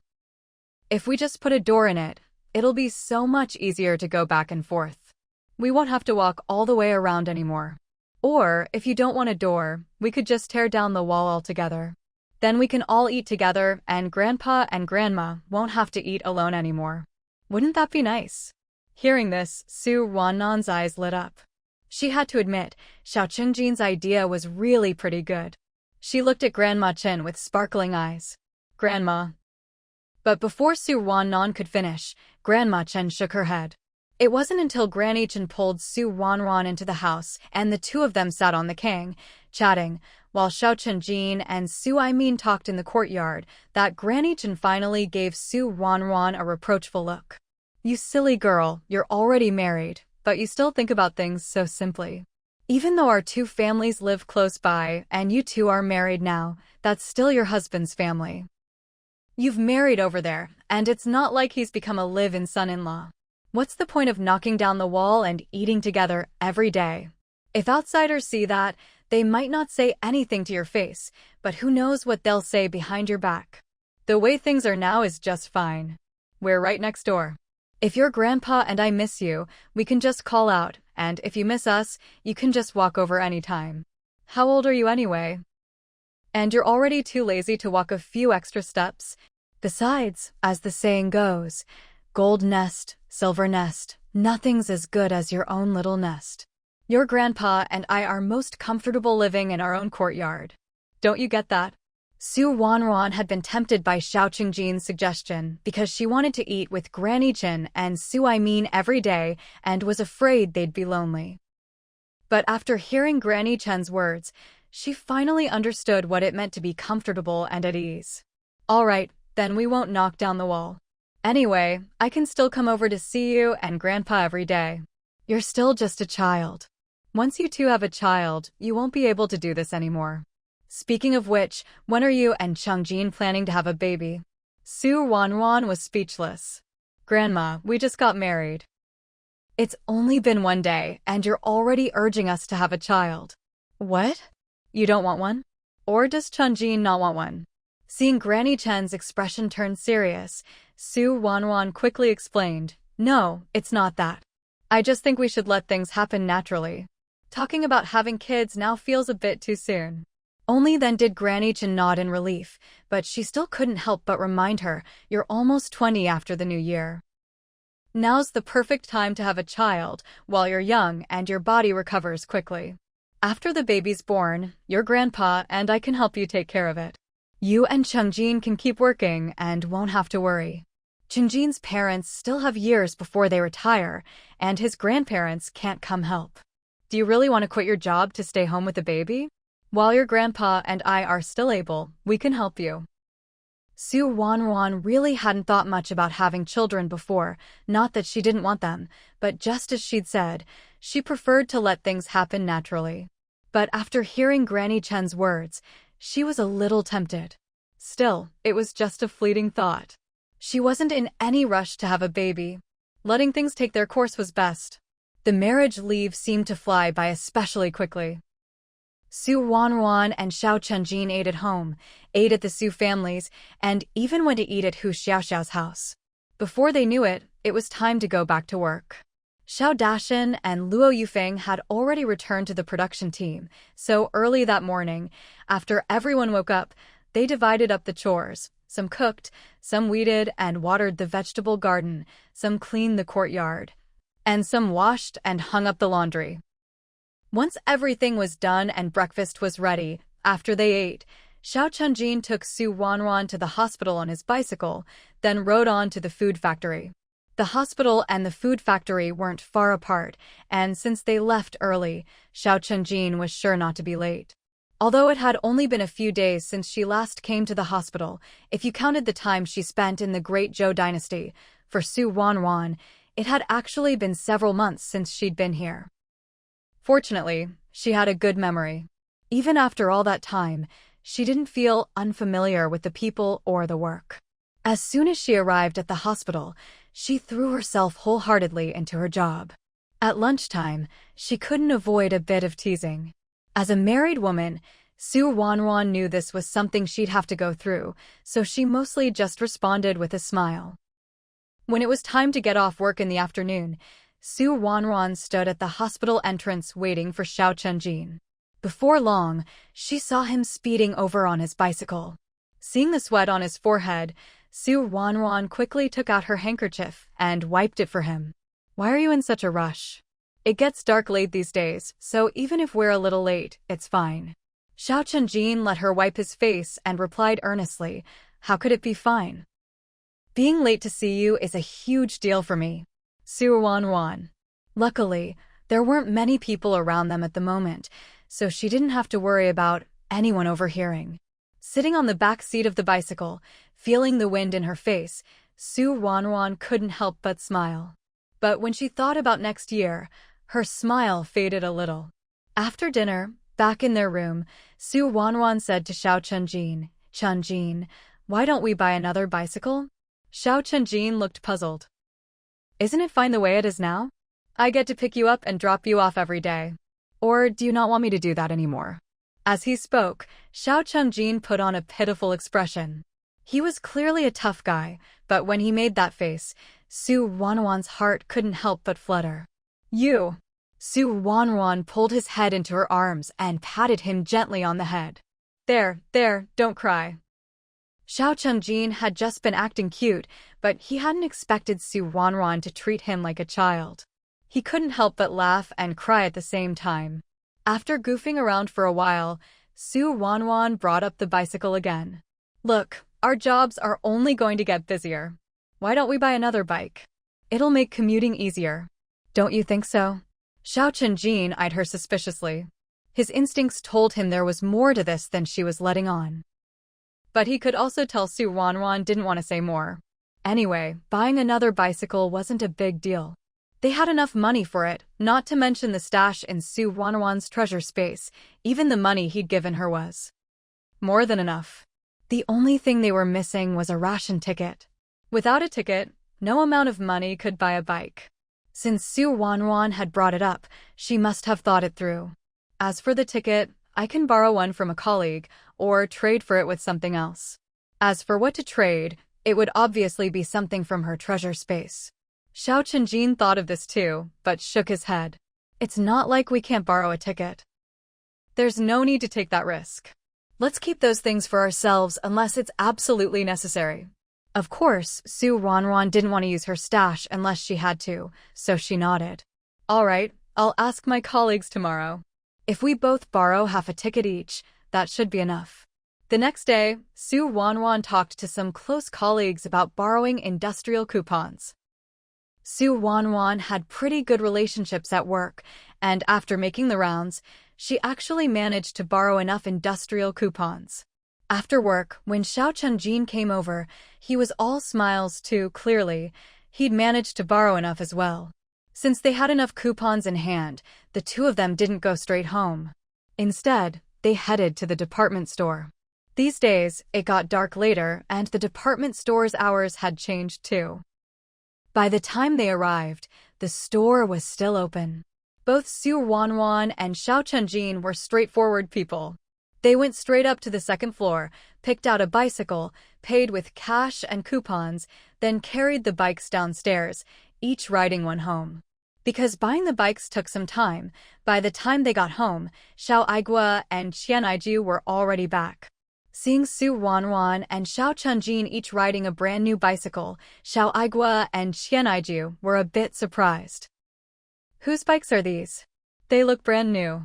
Xiao Chunjin patted his shiny new bike. These are the ones Ruanruan and I just bought. From now on, we'll each ride a bike to work. Xiao Aigua. Qian Aiju. Bicycles were such big-ticket items that, even after all their years of working, they wouldn't just buy one on a whim. But here was Xiao Chunjin, not saying a word beforehand, and suddenly he'd bought another bike. Qian Aiju stared at Xiao Chunjin. This must have been your idea. You're still young, what's wrong with walking a bit more? Why insist on buying another bike? That's a lot of money. Couldn't you save it for something better? You're married now, don't you need to raise kids in the future? Xiao Chunjin just grinned. Mom, we don't have kids yet. Besides, both Ruanruan and I have jobs. Even if we do have a kid, that's at least 10 months away. By then, won't we have saved enough to raise a child? And that's the best case scenario. Who knows how long it'll actually take to have a kid? Pa. Xiao Chunjin, can't you talk properly? What do you mean, who knows how long? You must be full and bored, no dinner for you tonight. Xiao Chunjin kept smiling. If you really don't want me to eat, Mom, then I won't eat. After all, he had his treasure space. He could just grab something from there and fill himself up. Luo Yufeng had no idea what Xiao Chunjin was thinking. Hearing what he said, she didn't even know how to respond. Kids really do grow up and stop listening to their mothers. He wouldn't fall for soft words or hard ones anymore. Luo Yufeng shot Xiao Chunjin a look, then simply pulled Ruanruan aside. You're cooking tonight. All right. Dad, you go rest too. I'll cook tonight so you all can try my cooking. Whether it was reading, writing, martial arts, or even cooking and laundry, there was nothing Xiao Chunjin couldn't do. Since he could, wasn't it only right to cook a meal for his family? That night, the Xiao family's dinner table was filled with dishes Xiao Chunjin had made. The porridge was fine, but the steamed buns were especially chewy. Xiao Chunjin had strong hands and kneaded the dough many times, so the buns turned out particularly delicious. The dishes were also really tasty and fragrant. Not only did Ruanruan enjoy them, but Qian Aiju and Xiao Aigua loved them too. Qian Aiju even found it odd. How come the same dishes taste so much better when you make them than when I do? Before Xiao Chunjin could answer, Xiao Aigua said, if you were willing to use more oil and salt when you cook, your food would taste just as good. Luo Yufeng shot Xiao Aigua a look. Oh, sure. I'll use more if you buy more. Go ahead and bring some home. Oil, salt, soy sauce, and vinegar all required ration coupons to buy. She'd love to use more, but only if they actually had enough. Seeing that Xiao Aigua's words had sparked an argument, Xiao Chunjin quickly tried to smooth things over. Mom, don't worry. From now on, I'll be in charge of buying all the oil, salt, soy sauce, vinegar, and sugar for our family. I guarantee you can use as much as you want, however you want. Isn't that right, Ruanruan? Ruanruan nodded quickly. Yes, let Chunjin handle the shopping. Qian Aiju eyed Xiao Chunjin skeptically. Where are you going to buy it? You think you can just get more than the quota? Oil, salt, soy sauce, and vinegar didn't just require coupons, they were rationed by household. Each family only got a set amount per month. It didn't matter if you had money or coupons, you simply couldn't buy more. Xiao Chunjin just smiled mysteriously. Mom, you don't need to worry about that. As long as I can get it, that's all that matters. Seeing Xiao Chunjin so confident, Qian Aiju decided not to ask further. Fine, you go ahead and buy it. I'd like to see how much you can actually bring home. When it came time to buy oil, salt, soy sauce, and vinegar the next month, Xiao Chunjin brought back a large supply. Qian Aiju was both delighted and curious. She asked Xiao Chunjin several times, but he just smiled and didn't answer, so she stopped asking. As long as there was enough to eat, what was the point of asking so many questions? After all, Xiao Chunjin wasn't the type to act rashly without thinking. Once October arrived, the weather turned much cooler. When Su Ruanruan rode her bike to and from work, she bundled herself up tightly. 2 months into the marriage, both Qian Aiju and Luo Yufeng kept sneaking glances at her belly, making Su Ruanruan both amused and exasperated. As someone with a medical background, Su Ruanruan was the most aware of any changes in her own body. But it was still early, and nothing was certain yet, so she only told Xiao Chunjin, mainly so he'd be more careful at night. As for everyone else, she decided to wait a little longer before saying anything. But Su Ruanruan didn't expect that she wouldn't be able to hide it for long. That day, Xiao Aigua came home in high spirits with 2 fish. He sent one over to Granny Chen's family and stewed the other for dinner that night. Coincidentally, Su Ruanruan came home late that evening, just in time for dinner. She had just washed her hands and sat down at the table when the strong fishy smell hit her, making her feel nauseous. Su Ruanruan tried to hold it in, but couldn't. She quickly stood up and rushed outside.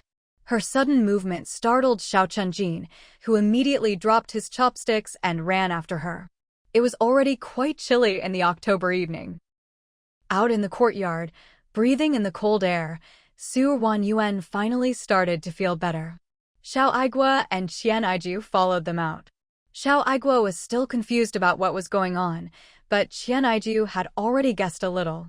Chunjin, go get some water so Ruanruan can rinse her mouth. Aigua, move that fish to the side, actually. Never mind, the whole house smells like fish. Let Ruanruan go back to your room. See what she wants to eat, and make something fresh for her. After Su Ruanruan was settled, Xiao Aigua was still puzzled. He looked at Qian Aiju, who was grinning from ear to ear.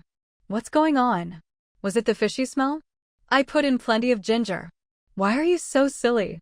Ruanruan is pregnant. Pregnant? Of course. Otherwise, why would she throw up just from smelling fish? By the end, Qian Aiju shot Xiao Aigua a look, as if she was looking at something unbelievable. He'd been a father for so many years, yet he still didn't understand even this much.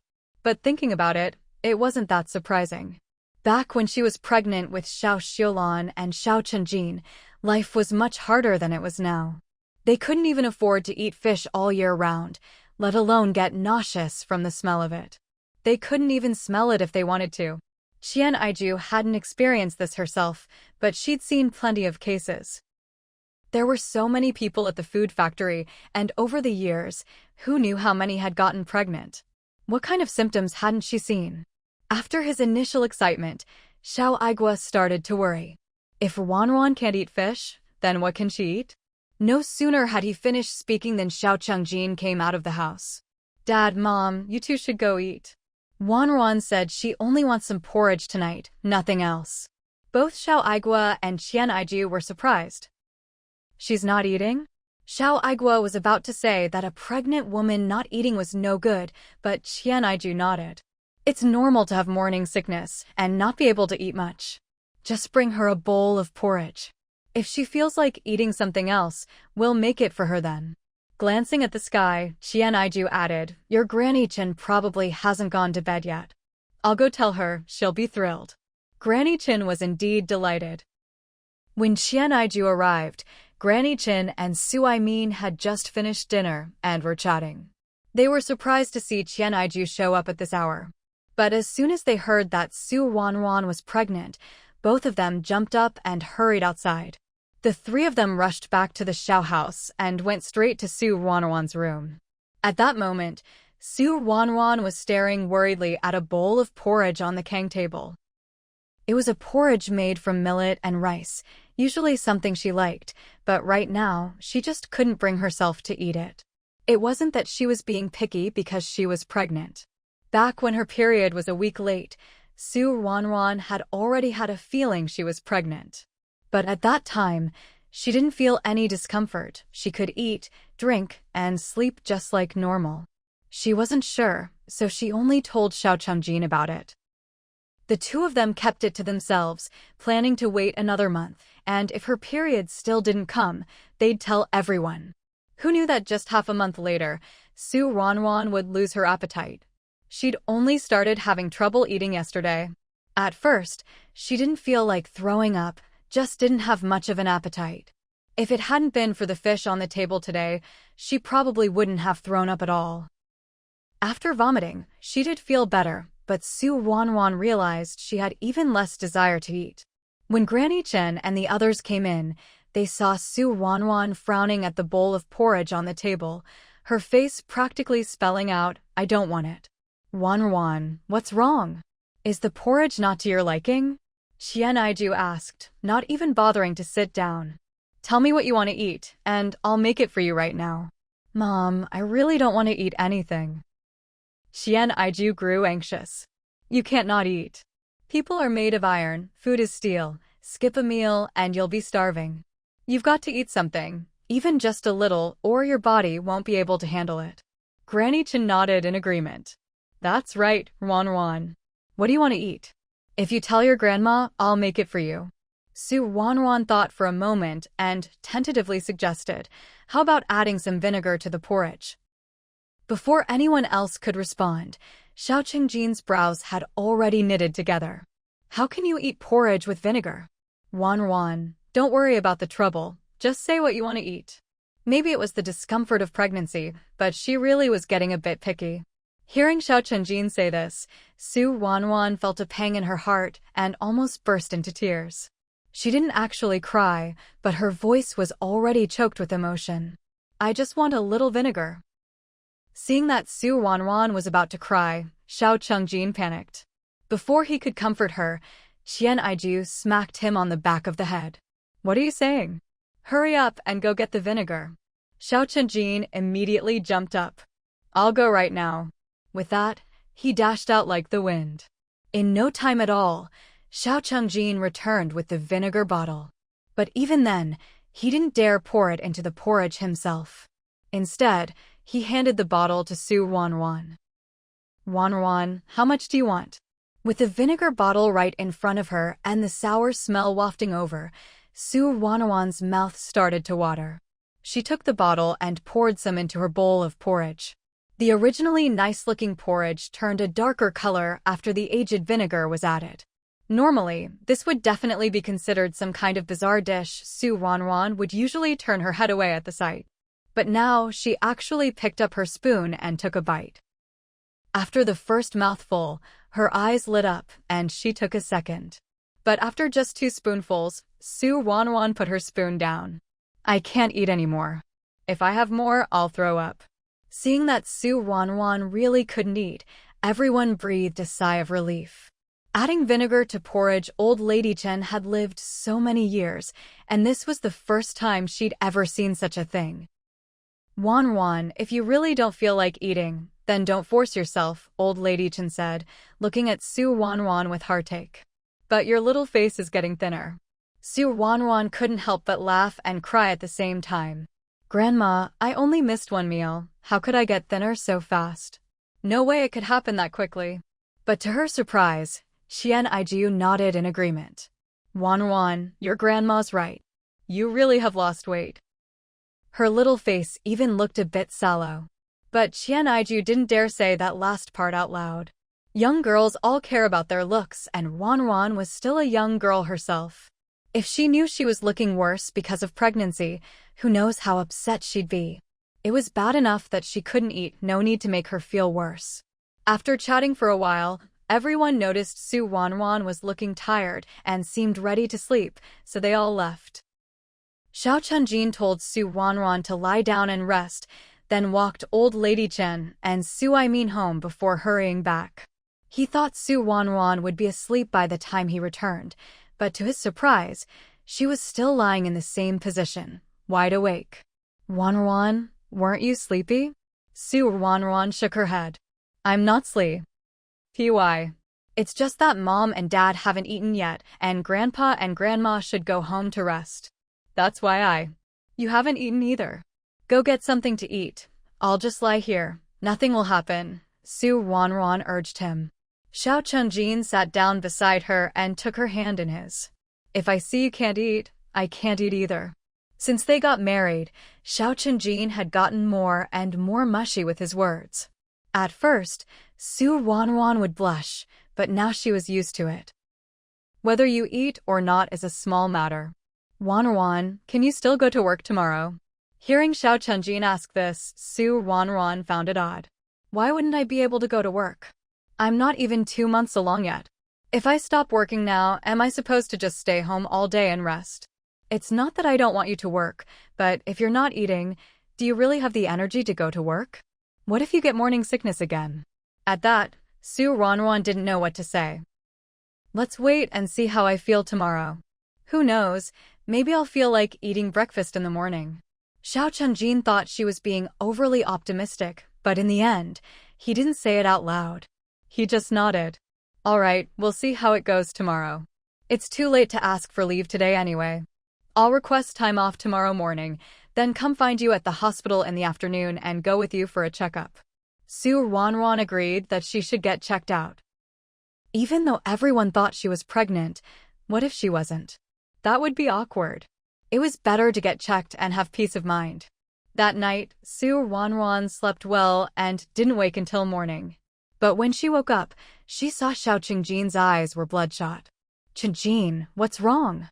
Didn't you sleep all night? Xiao Chunjin shook his head. I slept, just woke up a few times in the middle of the night. It's nothing. He had spent the whole night worrying that Ruanruan might suddenly feel unwell or get hungry, so he hadn't dared to sleep deeply. He was half awake most of the night, opening his eyes to check on her whenever she moved, just to be sure she was okay. Ruanruan knew he was worried about her. She reached out and hugged him. You're working too hard. You don't need to tire yourself out like this. There are still 8 months to go. If you keep this up every day, soon I'll be the one taking care of you. You can't expect me to look after you at a time like this. Of course not. Don't worry. In the morning, Ruanruan didn't feel too bad. After seeing breakfast, she managed to eat a little. Seeing her eat, both Xiao Chunjin and Qian Aiju, as well as Xiao Aigua, all breathed a sigh of relief. Granny Chen also came over early to check on Ruanruan. Seeing that she looked well, she finally agreed to let her go to work. But when she saw Ruanruan about to wheel out her bicycle, Granny Chen frowned. Ruanruan, why don't you let Chunjin take you? She was pregnant now, riding a bike wasn't safe. Ruanruan thought about it and agreed. But sitting on the back of the bike, she didn't dare to hold on to Xiao Chunjin. She just gripped the seat with both hands. Xiao Chunjin pedaled slowly and didn't tell her to hold on to him, either. No one knew when it started, but things had gotten stricter in the county town. If men and women were even a little affectionate in public, people would point fingers and gossip, and it was easy to get called in for a talk. Xiao Chunjin didn't want any trouble at a time like this, so he was extra careful. When they got to the hospital, Xiao Chunjin stopped the bike to let Ruanruan off. I still have to work this morning. I'll come over at lunchtime. Is there anything you want to eat? He was already asking about lunch right after breakfast. Ruanruan couldn't help but laugh and shook her head. I don't want anything. All right, then I'll get going. Be careful at work, don't bump into anything. At noon, I'll take you to eat at the state-run restaurant. The state-run restaurant's food wasn't exactly amazing, but they had a decent variety of dishes. He figured he could take Ruanruan there to try it out. Xiao Chunjin refused to leave first, so Ruanruan could only wave at him and head into the hospital on her own. Xiao Chunjin stood at the hospital entrance, watching Ruanruan enter her office before finally getting on his bike and leaving. At that moment, in a small building not far from the hospital, the curtain of a second-floor room twitched, and a shadow quickly flashed by. If Ruanruan had seen this person, she would have realized it was none other than Zhao Hongyun, whom she hadn't seen in a long time. Zhao Hongyun stood behind the curtain, only her eyes visible as she stared intently at the hospital across the street. No one knew how much time passed before the sound of a door opening and closing echoed in the room. Without turning around, Zhao Hongyun asked coolly, "Let's do it this morning." Wang Liang frowned at her words. "No, I told you before, let's wait a bit longer. Just a little more time and—" Wait. How long have I been waiting? And what have I gotten out of it? Now I've lost my job, lost my home. No one wants to marry me. I've lost everything. And you're still telling me to wait? I won't. Tell me, are you going or not? Before Wang Liang could answer, Zhao Hongyun continued, "It's fine if you won't go. I'll go myself. She's pregnant now, so she'll have to be careful for the baby's sake. She wouldn't dare go all out against me." By the end, Zhao Hongyun's eyes were filled with madness. Seeing her like this, Wang Liang knew there was no point in saying anything more. He was still deep in thought when Zhao Hongyun lost all patience. "You're not going? Huh, I almost forgot. You have a wife now, and soon you'll have a child. You're so happy. Why would you care about me? It's fine if you don't go. I can handle it myself. You don't need to be afraid. Even if I fail, it'll only affect me. It won't drag you down." Zhao Hongyun walked step by step toward Wang Liang, gently stroking his cheek. "If I don't make it back, don't forget me. After all, I've done so much for you." Wang Liang stared at Zhao Hongyun, then suddenly smiled. "What are you thinking? How could I not help you? Let's go. We'll go in a bit." Zhao Hongyun's smile grew even brighter as she headed for the door. "Great, let's go now. This time, I'll make sure Ruanruan." Bang! Zhao Hongyun's body suddenly went limp and collapsed to the floor. Wang Liang looked down at her, his expression complicated. "I told you to wait a bit longer. Can't you see how promising things are right now? Why can't you understand that? You have no patience at all. How am I supposed to keep working with you? If you're so eager to die, I'm not going with you. I still have a lot to do. Hongyun, don't blame me." All morning, Ruanruan worked with extra caution. She'd been like this for days, and the doctors working with her had gotten used to it. They were all doctors, who couldn't tell what was going on. It wasn't until lunchtime, when Ruanruan stepped out of her office, that she saw Xiao Chunjin waiting not far away.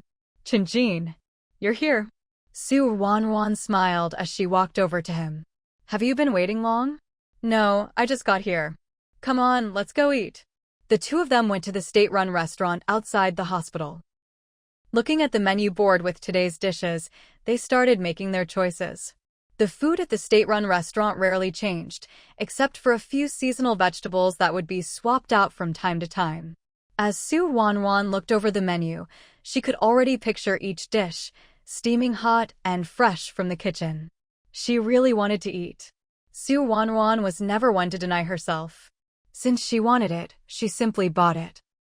For the two of them, they ordered 2 bowls of rice, a serving of braised pork, stir-fried eggs with tomatoes, stir-fried cabbage with vinegar, and a tofu soup.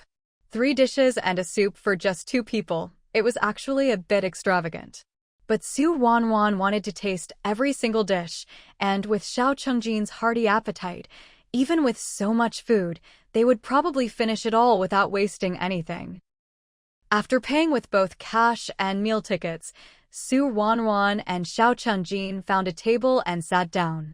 It was lunchtime, and they'd arrived a bit early, which was the only reason they managed to get a table. In no time, the few tables in the small restaurant were all filled. There weren't actually that many people who came to eat at the state-run restaurant, but the place was small and there weren't many tables, so it filled up quickly. The place was packed, but it was rare to see anyone else order 3 dishes and a soup like Ruanruan and Xiao Chunjin did. Most people just ordered a bowl of noodles, a serving of dumplings, or a bowl of rice with a single dish. Naturally, their table full of food drew a lot of attention. But when people saw that the two of them were well-dressed and looked healthy and well-off, they figured the pair didn't lack for money, so they turned their attention back to their own meals. Ruanruan stared at the food on the table for a while before finally picking up her chopsticks and tentatively picking up a piece of braised pork, slowly putting it in her mouth. She chewed a couple of times. It was delicious. She didn't spit it out. And she didn't feel like throwing up either. Xiao Chenjin had been watching her the whole time. Seeing Ruanruan chew and swallow the braised pork with a look of pure happiness on her face, he finally relaxed. It didn't matter whether he ate or not, what mattered was that Ruanruan could eat. Ruanruan didn't eat much. She was worried that, even though she didn't feel nauseous now, she might later. After eating a little, she put down her chopsticks and only ate about half her bowl of rice. As for the rest of the food, Xiao Chenjin pretty much finished it all by himself. Ruanruan propped her chin in her hand and watched Xiao Chenjin eat. When he'd polished off everything, she asked curiously, "Chenjin, doesn't eating so much make you feel stuffed?" Xiao Chenjin smiled. "Whatever you don't want or don't like to eat, just give it to me. I won't get stuffed." Ruanruan hadn't been smiling, but when she heard this, she couldn't help but laugh. "So, are you saying I got married just so I could give all the food I don't want or don't like to my husband?" Xiao Chenjin nodded seriously. "Of course. If I can't even do that much, then what good am I as a husband?" "What about the things I like to eat?" she asked. "The things you like to eat, you can have as much as you want." They weren't speaking loudly, but the men at the next table overheard their conversation. There were 4 men sitting there, all coworkers. Whenever they didn't feel like going home for lunch, they'd come to the state-run restaurant for a change of pace. They all made money, so whenever they wanted to eat something, they just ate it. All these years, none of them had ever thought about what their wives liked to eat. As for what Xiao Chenjin had just said, letting his wife eat first and only eating what was left, well, that was simply impossible. A few of them glanced at Xiao Chenjin without a word, all secretly scoffing at what he'd said. But when they looked at Ruanruan, who was sitting across from Xiao Chenjin, their thoughts shifted a little. She really was beautiful. If their own wives were as pretty as that, letting them have a few more bites wouldn't be such a big deal. But then, thinking of their own wives with their sallow faces and rough hands, they couldn't help but laugh. Ruanruan and Xiao Chenjin had no idea that their conversation had set off such a train of thought in others. But even if they knew, they'd probably just scoff at those men's ideas. Ruanruan had already taken the morning off, so after lunch, once the hospital opened, she and Xiao Chenjin went to get a checkup together. As expected, there were no surprises. She really was pregnant, almost 2 months along. With the news confirmed, both Ruanruan and Xiao Chenjin felt much more at ease. On the way home, Xiao Chenjin rode his bike even more slowly, afraid that a bump or a small stone on the road might jostle Ruanruan. They made it home carefully, but instead of going to the Xiao family's house, they went to the Su family's first. When Granny Chen saw Ruanruan and Xiao Chenjin coming home at that hour, she was very surprised and a little flustered. "Why are you back at this time? Did something happen?" "Don't worry, Granny, nothing happened. Chenjin and I both took the afternoon off to go for a checkup.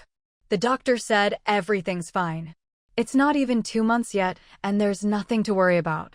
Hearing this, Granny Chen finally let out a sigh of relief. "As long as everything's fine. That's good. Ruanruan, are you hungry? Should I make you something to eat?" It was only mid-afternoon, not long after lunch, so there was no way Ruanruan could be hungry. "Don't trouble yourself, Granny. I'm not hungry at all. Let's just sit and chat." Granny Chen nodded. "All right. What do you want to talk about?" Ruanruan hadn't really thought of anything to say, and now that Granny Chen asked, she was even more at a loss, so the two of them just looked at each other. Seeing Ruanruan like this, Granny Chen couldn't help but laugh. "You silly girl. If you have nothing to say, I do have something to ask you. You can't get someone to cover your shift at the hospital, right? If your health is good these next few months, you can still go to work, but what about when it's time to give birth?" Ruanruan had thought about this before and had already asked in advance, so she answered right away, "It's fine, Granny. We can take leave at the hospital, up to half a year. But if I take leave, I won't get paid." At that, Granny Chen finally relaxed. As long as you can keep your job, that's what matters. You're already taking leave, so who cares about the pay? Just don't spend money recklessly these next few months. Haven't you two saved enough to raise a child? Besides, others might worry about raising a child, but Granny Chen knew better. Anyone else might worry, but Ruanruan never would. Ruanruan was just making conversation, and when she heard Granny Chen say this, she just smiled and changed the subject. It wasn't even dinner time yet when Granny Chen headed into the kitchen, determined to make something delicious for Ruanruan. Ruanruan and Xiao Chunjin exchanged a glance and decided to stay for dinner.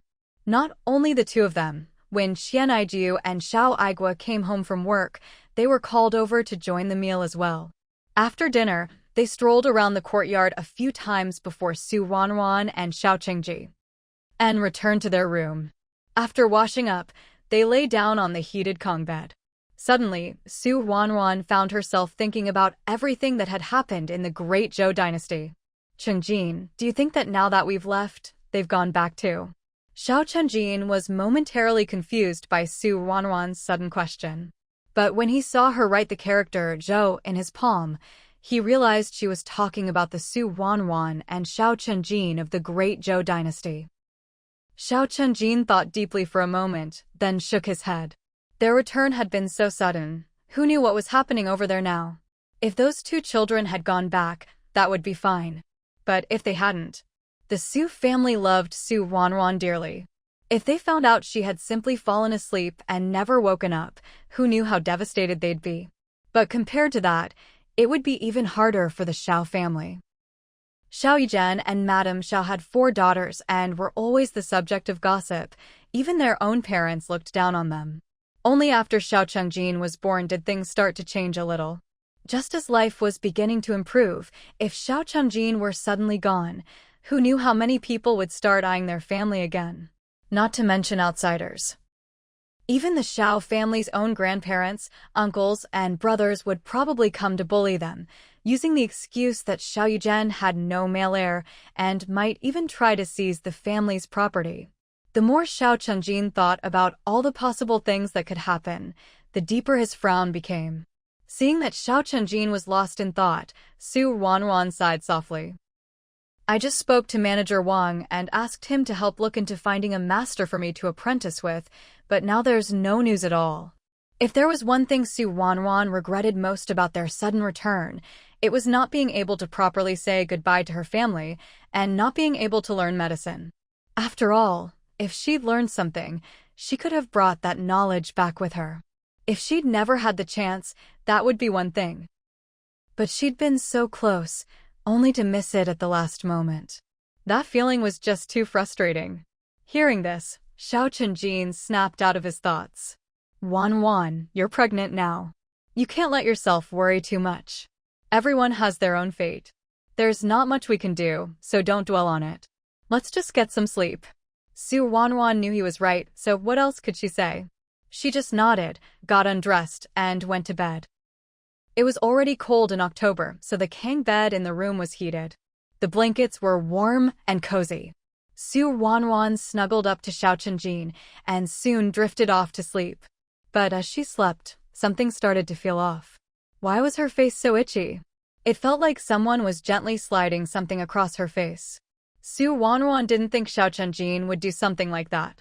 She waved her hand to brush it away, but whatever it was didn't leave, so she opened her eyes. When she saw Su Laishi grinning at her, Ruanruan was completely stunned.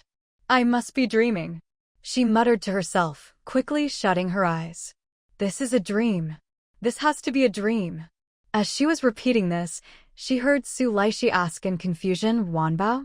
What do you mean, it has to be a dream? What are you dreaming about? Ruanruan. Oh no, this isn't a dream. The moment Ruanruan realized this wasn't a dream, she honestly couldn't describe what she was feeling inside. While she was still in a daze, Su Laishi started firing off questions again. Wanbao. Wanbao. What on earth did you dream about? Was it something delicious? Hearing Su Laishi's question, Ruanruan couldn't help it. She burst out laughing. He really lived up to his reputation as a foodie. He was always thinking about food. No, I didn't dream about eating, Su Ruanruan said, pretending to be serious as she looked at Su Laishi. Fourth brother, why are you looking for me? Jibao asked me to call you. He said he has something to tell you. Otherwise, why would I wake you up so early? Wanbao, hurry up and get up. We're about to head to the academy. Hearing Xiao Qingjin's name, Su Ruanruan didn't have time to think about anything else. She quickly threw on her outer clothes and hurried outside. As soon as she stepped out of the house, she saw Xiao Qingjin standing in the courtyard. He had looked anxious at first, but when he saw Su Ruanruan, he finally let out a huge sigh of relief. Su Ruanruan jogged over to him. Qingjin, don't be afraid. It's fine. We'll be able to go back soon. Let's talk about everything else when I get back from the academy. It was just two simple sentences, but after hearing them, Su Ruanruan felt completely at ease. After all, now that she'd experienced this once before, she wasn't scared or worried anymore. She'd just treated it as a long, vivid dream, one that felt incredibly real in both senses and memory.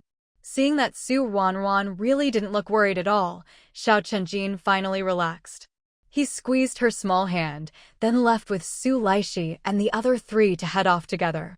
Classes at the academy started early, especially now that it was summer and the sun rose so soon. It was only just past dawn, probably a little after 6 o'clock, when Xiao Qingjin and the others set off for school.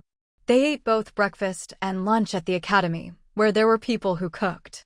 As long as each student brought some rice and money, they could eat there. They left early in the morning and didn't finish until around 3 in the afternoon. So, for most of the day, Su Ruanruan had no one to play with. The summer harvest was already over, but the villagers couldn't rest yet. They had to turn the fields over and, after meals, get ready to plant corn, beans, and other crops. With the summer heat so intense, Su Xiangshan and the others couldn't bear to let Su Ruanruan work in the fields.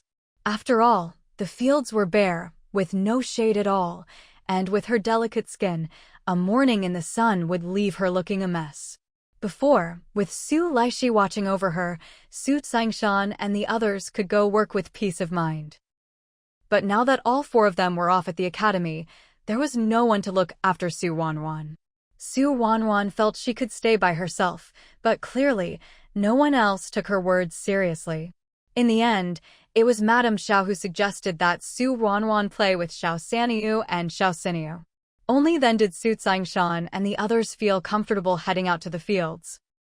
Xiao Niu and Xiao Niu were going up the mountain to collect firewood, so Xiao Sanyu and Xiao Xinyu were left at home to feed the chickens and ducks, sweep the yard, and then go out back to watch over the melon patch. The adults in the village were fine. Even if they were tempted by the watermelons and strawberries here, they cared about their reputation and would never actually come and take any. But the children in the village didn't care about such things. You couldn't really tell if a watermelon was ripe just by looking at its green skin, but the strawberries were bright red and sitting right there. Which child in the village wouldn't be drooling at the sight? To prevent the village kids from sneaking over to pick them when no one was around, there was always someone keeping watch during the day. Even at night, Xiao Yuzhen and Su Xiangshan took turns sleeping out there, 1 per night. It was a bit tiring, but the weather wasn't cold anymore, and aside from the mosquitoes, there wasn't much to complain about. Compared to earning silver, a few mosquito bites were nothing. Su Ruanruan didn't want to just sit around, so she brought her little sewing basket and went over as well. The 4 Xiao sisters hadn't learned embroidery, since Madame Xiao Wang didn't know how. Although she could do simple mending, she was always far too busy, with endless chores from morning till night, and simply had no time to teach her daughters needlework. Only the eldest, Xiao Niu, had picked up some mending skills by watching others, since she was a bit older. As for Xiao Sanyu and Xiao Xinyu, who were only 9 this year, they didn't know any needlework at all. When Xiao Sanyu and Xiao Xinyu saw Su Ruanruan carrying her sewing basket, their eyes were full of curiosity. "Wanbao, what's this?" they asked. Su Ruanruan had already planned to teach them embroidery, so now that she had the time, she started explaining it to them. She tried to use the simplest language to make it clear, then demonstrated herself, and finally taught Xiao Sanyo and Xiao Xinyo how to do an overlock stitch, guiding them hand by hand. Maybe it's true that most girls are naturally good with their hands, although neither of the two had ever tried before. They picked it up quickly and did a pretty good job for their first time. Seeing that their stitching was decent, Ruanruan picked up a flower she hadn't finished embroidering and continued working on it. It never hurts to have more skills. Even if she wouldn't be able to wear embroidered clothes for many years after returning home, there was still plenty of time ahead. She'd surely have a use for it someday. The three of them sat together in the shade of the house, sewing and occasionally glancing up to make sure no one was coming to cause trouble. Time passed quickly, and before they knew it, the whole morning was gone. It was Su Lisher who came to call them for lunch. When she arrived and saw Ruanruan teaching Xiao Sanyo and Xiao Xinyo how to sew, she was a little surprised. Many people can do embroidery, but not everyone can teach others. Not to mention, Ruanruan was only 5 years old this year. Other girls her age in the village could barely speak clearly, let alone teach someone else. In that moment, Su Lisher felt a mix of joy, excitement, and a little bit of anxiety. The elders always said, extreme wisdom brings harm. Her Wanbao was so clever, could it be? Su Lisher didn't let herself finish the thought and forced herself to push it away. Pa. What nonsense was she thinking? Her Wanbao was such a blessed child. She'd casually bought 2 kinds of seedlings and already brought so much silver into the family. How could anything bad possibly happen to her? Su Lisher shook off her worries, raised her voice, and called out, Wanbao, Sanyo, Xinyo, come home for lunch. Mom, what are we having for lunch? Ruanruan had never been particularly enthusiastic about meals before, but now she was full of excitement. Back when she was pregnant, her own body had a poor appetite. She didn't throw up everything she ate, but she still didn't dare eat much, afraid that if she overate, she'd end up vomiting. But now things were different. She was only 5 years old. A 5-year-old child, that's when your appetite is at its best. Even though the Su family didn't have any meat, they did have noodles. Freshly ground whole wheat noodles, and they tasted great. Seeing Ruanruan's greedy little expression, Madame Suli couldn't help but laugh. We're having egg noodles, and I've sliced up some cucumber to go with it.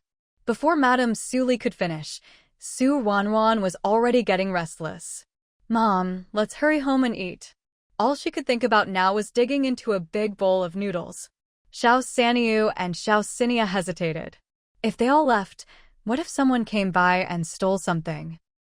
Just as Madame Suli was about to say something, Madame Xiao Wang came over carrying a bowl of rice. Sanyo, Xinyo, you two go home and eat. I'll keep an eye on things here. After saying that, Madame Xiao Wang smiled at Madame Suli as well. You should hurry home for lunch too, sister-in-law. I'll sit here and take a break, sneak in a little rest, and enjoy some peace and quiet. Madame Suli knew that Madame Xiao Wang was saying this on purpose, but she didn't call her out on it. She just smiled, exchanged a few words, and then took Ruanruan home. Egg noodles topped with bright green cucumber shreds. The colors looked so fresh and appetizing, just seeing it made your mouth water. Ruanruan, such a tiny little thing, managed to finish a whole bowl by herself. Granted, her bowl was much smaller than Su Tsingshan and the others, but it was still a lot of noodles for her. Around 3:30 in the afternoon, Xiao Chenjin and the Su Laishi brothers returned home. At this time, all the adults from both the Su and Xiao families were out working in the fields. The 5 of them knew this, so instead of going home, they headed straight behind the house to find Ruanruan, Xiao Sanyu, and Xiao Xinyo. For most of the day, Ruanruan had her head down working on needlework. After so long, her neck was starting to feel sore. Now that she saw Xiao Chenjin had come back, she quickly put down what she was doing and stood up. After chatting with Su Laishi and the others for a bit, she slowly made her way over to Xiao Chenjin's side. The 2 of them stood a little distance away from the others, just enough to talk in private. Chenjin, why are we here again? Xiao Chenjin shook his head. I don't know either. All I know is, when I woke up, I was here. I was scared, so I hurried to get dressed and go outside. As soon as I stepped out, I saw my mom sweeping the yard. She told me to get my things ready because it was time to go to class. The summer harvest break was over. When I heard that, I immediately realized what time it was. I was worried about you, so I quickly got my things together and went to find you. I happened to run into Sulaishi, and he went inside to call you. Even though I don't know why we're here again, it's clear that no matter where we live, it doesn't affect the other side. So there's nothing to worry about. If you think about it, this way we actually have so much more time than other people. We can learn more and experience more in life. After saying this, Xiao Chenjin looked straight at Su Ruanruan. Don't you think so, Ruanruan? Su Ruanruan couldn't help but laugh and cry at the same time. Yes, yes, yes. Things had already come to this point. No matter what she said now, it was already too late. But I still want to know, how can we get back? Su Ruanruan asked softly. They couldn't just let things be and hope, like last time, that they'd mysteriously return home after falling asleep. Xiao Chenjin had thought about this too, but for now, he had no leads. He couldn't give Su Ruanruan an answer, so he just rubbed her head and said, "Don't worry. Even if we don't know now, we'll find out sooner or later." That night, before going to sleep, Su Ruanruan couldn't help but wonder if she'd wake up and find herself back home again. But as it turned out, she didn't. The next morning, when Su Ruanruan opened her eyes, she was still lying on the wooden bed, not the big Kong by the window. At the Xiao family's house. She felt a little disappointed, but didn't dwell on it. After getting dressed and heading outside, she found that only Su Qingshi was in the yard, washing clothes. The others were all out. Hearing the door open, Su Qingshi turned and smiled at her. "Wanbao, you're awake? Did you stay up too late last night? Look at the time, the sun's already high, and you're just getting up." Su Ruanruan looked up at the sky and realized it was already around 8 o'clock. It seemed her restless thoughts last night really had affected her sleep. She smiled sheepishly. "Grandma, did Grandpa and my parents go to the fields?" "That's right. Your brothers have gone to school. I didn't feel comfortable leaving you home alone, so I stayed back to do some laundry." As she spoke, Su Qingshi washed her hands and stood up. "Come on, I'll get you some water to wash your face and bring your breakfast out. The kitchen's stuffy, why don't you eat outside in the shade?" It's still early, not too hot yet. Listening to her grandmother's chatter, Su Ruanruan just nodded and didn't say much. By the time she finished breakfast, Su Qingshi had already finished washing and hanging up the clothes. The weather was so hot that there was no need to wring the clothes much, just hang them on the bamboo pole, and they'd be dry before afternoon. Seeing that Su Qingshi had no intention of going to the fields, Su Ruanruan finally asked, "Grandma, aren't you going to the fields today?" "No, I'm not. Your grandpa and father talked it over and hired a few men from the village who don't have their own land. We're paying them daily wages. They're all strong laborers, much more efficient than I am. With their help, our fields will be planted in no time." Su Tsingshan and Su Dai were actually willing to spend money to hire help. She couldn't help but feel pleasantly surprised. Of course, hiring help cost money, but the returns were well worth it. It also lightened the family's burden, a very necessary thing to do. After all, the Su family wasn't as strapped for cash as before. Once Su Qingshi finished tidying up the house, she tucked her sewing basket under one arm, grabbed a small stool with the other, and headed out with Su Ruanruan. After locking the front door, they walked around to the back of the house. Xiao Sanyu and Xiao Xinyu were already waiting there, and not just them, Xiao Daniu and Xiao Erniu were there today too. The four girls all beamed when they saw Su Ruanruan. "Wanbao, you're here. Will you teach us embroidery again today?" they asked in unison. Madame Su Qin had already learned from Madame Su Li that yesterday, Su Ruanruan had been teaching Xiao third girl and Xiao fourth girl how to embroider. However, Su Qin hadn't expected that the older Xiao first girl and Xiao second girl would also show up today. But thinking about it, it made sense. After all, Xiao first girl was already 13 this year, old enough to start meeting prospective in-laws. Even though, after the initial meetings, the actual marriage would still be a few years away, It was time to start preparing her dowry.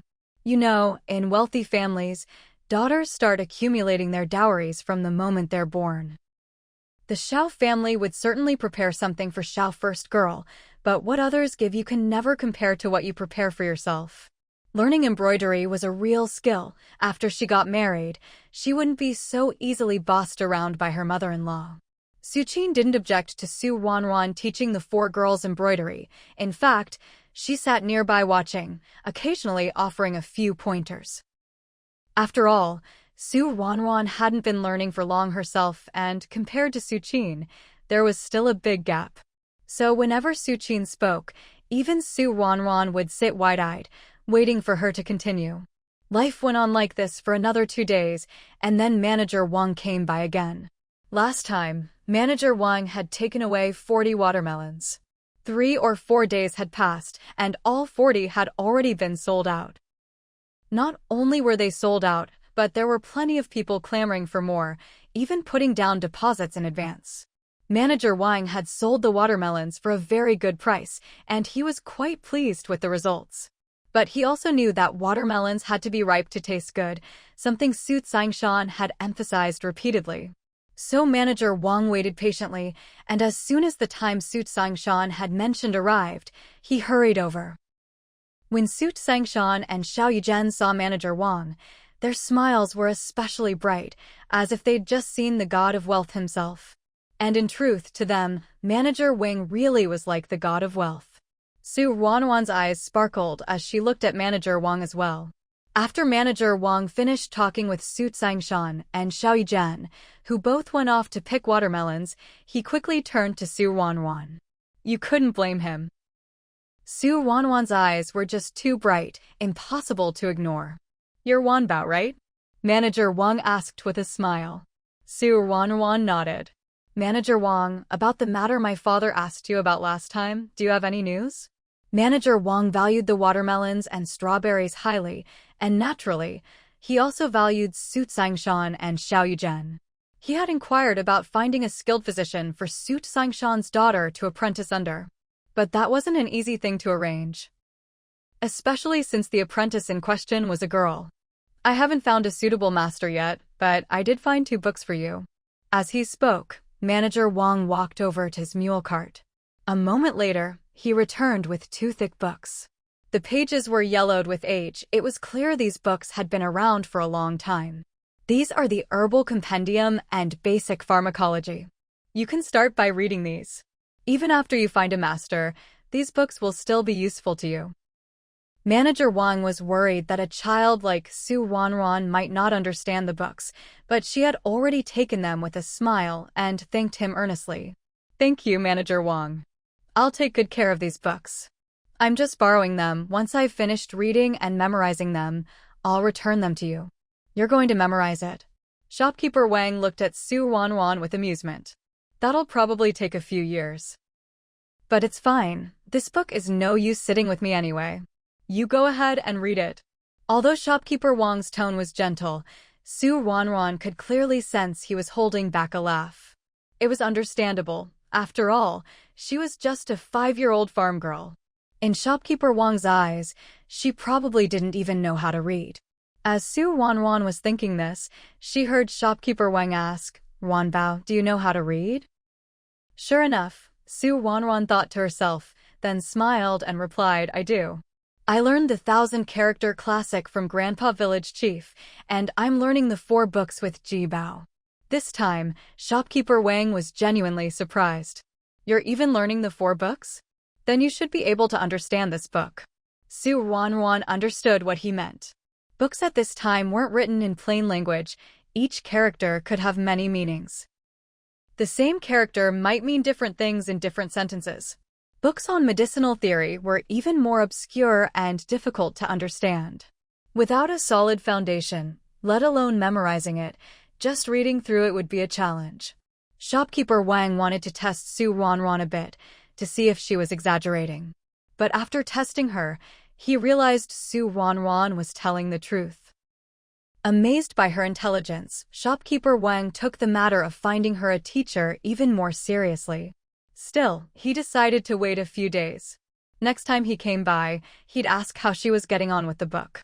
If Ruanruan could understand a few lines without anyone teaching her, that would prove she had real talent, and he'd have to hurry to find her a good teacher. But if she couldn't understand it or gave up because it was too hard, then he wouldn't need to worry so much. Ruanruan had no idea shopkeeper Wang was thinking all this. Now that her business here was done, she took the book and went back to her room. After shopkeeper Wang left, Su Chaoshan came back grinning from ear to ear. Today, the strawberries and watermelons had sold for 11 taels of silver. In the past, they wouldn't have even dared to dream of such a thing. With the family saving up silver like this, there was no need to worry about the 4 boys' school fees. Not just for this year, but even next year's tuition was already covered. Ruanruan saw Su Chaoshan's beaming face, but didn't think much of it. Schooling would only get more and more expensive, especially with 4 students in the family. Ink, brushes, paper, inkstones, all sorts of books. Plus the family's daily expenses, none of it came free. The only thing Ruanruan was grateful for was that the Su family's house was truly solid. The blue bricks and gray tiles might look a bit dull, but the house was sturdy.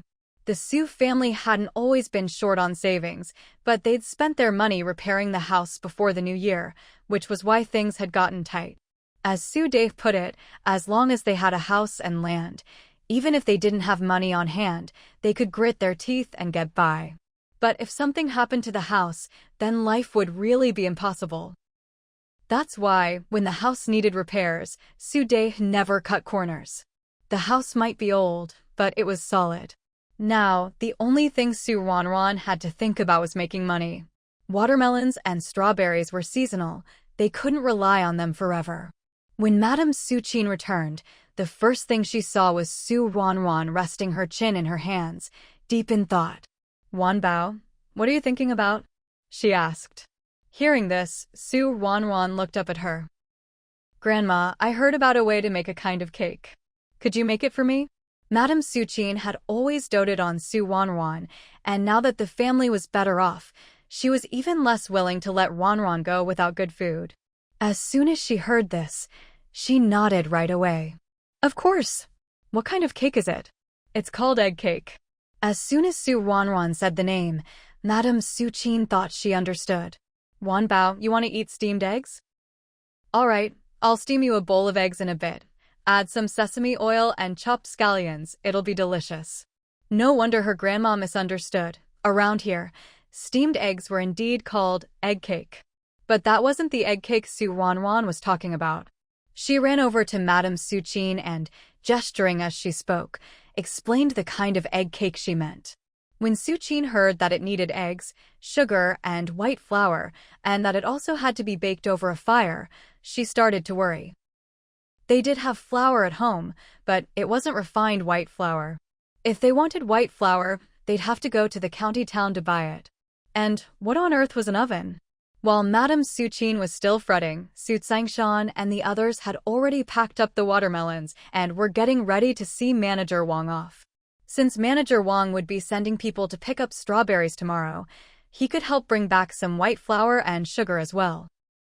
Thinking of this, Madame Suchin hurried outside and called after Manager Wang before he left. After hearing her request, Manager Wang readily agreed. It was just helping buy a few things, no big deal. Thinking about the oven, Madame Suchin hesitated for a moment, but still asked, "Manager Wang, do you know where in the county town I could buy an oven?" Manager Wang looked at her in surprise. "Old madam, you know about ovens? That's a great thing. Cakes and mooncakes baked in an oven taste much better than the steamed ones." The Su family hadn't been well off before, so they always bought the cheapest mooncakes and never even knew there was a difference between baked and steamed ones. But that didn't matter. What mattered was that there really were ovens in the county town. "Could I trouble you to help us buy one and bring it back tomorrow?" Madame Suchin asked. Manager Wang agreed cheerfully. "Of course." Seeing that he agreed, Madame Suchin quickly turned to Su Changshan. "Hurry and give Manager Wang some silver." But before Su Changshan could hand it over, Manager Wang waved his hand. "No rush. You can pay me tomorrow when I bring everything over. If you trust me to buy things for you, How could I not trust you to pay me back? Besides, the Su family lived right here, and they still had business together. Would the Su family not pay him? Of course not. Since Manager Wang said so, Su Sangshan didn't insist. Thank you so much for your help, Manager Wang. Manager Wang waved it off. It's nothing, really. No trouble at all. He wasn't going to buy it himself anyway. He'd just send a shop assistant to pick it up and bring it over tomorrow. It was no trouble at all. After Manager Wang and his people left, Su Sangshan finally asked Madame Su Qin, Mother, what do you need an oven for? It's not for me. It's for Wanbao. She wants to make some kind of egg cake and needs an oven. I figured Manager Wang knows a lot, so I asked him. Who knew he'd actually know where to get one? When Su Sangshan found out that it was Su Ruanruan who wanted an oven, he was even more puzzled. Where did Wanbao hear about ovens? She said Jinbao told her. Jinbao goes to school, so who knows where he heard it from.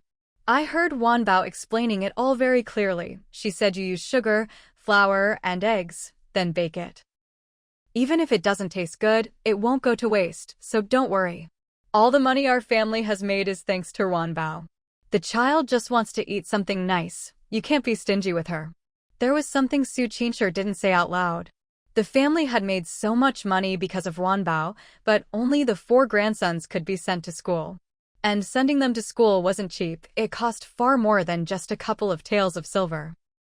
As for Wanbao, all she ever wanted was some fabric for clothes. Now she just wanted to try an egg cake. Of course they couldn't let her down, or she'd be heartbroken. Don't be fooled by how young Wanbao was. She was clever. Su Sangshan couldn't help but laugh and cry at the same time. Mother, what are you thinking? Do you really think I'm the kind of person who only cares about sons and ignores daughters? Su Qinsher shot him a smile. Isn't that even better? I'm just reminding you, that's all. Men were all the same. They always valued sons more. With that, Su Qinsher turned and went into the courtyard.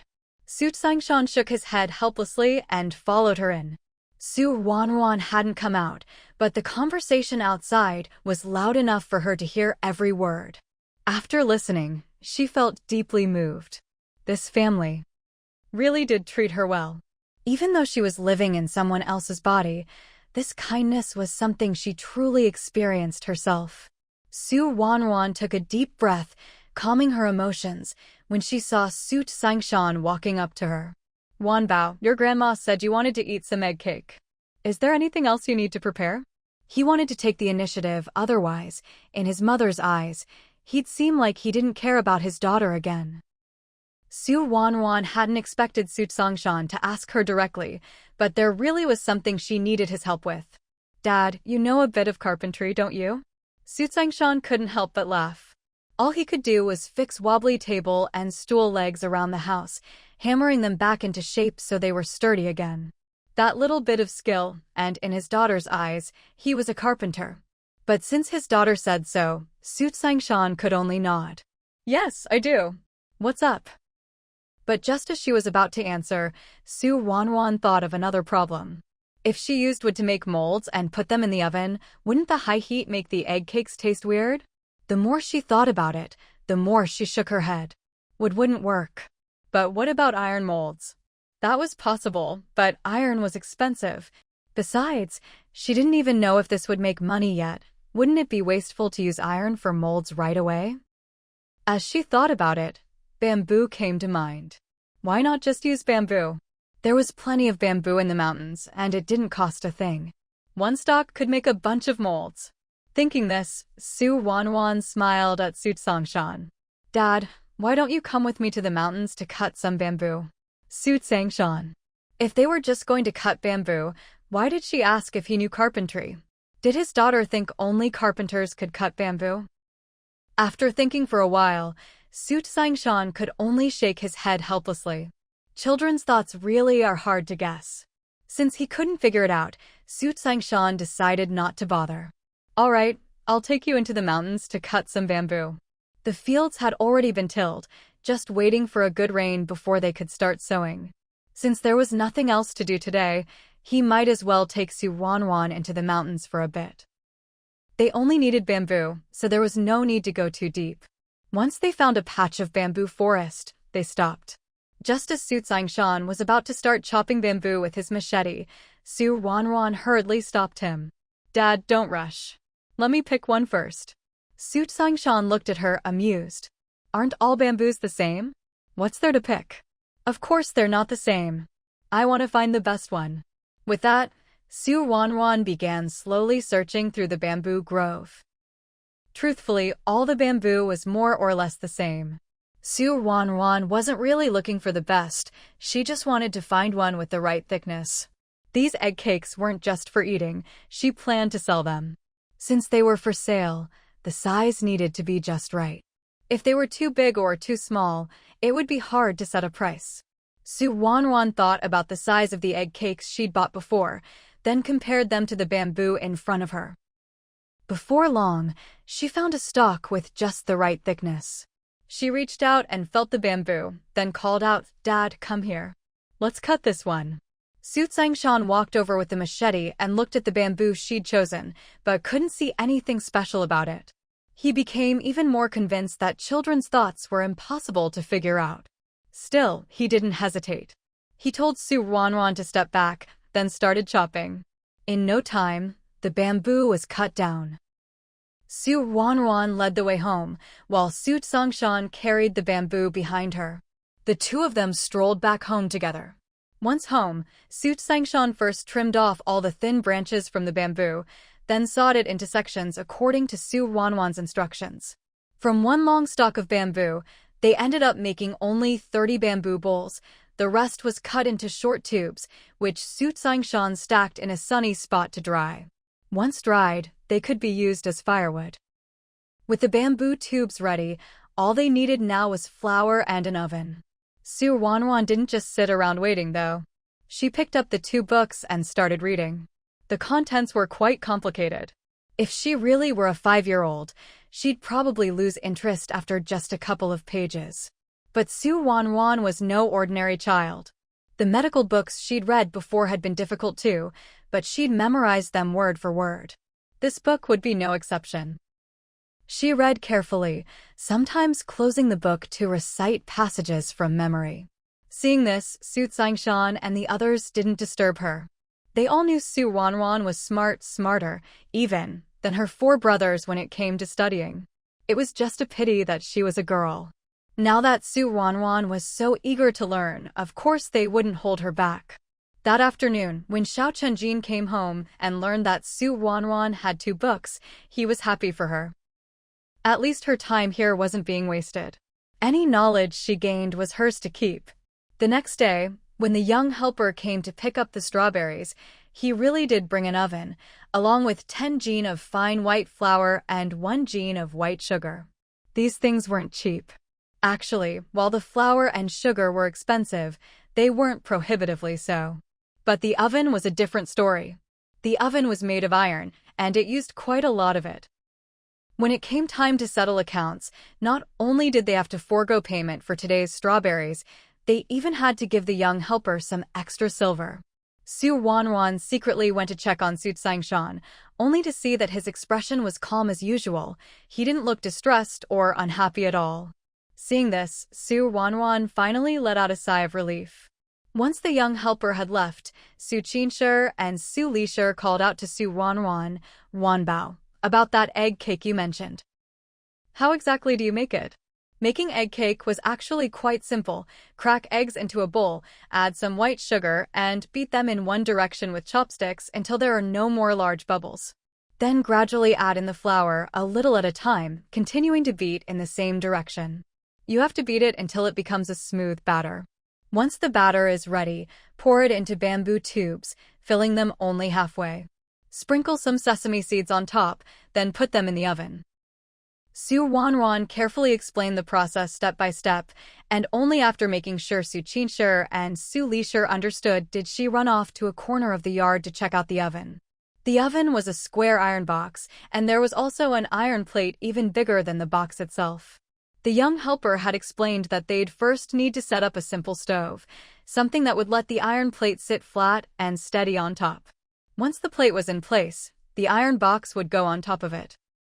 When it was time to bake, You'd put whatever you wanted to bake inside the iron box and light a fire underneath. It sounded simple, but actually, the hardest part was managing the fire. Once the iron box was closed, you couldn't see what was happening inside at all. If the fire was too strong, the temperature in the box would get too high and the food might burn. But if the fire was too weak, the food inside might not cook through. Getting the temperature just right was a real challenge. Since the batter wasn't ready yet, Su Tsingshan wanted to try it out first. Su Ruanruan didn't know how to use the iron box either, and couldn't offer any advice, so she just squatted nearby to watch. Su Tsingshan was quite clever. He took a bamboo tube, filled it with water, put it inside the iron box, closed the lid, and lit a fire. After estimating that enough time had passed, he used a stick to lift the lid and check the bamboo tube inside. He saw that the outside of the bamboo tube had already turned black, and the water inside was bubbling away. Su Tsingshan frowned and watched for a while. "Seems about right," he said. Su Ruanruan took a look too, but couldn't really tell anything. While they were fiddling with the oven, Su Qinshe and Su Lishe had finished mixing the batter. Since it was their first time and they were using such good ingredients, Su Qinshe and Su Lishe didn't make too much. In the end, they only filled 6 bamboo tubes. Su Qinshe said to Su Ruanruan, "This is our first try, and we don't know if it'll work or taste good, so let's just test it out first." Su Ruanruan wasn't one to waste things either, so she completely understood Su Qinshe's caution and nodded repeatedly. "I'll listen to Grandma." Carefully, Su Qinshe placed all 6 bamboo tubes into the iron box, and Su Tsingshan used a stick to close the lid again. This time, unlike before, Su Tsingshan looked even more serious as he tended the fire. After all, this time it wasn't just bamboo tubes filled with water, but a batter made from eggs, sugar, and flour. Those were all precious ingredients. At this moment, Su Ruanruan had no interest in reading anymore. She simply sat in the shade by the door, staring unblinkingly at the oven. No one knew how much time had passed, but gradually, a sweet and fragrant aroma began to fill the courtyard. This scent was something Su Tsingshan and the others had never smelled before. But to Su Ruanruan, it was a very familiar smell. It was the smell of sponge cake. Su Ruanruan was delighted. Knowing something could be made and actually making it are two completely different feelings. Still immersed in her joy and excitement, Su Ruanruan suddenly noticed that the aroma in the air was starting to change. At first, it was sweet and fragrant, but now there was a hint of something burnt. As soon as she smelled the burnt scent, Su Ruanruan cried out inwardly, "Oh no!" and quickly shouted, "Dad, stop adding firewood. It's burning." By now, Su Tsingshan had already realized something was wrong. Even though he'd never made sponge cake before, he knew that burnt food wouldn't taste good. Putting out the fire wasn't realistic at this point, but fortunately, there were 2 handles on top of the oven. Su Tsingshan and Su Dai each grabbed a wooden stick, hooked it through the handles, and together lifted the oven off the iron plate, setting it down on the ground nearby. Luckily, the oven wasn't too heavy, or they wouldn't have dared try this. Once the oven was on the ground, Su Tsingshan hurriedly opened the lid. Just a moment ago, there had only been a faint hint of burnt smell in the air, but as soon as the lid was lifted, the aroma burst out, instantly becoming several times stronger. Su Ruanruan ran over, eager to see how the sponge cake had turned out, but Su Dai quickly stopped her. "Ruanruan, you can't go near it, the oven is scorching hot. If you touch it, you'll get badly burned." Su Lishe and Su Qinshe also hurried over. Su Qinshe went to check on Su Ruanruan, while Su Lishe moved to the oven to see what was inside. The outside of the bamboo tubes was completely blackened, but inside, where the batter had only filled them halfway, the baked sponge cake had now risen and overflowed from the tubes. The white sesame seeds sprinkled on top were now firmly stuck to the cake, giving off a tempting aroma. The only flaw was that the cake was a bit overdone. The color was a little too dark. Using a thick rag, Su Lishe carefully took out each bamboo tube and set them on a bench, allowing Su Ruanruan to come closer for a look. After examining them closely, Su Ruanruan still thought they looked pretty good. Although the color was a bit dark, she could just be more careful next time. She cared more about the taste than the appearance anyway. The freshly baked sponge cake was very hot, so Su Lisher didn't dare let Su Ruanruan grab it with her hands. She hurried to the kitchen for a pair of chopsticks, picked up a piece, blew on it to cool it down, and then let Su Ruanruan have a taste. After tasting it, Su Ruanruan felt completely reassured. It really was delicious. It tasted just like the sponge cake from her treasure space. Well, maybe just a little bit different. There was a slight burnt flavor, after all. Seeing Su Ruanruan's satisfied expression, Su Lisher and the others exchanged glances and all broke into smiles. When Su Ruanruan looked up and saw everyone smiling, she urged, "Grandpa, Grandma, Dad, Mom, you all should try some too. It's so good fresh out of the oven." The bamboo tubes Su Ruanruan had specially chosen for the cakes produced round sponge cakes, each one even bigger than her fist. Egg cakes are something everyone can enjoy, young and old alike. Otherwise, why would so many people want to buy some to try? They're especially loved by the elderly and children, who prefer soft, sweet foods that are easy to eat. Just looking at the expressions on Grandma Su Qin and Grandpa Su Day's faces, Su Ruanruan was even more certain of this. Once everyone had finished eating, Su Ruanruan finally asked, "Grandpa, Grandma, Dad, Mom, what do you think of these egg cakes?" Su Tsingshan and the others nodded enthusiastically. "Delicious. These are really tasty." "So, what do you think about selling them in the county town?" "Sell them?" The family exchanged glances, a bit uncertain. They thought the cakes were tasty, but the pastries sold in the county shops always looked so delicate and fancy. Would anyone really want to buy what they'd made? Seeing their hesitation, Su Ruanruan continued, "These ones are a little overbaked. If we pay more attention next time, they'll look even better." "And about the molds?" "If we use iron molds, brush them with oil first, then pour in the batter, we should be able to take the cakes out whole after baking, instead of having to eat them with chopsticks." Su Ruanruan explained everything clearly, and it all sounded reasonable. The others, who had been hesitant, now felt much more confident. "It's too late to have iron molds made right now, so let's just use bamboo tubes. We still have plenty of those." "We'll try brushing oil inside the bamboo tubes," suggested Su Tsingshan. Su Ruanruan hadn't expected her father to catch on so quickly and nodded repeatedly. "You're right, Dad. Let's give it a try and make a few more. When my brothers get back, they can try some too. And we should let Manager Wang have a taste. He helped us buy the oven, so it's only right he gets to try what we've made."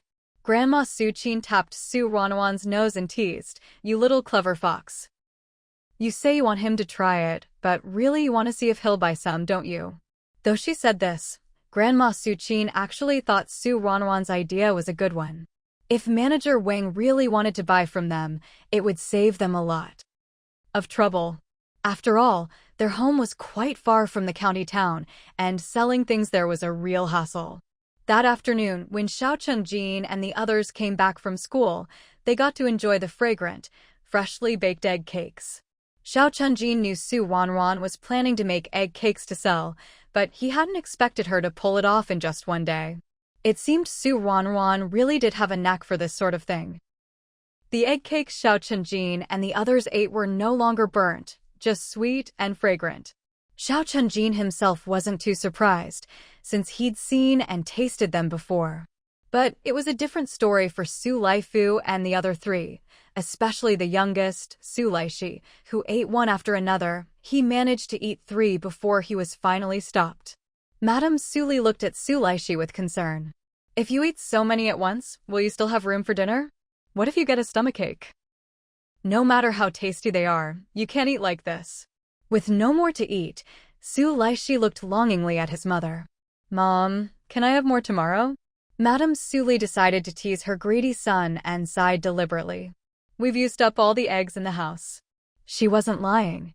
Although they no longer sold their eggs, they still needed a few each day to nourish the children, so there were never many left over, maybe a dozen or so at most, and today they'd used them all up. Not only did they use up all the eggs from their own home, but when that wasn't enough, Su Lisher even took some egg cakes over to the neighboring Xiao family and traded them for a dozen or so eggs. As a result, the Xiao family also got to try the egg cakes.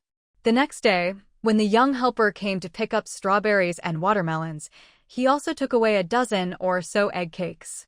Then, just after lunch, Su Ruanruan and the others saw Manager Wang again. Summer afternoons were the hottest part of the day. Even though Manager Wang had come by mule cart, he was still sweltering from the journey. Coincidentally, the Su family had just chilled a watermelon in cold water, so they brought it out, sliced it up, and offered it to Manager Wang to help him cool off. After everyone finished eating the watermelon, Manager Wang finally got down to business. "Brother Zhangshan, if you've got something good, can't you just bring it all out at once? Look at this, making me run back and forth in this heat." Su Zhangshan felt a bit embarrassed. "Manager Wang, I'm really sorry. This was just something we came up with recently, and it was you who helped us buy the oven, remember?" Hearing this, Manager Wang recalled, "Oh, right. Look at me, I'd forgotten all about that. Manager Wang, you're a busy man. All right, we're all familiar with each other now, so let's skip the formalities. Brother Zhangshan, let's be honest this. Egg cake, how do you plan to sell the recipe?" Su Zhangshan had already decided to sell the egg cake recipe to Manager Wang, but he hadn't expected him to ask for the recipe right away, so he was caught off guard for a moment. Manager Wang smiled warmly. "That's right. You see, there are only a few people in your family. If I want a large quantity, you wouldn't be able to keep up, right? So why not just sell me the recipe? It'll save both of us a lot of trouble." Su Zhangshan thought about it seriously, and it did seem to make sense. But Su Zhangshan turned to look at Su Ruanruan, who nodded at him. Su Ruanruan was also willing to sell the egg cake recipe. After all, as long as they could make money, that was what mattered. Seeing Su Ruanruan nod, Su Zhangshan felt much more at ease. "Manager Wang, if I sell you the recipe, can we still make it for ourselves at home?" Manager Wang burst out laughing. "Of course you can. You can even sell it in your own village if you want." After all, his main customers weren't the folks living in these remote hills. Hearing this, Su Zhangshan quickly waved his hands. "Since we're selling it to you, Manager Wang, how could we keep selling it ourselves? As long as we can keep making it for our own family to eat, that's enough. The kids love it, and so do the elders." Hearing this, Manager Wang's smile grew even warmer. He hadn't misjudged Su Zhangshan was an honest man. Su Zhangshan already knew the egg cake recipe inside and out, so he explained it to Manager Wang in detail. Manager Wang listened until his head was spinning. In the end, he asked if they had pen, ink, paper, and inkstone at home, and simply had Su Zhangshan fetch them. Su Zhangshan dictated while Manager Wang wrote it all down to take back to his chef. After Su Zhangshan finished explaining the method, he also shared tips for baking, the molds they were using, and the iron molds Su Ruanruan had mentioned. Su Zhangshan held nothing back, and Manager Wang was generous as well. The recipe for the egg cakes sold for 30 taels of silver. 30 taels was no small sum. The Su family was very satisfied. In the afternoon, after Xiao Chunjin returned, he didn't go to see Su Ruanruan right away, but went straight back to the Xiao family home instead. It was nearly half an hour later before Xiao Chunjin came to find Su Ruanruan. The two of them sat in a corner of the courtyard, chatting without any fear of being overheard. "Chunjin, I sold the recipe for the egg cakes to Manager Wang. I got 30 taels for it." Xiao Chunjin smiled at her words. "That's great news. I have something to tell you too. I made 30 taels today as well." Su Ruanruan was both surprised and delighted. "Really? How did you earn it?" Xiao Chunjin glanced around before lowering his voice and saying to Su Ruanruan, "The landlord Zhao's little grandson is only a few months old, and he was crying from the heat. I taught them how to make ice using saltpeter and earned 30 taels of silver from it." Su Ruanruan blinked. "So you sold a recipe too? Did you tell them that ice made with saltpeter can't be eaten directly?" "Of course, I told them something that important. I also explained how to make edible ice. I made sure to explain everything clearly and only left after watching them finish." Both of them had just earned another 30 taels for their families, and they were both in high spirits. As they talked, Xiao Qingjin's expression suddenly turned serious. Ruanruan, I think we'll be able to go back tonight. Ruanruan, who had been lounging lazily, immediately tensed up at his words. Really? How do you know? Although life here was carefree and fun, she still wanted to go back. Because we just made a big profit for the family again. I thought about it carefully last time we went back. It was because the family benefited from the watermelons. This time, we earned another 30 taels, so we should be able to go back too. Ruanruan felt a mix of excitement and uncertainty. That night, when she lay in bed, Ruanruan put the 2 books into her Bibo space. She was already certain that things placed in the Bibo space could be taken out on either side, so anything she wanted to bring back, she just needed to put it in there ahead of time. Ruanruan closed her eyes. At first, she was too excited to sleep, but gradually her consciousness faded. She didn't know how much time had passed when she became aware again, but she heard Xiao Qingjin softly calling her name. Ruanruan quickly opened her eyes, and sure enough, saw the room was lit and Xiao Qingjin was looking at her with a big smile. Qingjin. Ruanruan threw her arms around him. We really came back. Even though she was excited, Ruanruan didn't dare to be too loud. Xiao Qingjin gently patted her back. We're back. Don't get too worked up. Remember, you're still pregnant. Reminded by Xiao Qingjin, Ruanruan finally remembered. She'd been acting like a child for so long, she almost forgot she was pregnant. Luckily, Xiao Qingjin reminded her. Otherwise, if she accidentally hurt the baby, she'd have nowhere to cry from regret. Qingjin, now we know how to come back, but how do we go over there? Ruanruan asked the question on her mind. Xiao Qingjin hadn't figured that out yet. Don't worry. Based on what happened before, it'll probably be a few months before we go again. No need to think about it for now. That's perfect. I can memorize those 2 books first. Isn't this kind of cheating with time? When you can travel between 2 worlds, you end up with so much more time than everyone else. For the rest of the family, it was just a night's sleep, another evening come and gone. But for Xiao Qingjin and Ruanruan, it felt like ages had passed.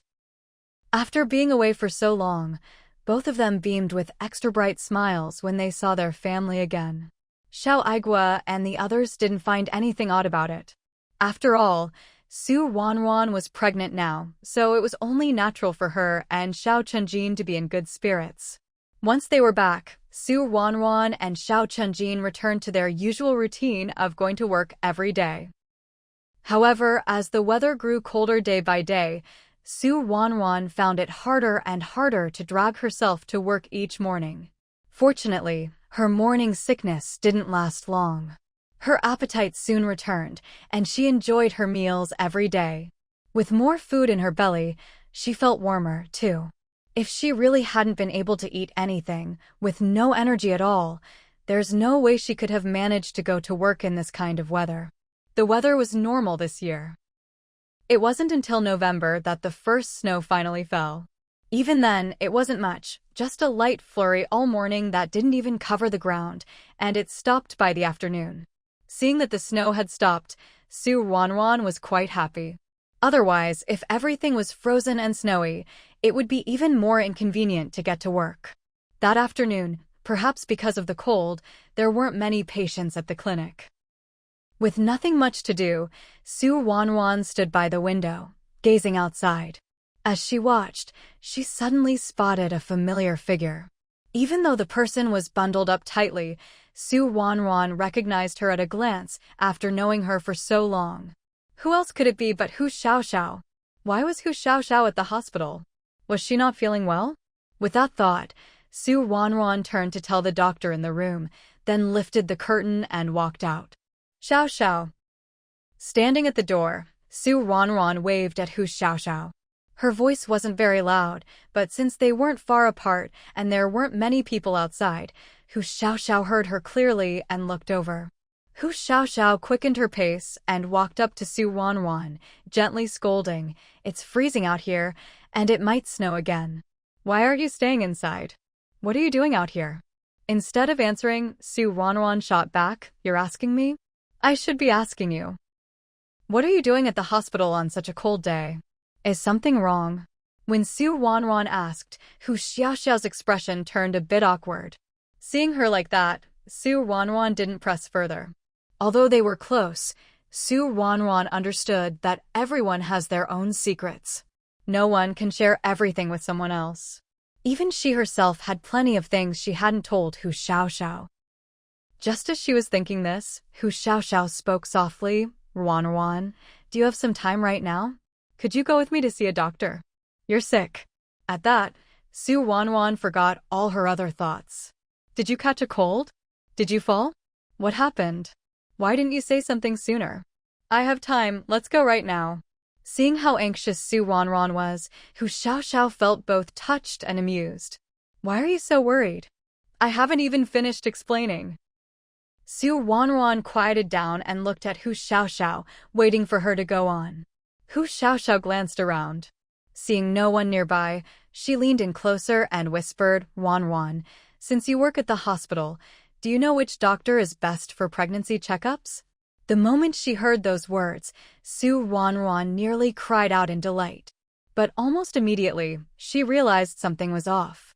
If Hu Xiaoxiao really was pregnant, would she be asking so cautiously? After all, pregnancy is supposed to be a happy thing. But if she wasn't pregnant, and considering what Hu Xiaoxiao had just asked, another possibility instantly came to Ruanruan's mind. "Xiaoxiao you." Before Ruanruan could finish, Hu Xiaoxiao gave a bitter smile and nodded. "Li Dongyang and I have been married for quite a while now. Back then, when I didn't get pregnant, I thought maybe it was just too soon. After all, he left just a few days after we got married.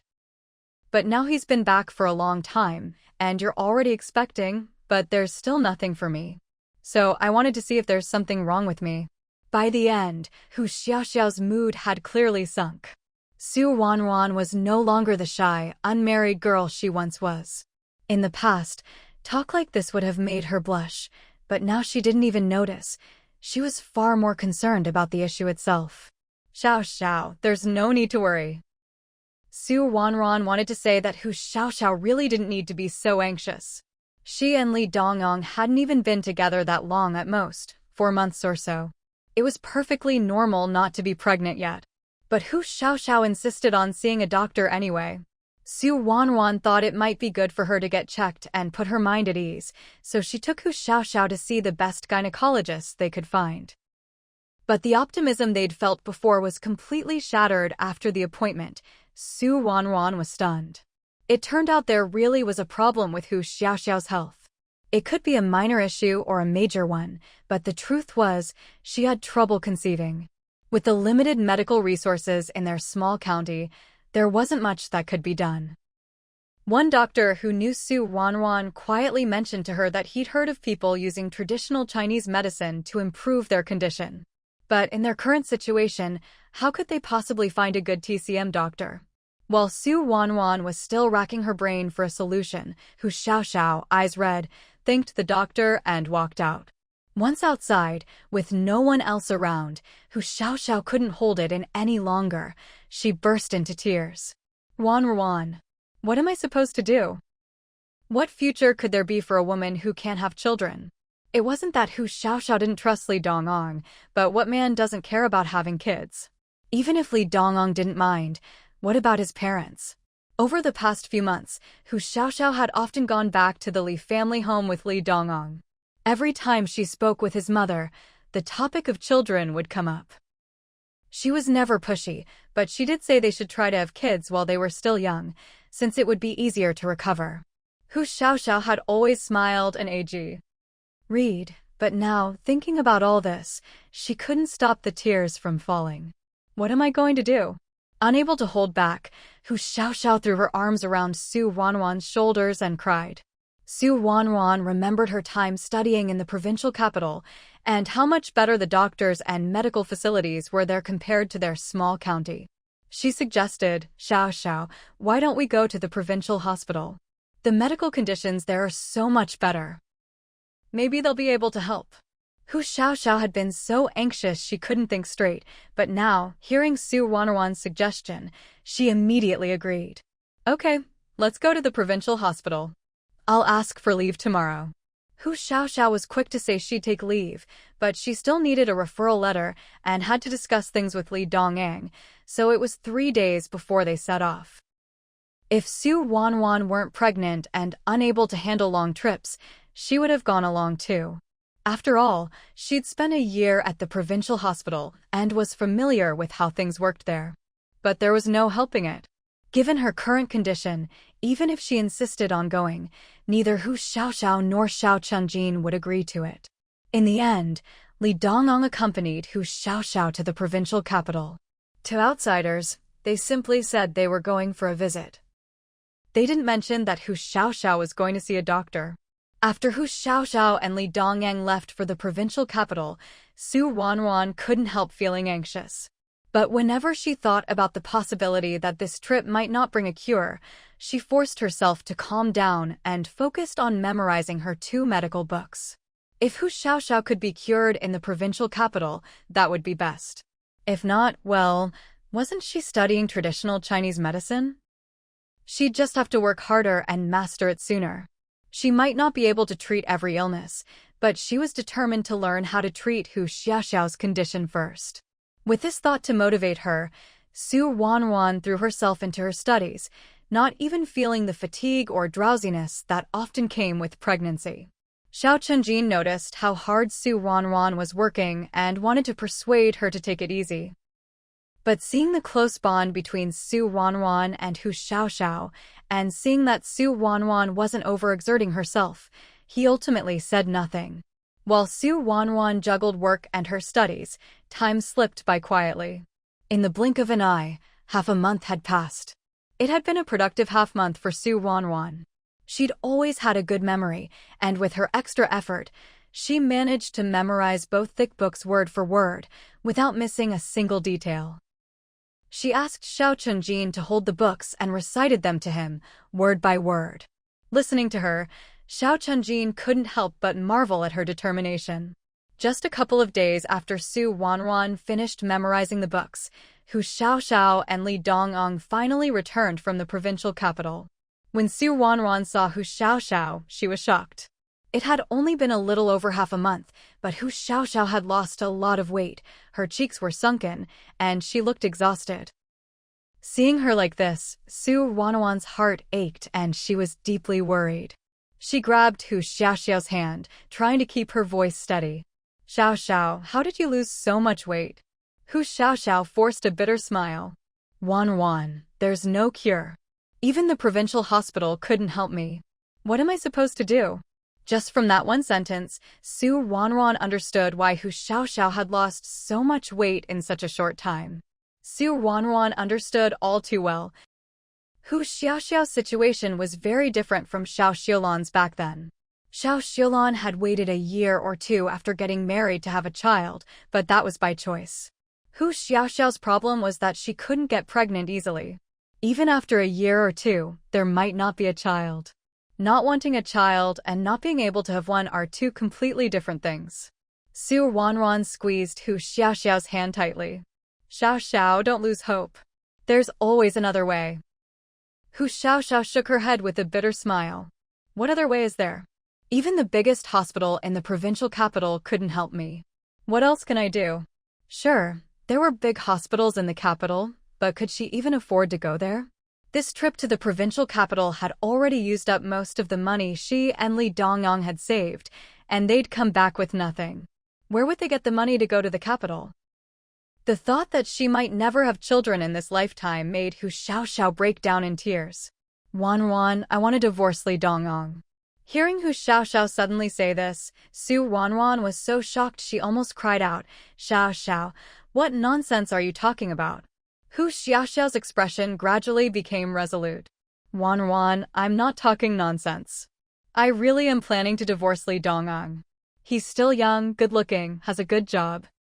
There's no way he doesn't want children. Rather than dragging him down, it's better to get divorced sooner.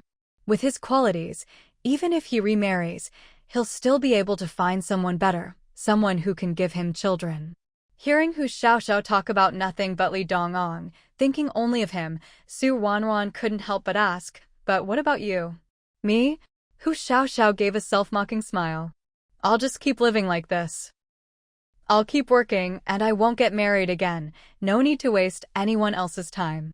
Hu Xiaoxiao was only 20 this year. Strictly speaking, she wouldn't even turn 20 until after the new year.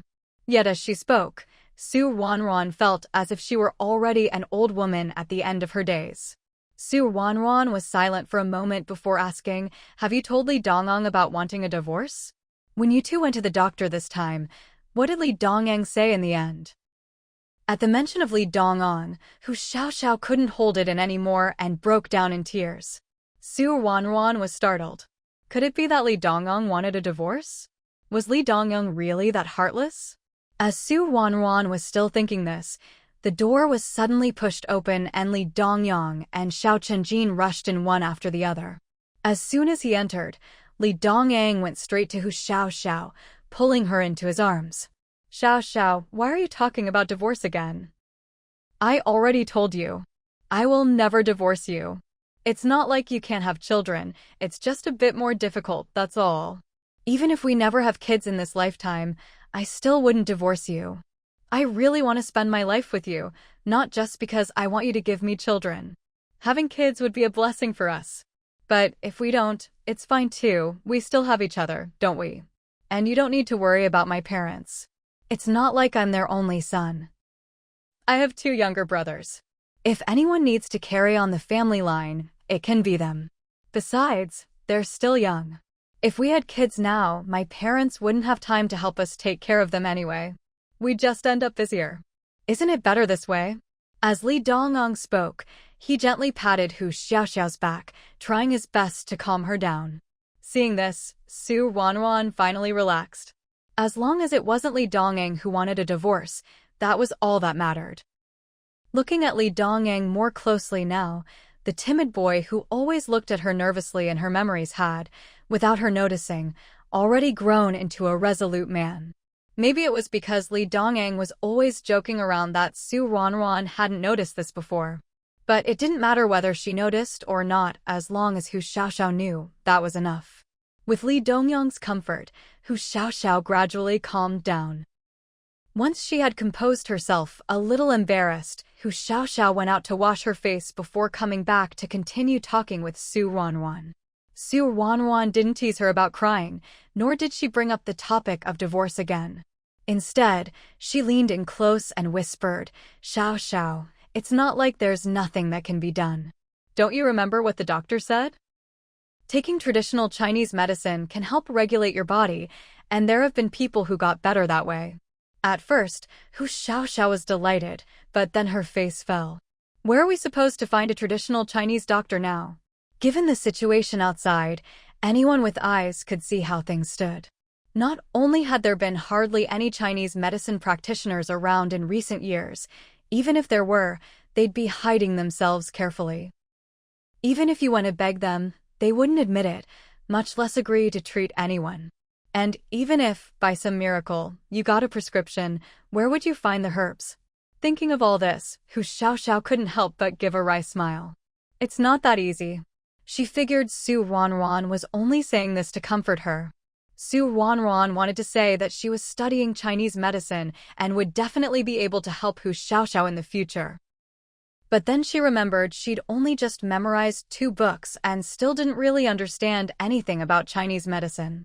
The words caught in her throat. It was too soon to say anything now. She needed to actually learn it first. Otherwise, if she gave Hu Xiaoxiao hope and made her wait and wait, only to end up disappointed, that would be too cruel. Su Ruanruan thought about all this, but in the end, she only said, "There will definitely be a way. Don't overthink things. Just focus on work and living your life for now." Hu Xiaoxiao seemed to think of something too. Her cheeks reddened, and she finally gave a soft reply. That night, Su Ruanruan lay on the kang, reading those 2 books over and over before reluctantly putting them back into her treasure space. "Qingjin, when do you think we'll be able to go back again? I really want to find a master as soon as possible." Xiao Chenjin knew exactly why Su Ruanruan was so eager. He patted her head. I think it'll be soon. Su Ruanruan didn't ask why he thought that. She was already so sleepy she could barely keep her eyes open. It was already December. Su Ruanruan had been pregnant for over 3 months, and her belly was starting to show. She didn't have as much energy as before, especially at night, when she got tired even faster. In the middle of their conversation, Su Ruanruan suddenly fell asleep. Xiao Chenjin smiled, turned off the light, and closed his eyes to sleep as well. When Su Ruanruan woke up again, she felt the room was hot and stuffy, her body sticky with sweat. She wondered if the kang had been heated too much last night. Why else would it be so hot that she'd sweat? Thinking this, she reached out to push Xiao Chenjin, but her hand met empty air. There was no one beside her. Puzzled, Su Ruanruan opened her eyes and saw her own small hand suspended in midair. Wait, had she returned to the Great Zhou dynasty? Delighted, Su Ruanruan sat up and carefully looked around, making sure she really was here and not just dreaming. This was her 3rd time coming here, but it was by far the happiest.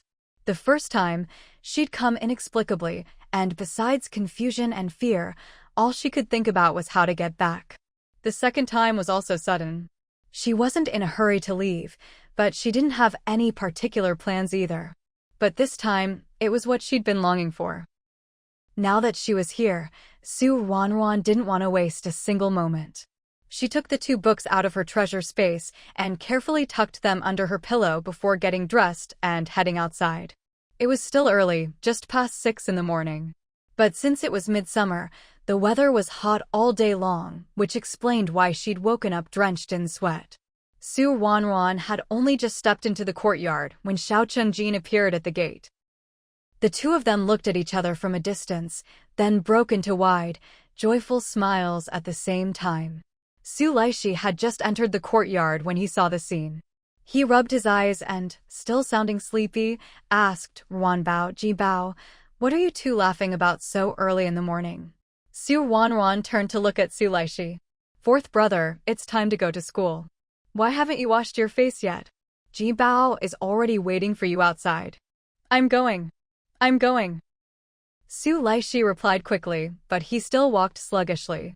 Although he'd been attending school for some time now and should have gotten used to waking up early, Su Laishi still found it hard to get up every morning.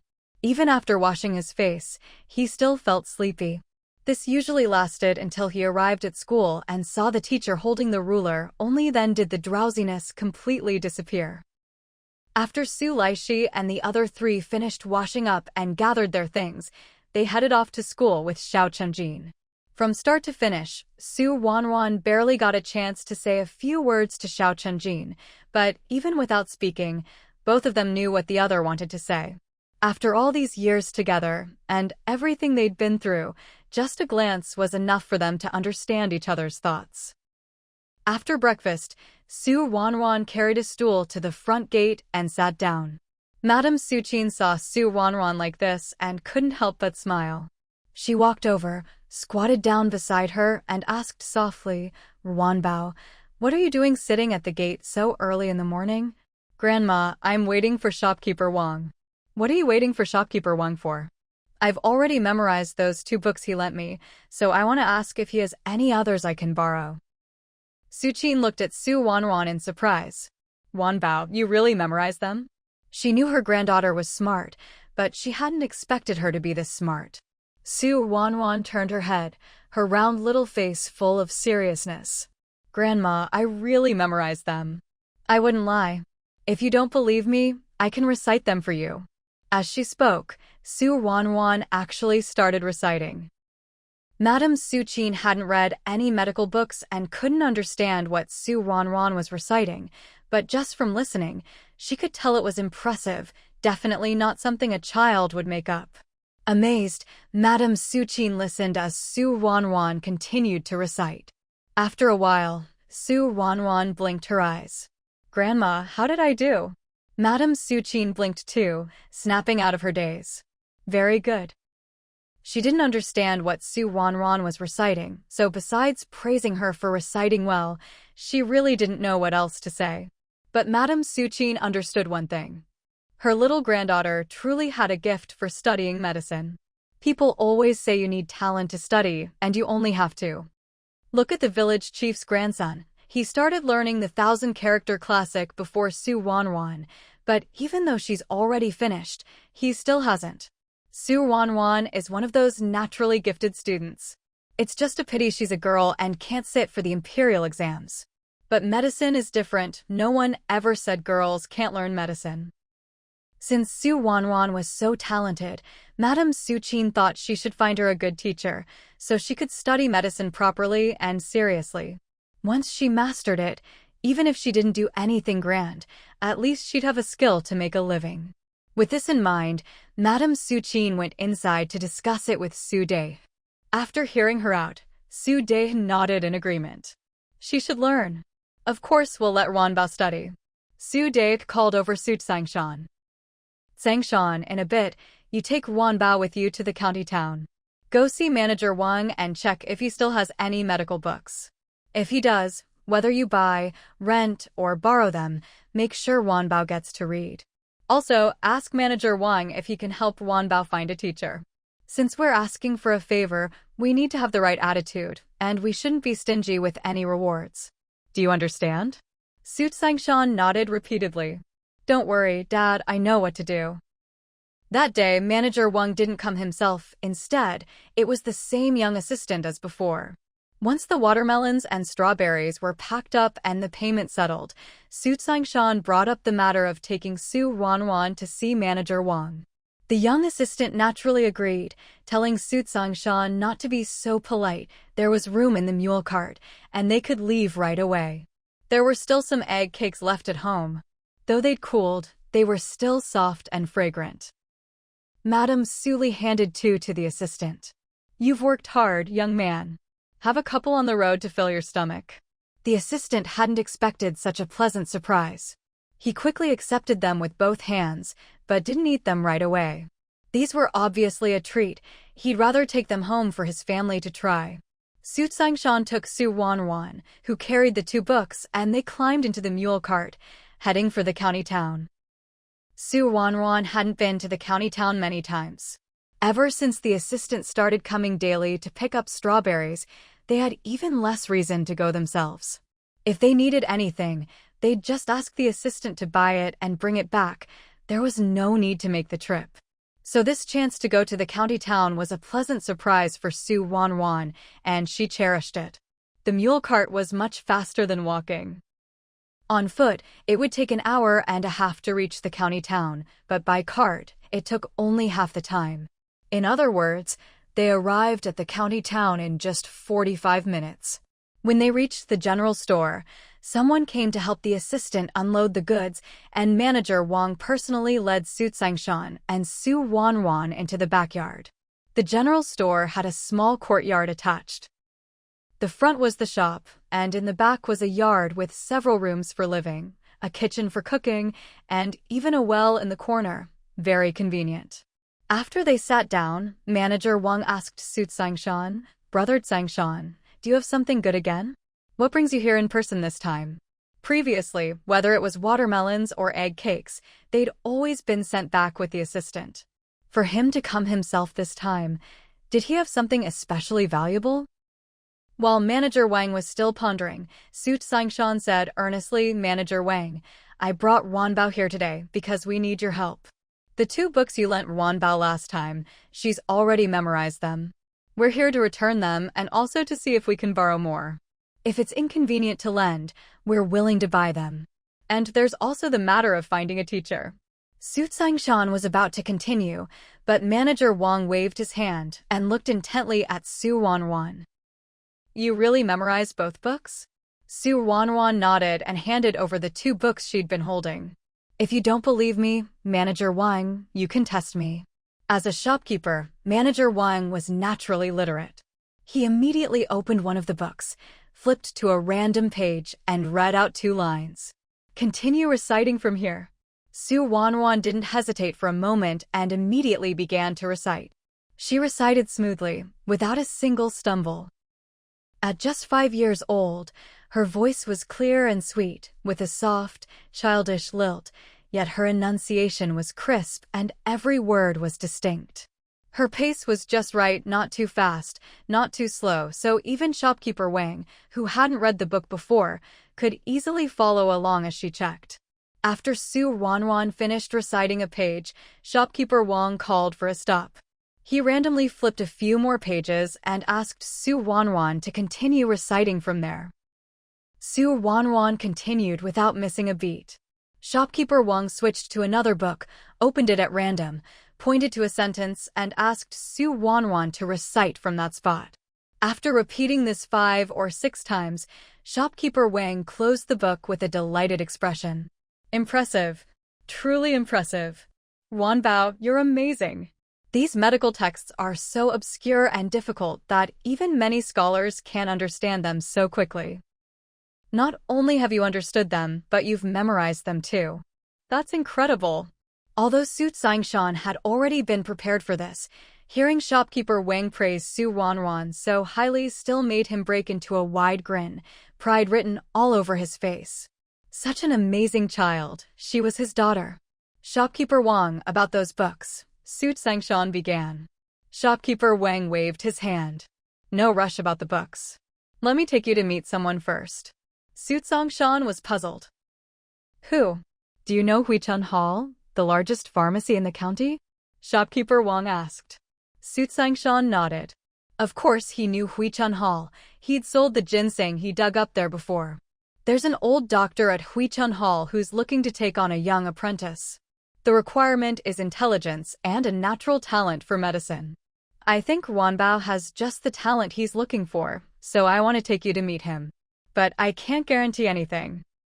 Su Xingshan was so pleasantly surprised he didn't know what to say. Shopkeeper Wang, just being willing to take us to try is already a huge favor. Whether it works out or not is up to fate. How could I ask you to guarantee anything? Shopkeeper Wang smiled, clearly satisfied. He'd been worried Su Xingshan might be unreasonable and insist he promised that Su Ruanruan would definitely be accepted as an apprentice.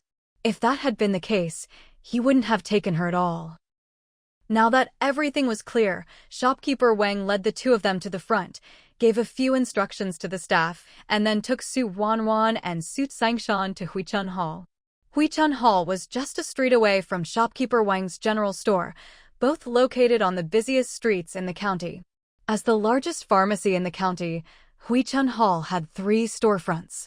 Above the central entrance hung a plaque with 3 large characters, Huichun Hall. Su Ruanruan didn't know much about calligraphy, but even she could tell the characters were beautifully written, bold, powerful, and full of grandeur. It was still morning, the busiest time of day for the pharmacy, with people coming and going. But as soon as shopkeeper Wang entered and spoke to a young clerk, he led Su Ruanruan and Su Xingshan straight to the back courtyard. The back courtyard of Huichun Hall was much larger than that of the general store. There were many racks, each with several tiers, and on each tier sat round bamboo trays filled with medicinal herbs drying in the sun.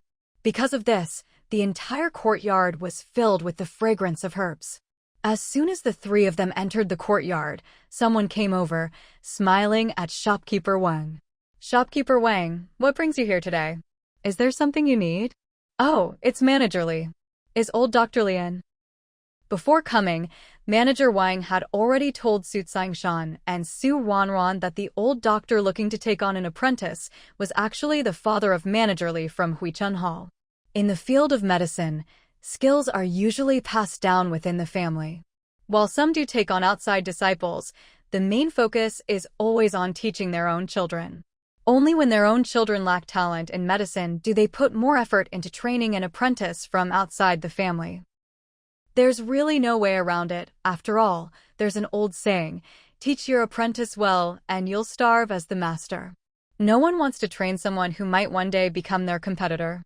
But if it's your own family, there's no such worry. Still, there are some people who don't care about that old saying. They just hope their medical skills can be passed down so they can help more people. Old Dr. Li was one of those people. The Li family had practiced medicine for generations, but unfortunately, old Dr. Li's descendants were all rather average in talent. They could keep the family business going, but there was no hope of making it flourish. Now nearly 60, old Dr. Li often lamented that he didn't know how much longer he'd live and hoped to take on a young apprentice while he still could.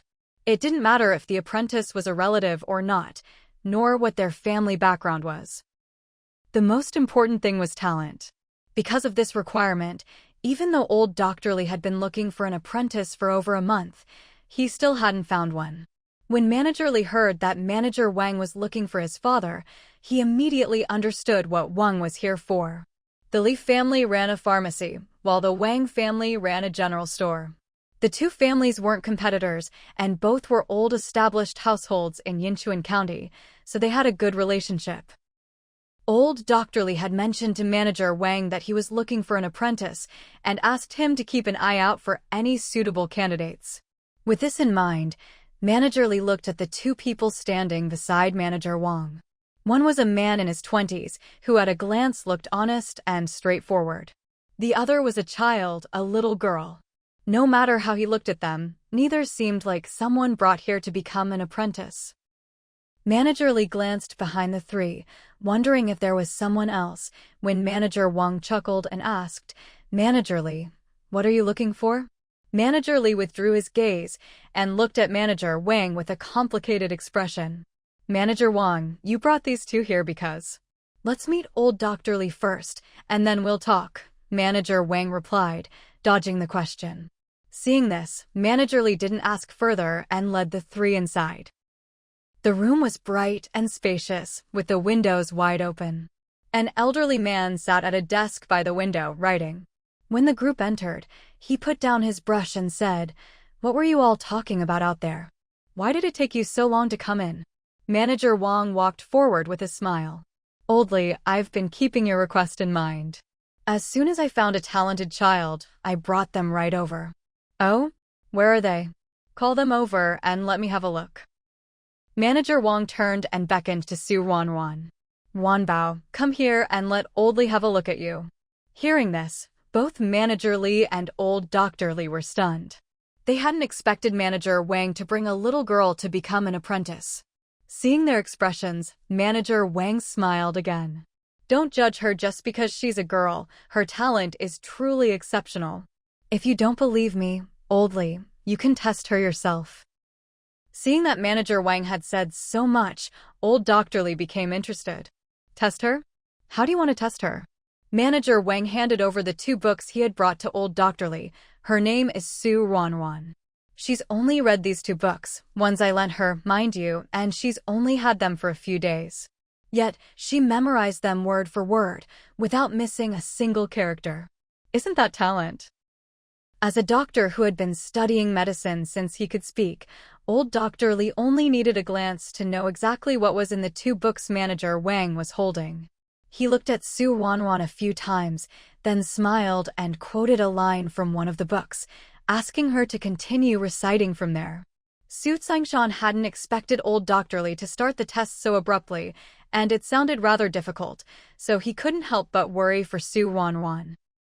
But before he could even turn to look at her, he already heard Su Ruanruan's voice. Su Ruanruan didn't recite quickly, but her pronunciation was clear and precise. Listening to her was a pleasure. Old Dr. Li kept his eyes on Su Ruanruan. At first, he wore a smile, but as she continued, his smile gradually faded, replaced by an increasingly serious expression. Seeing this, Su Tsingshan grew even more anxious. Why was old Dr. Li looking more and more serious? Could it be that Wanbao wasn't doing well? But seeing Su Ruanruan's calm and focused face as she continued to recite, Su Tsingshan forced himself to set his worries aside. Su Ruanruan recited for a little more than a quarter of an hour before old Dr. Li finally called for her to stop. "You recite very smoothly, but do you understand what it means?" he asked. No one else noticed, but as he asked this, old Dr. Li's hand unconsciously clenched. He was truly nervous. For over a month, he hadn't met anyone with real talent, and now, finally, here was one. Even if she was a girl, what did that matter? Is there any distinction between men and women when it comes to medicine? Everyone in the room was tense. Everyone except Ruanruan, that is. After all, Ruanruan had lived for so many years. She could handle this much pressure. As for those two books, Ruanruan hadn't just memorized them by rote. She had her own understanding of the material. Whether her understanding was correct or not, she couldn't be sure. Even so, Ruanruan still shared her thoughts.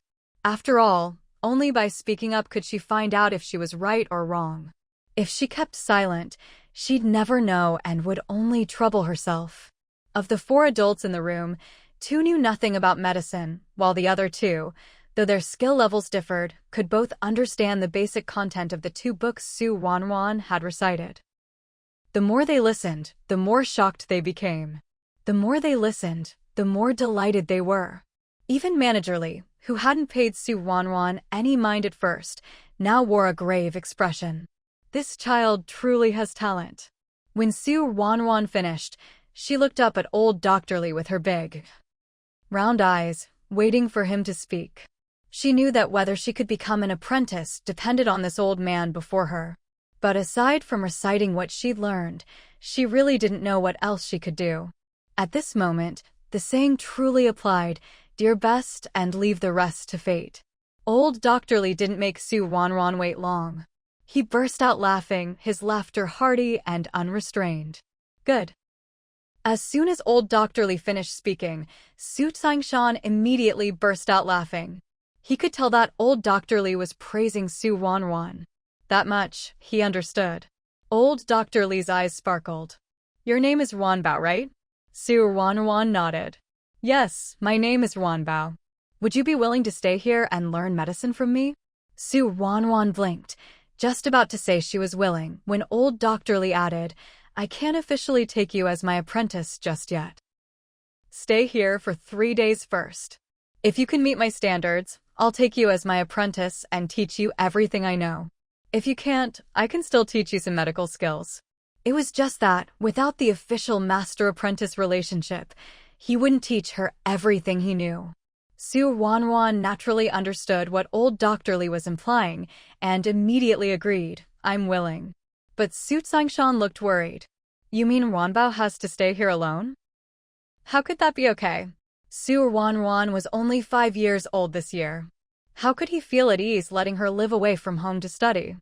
Ruanruan turned to him, her little face serious as she looked at Sangshan. "Dad, I want to learn medicine. Before, I never had the chance, but now that I do, I don't want to give it up." Sangshan didn't want her to give up either, but he still couldn't relax at the thought of her staying alone in the county town. "Ruanbao, think about it. We left home together, but if I go back alone, what will your grandparents, your mother, and your brothers say? Would they be okay with that?" Hearing Sangshan say this, Ruanruan didn't know whether to laugh or cry. She never expected that this was what he was worried about. Old Dr. Lee also found it amusing. "What? Are you afraid I'll sell your little girl or something?" "Of course not. Of course not." Sangshan waved his hands quickly. "It's just that Ruanbao is still so young. I'm afraid she'll be scared or cry living away from home, and that she'll end up troubling you, sir." Even though Sangshan had never apprenticed under anyone, he still knew the saying, when the master has something to do, the apprentice should help. But Ruanruan was only 5. She could take care of herself, but expecting her to help take care of others was impossible. The more Sangshan thought about it, the more conflicted he felt. But since Ruanruan was determined to stay, he could only say, "Then I'll stay too?" Ruanruan's little face scrunched up. "Dad, if you stay, what about things at home? I'm here to learn medicine, but you won't be able to help with that." At this moment, Shopkeeper Lee also spoke up. "Don't worry. Our family may not have much else, but we do have a few servants. Ruanbao won't need to do anything. There will be people to look after her. My father wants a talented apprentice, not a little maid. What you're worried about won't happen." Sangshan felt a bit embarrassed that his thoughts had been seen through, but he quickly came around. Hua Chuntang had a good reputation. They would never bully a little girl. Shopkeeper Wang also chimed in at just the right time. "Brother Sangshan, I'm still in the county town. What are you worried about? We've known each other for so long, your daughter is like my own. Would I let anyone bully her? Don't worry. After being persuaded by everyone, Su Sangshan finally relented. All right then. Just then, it was time for lunch. Shopkeeper Li called for a servant and told them to set the table. The meals at the Li family's house were, of course, exceptionally lavish: chicken, duck, fish, and meat, with white rice and fine wheat buns. After the meal, there were even little desserts to enjoy. This was probably the most sumptuous meal Ruanruan had eaten since she arrived here. After dinner, the group only rested for a short while before Old Li called Ruanruan into the room where they had spoken earlier. He handed her a book and told her to memorize everything in it within 3 days. The book was a bit thinner than the previous 2 she had memorized, but overall, it was still not exactly slim. Ruanruan accepted the book respectfully, then went out to sit on a bench, opened it, and began reading page by page. Memorizing a book couldn't be done by rote alone. First, she had to read through it once to understand what it was about, then read it several more times to grasp the meaning, and only then could she start memorizing it in earnest. Ruanruan was completely absorbed in her reading, unaware that Old Li was secretly observing her. After watching her for a while, Old Li nodded to himself in satisfaction at her performance.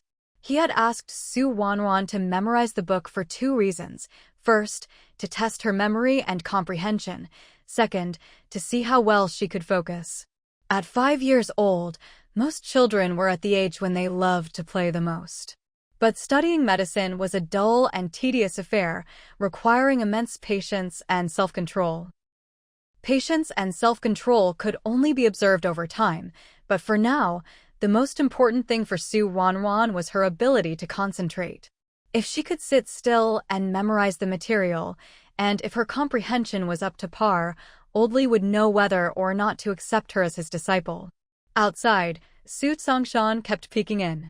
Seeing Ruanruan so focused on her book that she didn't even glance his way, he felt an inexplicable pang of sadness. She was still just a 5-year-old girl, so why did it suddenly feel like his child had already grown up? Manager Wang stood beside Su Sangshan and said softly, "Brother Sangshan, don't worry. From the looks of it, it's practically certain that Wanbao will be accepted as a disciple. You might as well go home and let your family know and start preparing the formal gifts for the apprenticeship ceremony." A master was not just a simple title. A master was both teacher and parent. Once Ruanruan performed the formal ceremony, Old Li would have a say in her education and even major life events like marriage in the future. Such an important person and such an important event couldn't be handled carelessly. Reminded by Manager Wang, Su Sangshan finally came to his senses. Yes, thank you for reminding me. I'll go home right now and tell the family. Tomorrow I'll come to town to prepare the gifts for the ceremony, and I'll need your help to check them over, since I'm not too familiar with these things.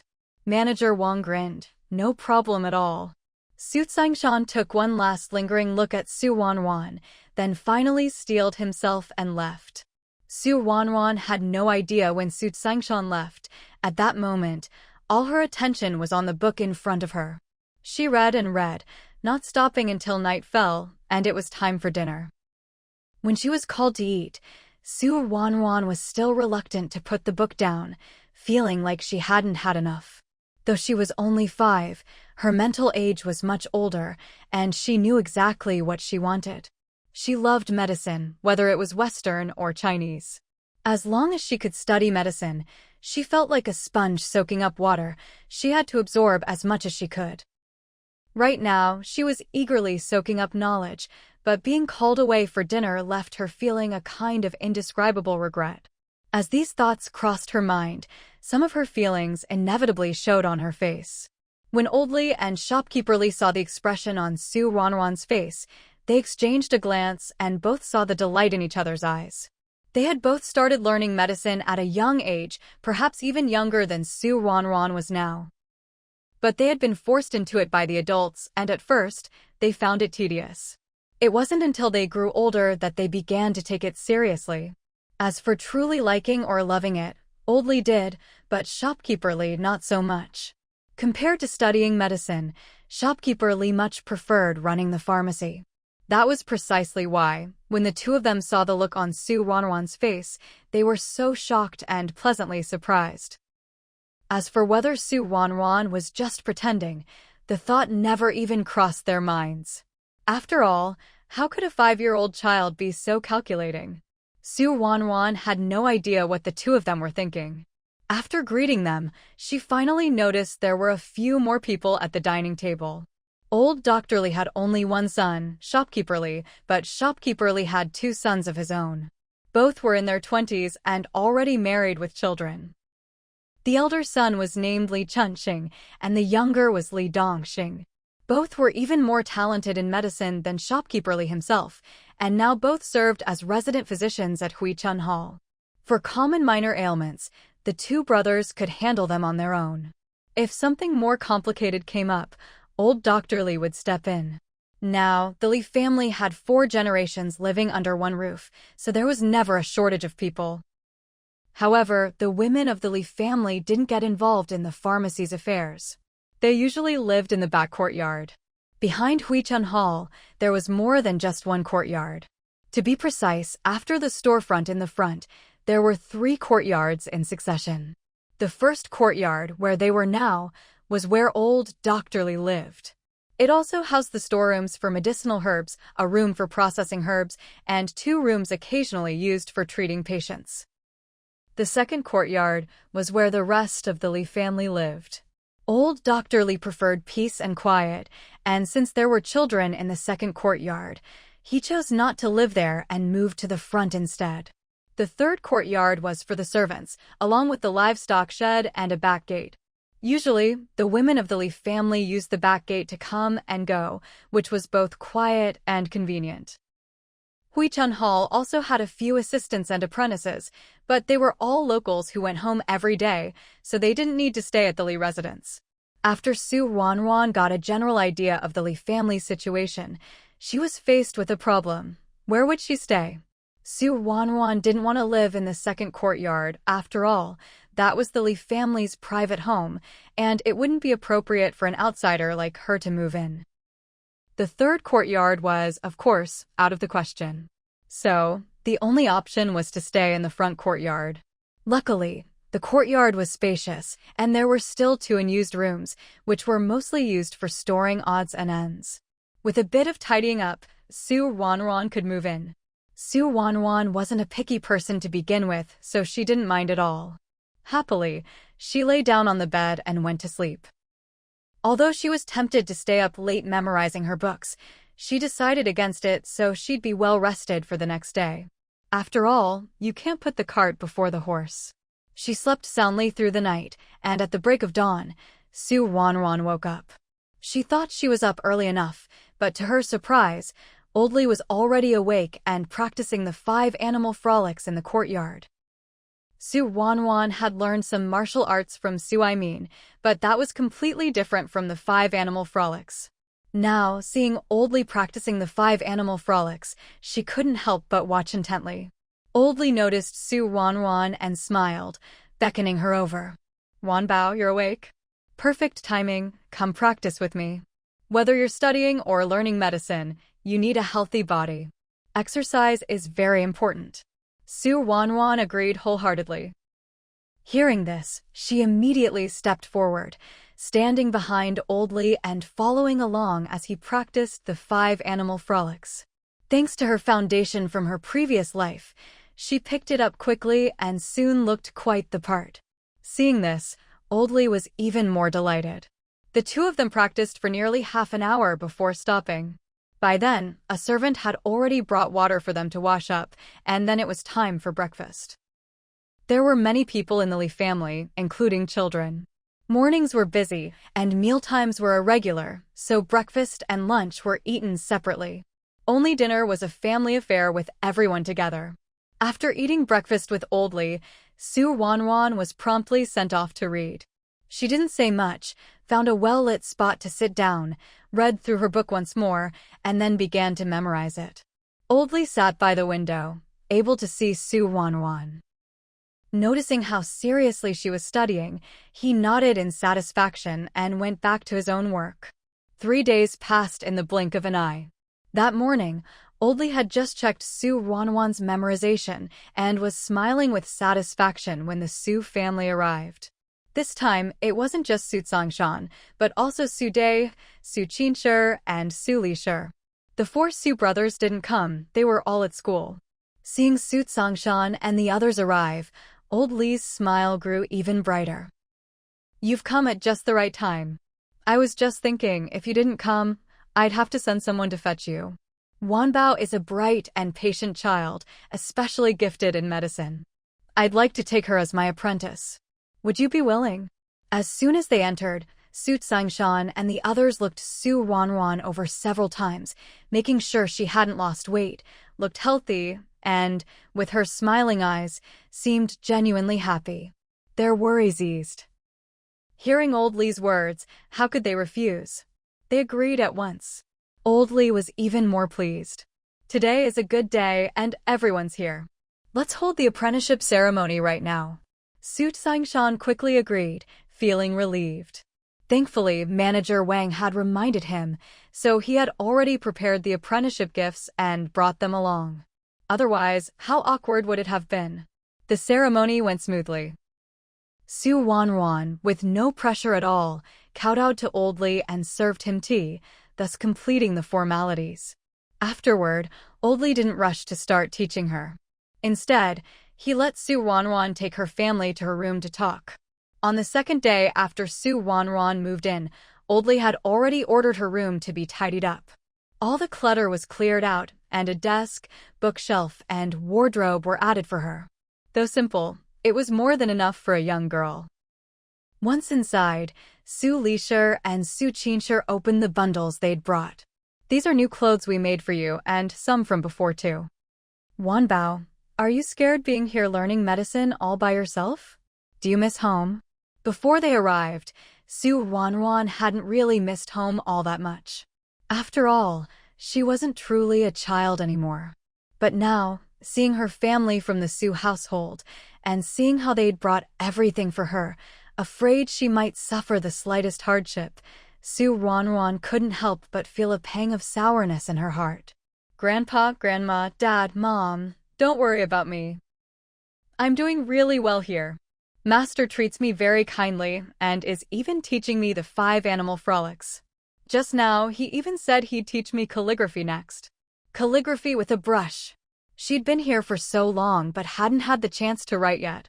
It was one thing when there wasn't an opportunity, but now that there was, Su Ruanruan really wanted to learn properly. She hadn't yet had the chance to witness Master Li's medical skills, but she'd seen his calligraphy, and it was truly excellent. Su Ruanruan also learned that the signboard for Hua Chuntang was written by Master Li himself. She didn't expect to write as well as Master Li. After all, that was the result of a lifetime of practice. As long as her writing was neat and legible, that would be enough. Although Su Ruanruan had only been here for 3 days, she still told her family everything that had happened during that time. After sharing everything, her family felt much more at ease. Once they finished their private conversation, Su Tsangshan suddenly seemed to remember something. "I almost forgot, Wanbao, Jibao might be coming to keep you company." Su Ruanruan was momentarily confused. "Coming to keep me company? What do you mean? Wasn't Xiao Chenjin studying at the village school? Was he going to quit and come learn medicine too?" While Su Ruanruan was still letting her imagination run wild, Su Tsangshan continued, "Jinbao's teacher said he's very bright and learns quickly. It's a shame for him to stay at the village school. If possible, it would be better to send him to study in the county. The Xiao family is different from ours. They only have Jibao as a scholar. Even though studying in the county is more expensive, they can afford it." At first, they thought about letting Jinbao board at the school, but since you're living here, Jinbao wants to stay with you. That way, you two can look after each other. "Don't worry, Wanbao, Jibao won't be staying here for free. When he and his father arrive, I'll go with them to talk to Manager Li about the arrangements. They'll pay some silver each month for lodging." Su Tsangshan kept talking, but Su Ruanruan was already stunned. She didn't need to ask to know that the idea of staying at Huachuntang must have been Xiao Qingjian's. It made sense. She was studying medicine here, and who knew when she'd next be able to go home? How could Xiao Qingjin be willing to go so long without seeing her? The only solution was for Xiao Qingjin to come study in the county and live at Huachuntang as well. Su Tsingshan was right. The Xiao family's income was about the same as theirs, but with only one child studying, they could easily afford it. Dad, when is Ji Bao coming? Ji Bao and his father went to the school. It's not far from here, just one street over. It'll only take Ji Bao about 15 minutes to walk here. They should be here soon. Thinking about how she hadn't seen Xiao Qingjin for 3 days, Su Ruanruan started to miss him a little. Even though Xiao Qingjin's current appearance was different from his real one, what did it matter? As long as she knew it was him, that was enough. After waiting for about half an hour, Xiao Qingjin and his father, Xiao Yizhen, finally arrived. Xiao Yizhen was carrying a large bundle on his back. He must have brought all their luggage. Su Tsingshan led Xiao Yizhen to meet Masterly and Managerly. No one knew what was said, but in the end, Xiao Qingjin got his wish and was allowed to stay. Right next door to Su Ruanruan. Su Ruanruan looked at the 2 empty rooms right next to each other and couldn't help but want to laugh. She whispered to Xiao Qingjin, "These 2 empty rooms almost feel like they were prepared just for us." Xiao Qingjin nodded seriously. "I think so too. These 2 rooms must have been set aside for the 2 of us. Otherwise, why were they only ever used for storage before?" Su Ruanruan had only made a casual remark, but hearing Xiao Qingjin say this made her want to laugh even more. Just as she was about to say something, Madame Suli came over. "It's time to eat. Hurry up and have your meal. After lunch, we'll be heading back. You 2 stay here, study hard, and behave yourselves, all right?" Su Ruanruan already knew that when they came, they had hitched a ride on a passing cart. If there wasn't a cart going back the same way, they'd have to walk home. There were still things to do at home, so of course they couldn't stay here for long. But having to leave right after just meeting up still made Su Ruanruan feel a bit sad.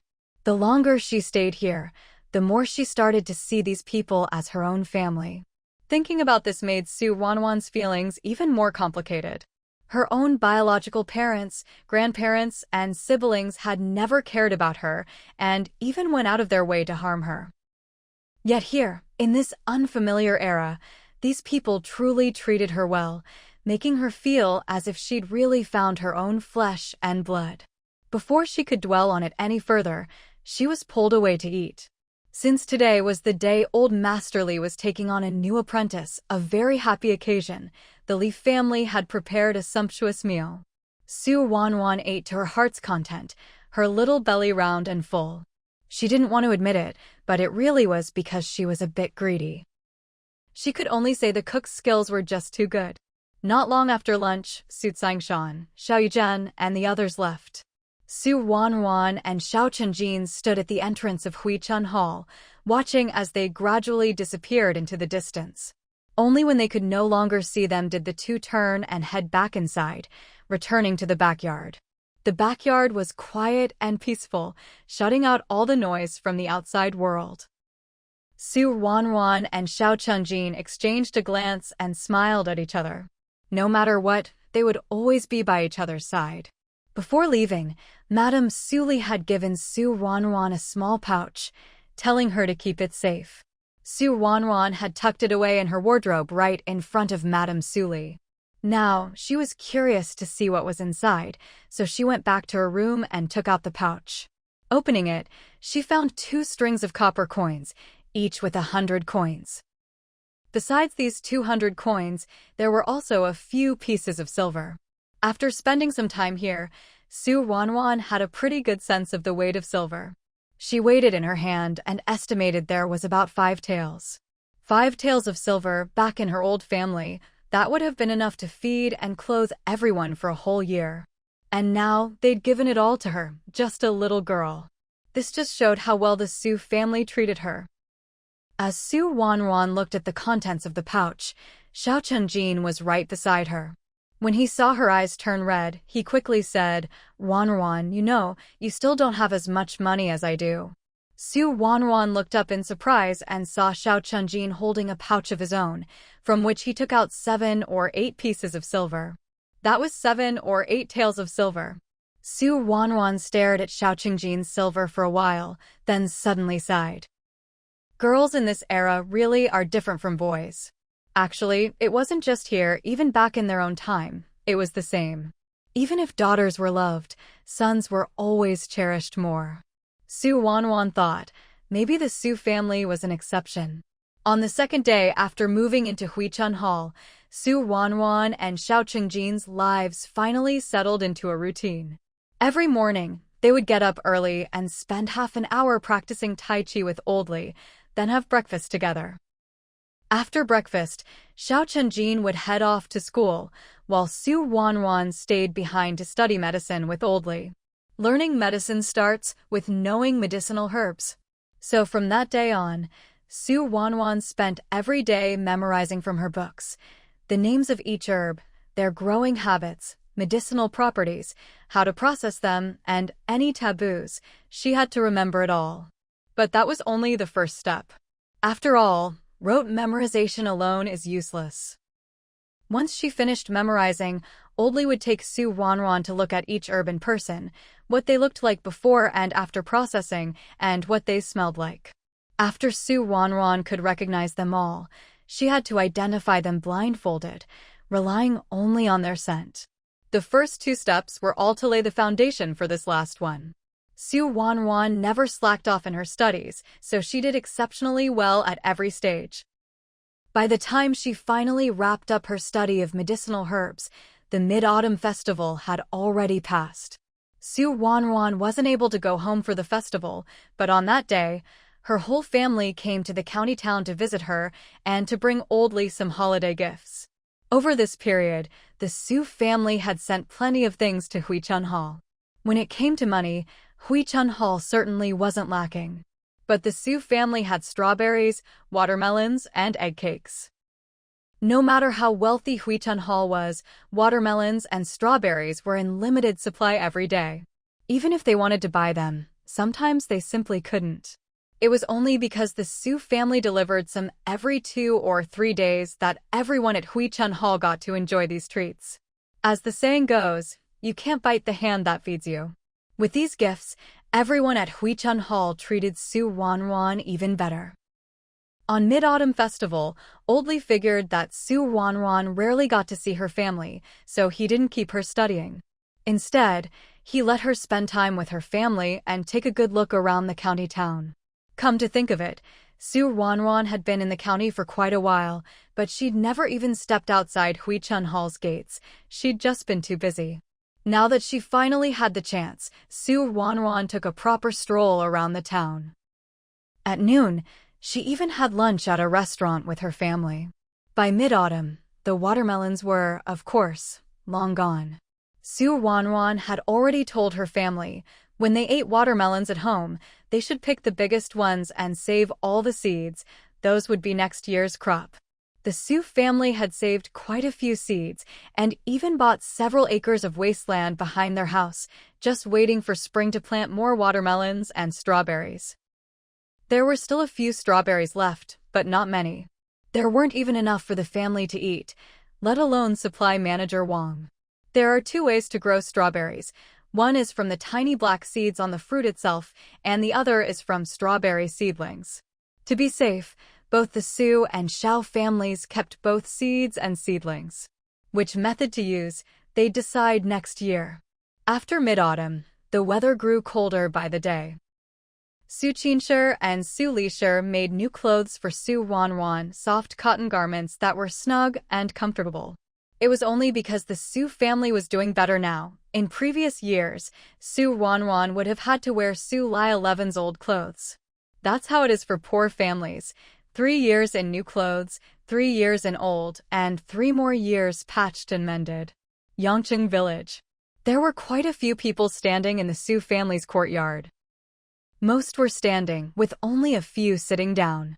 Among those seated, the village chief was sitting right at the front.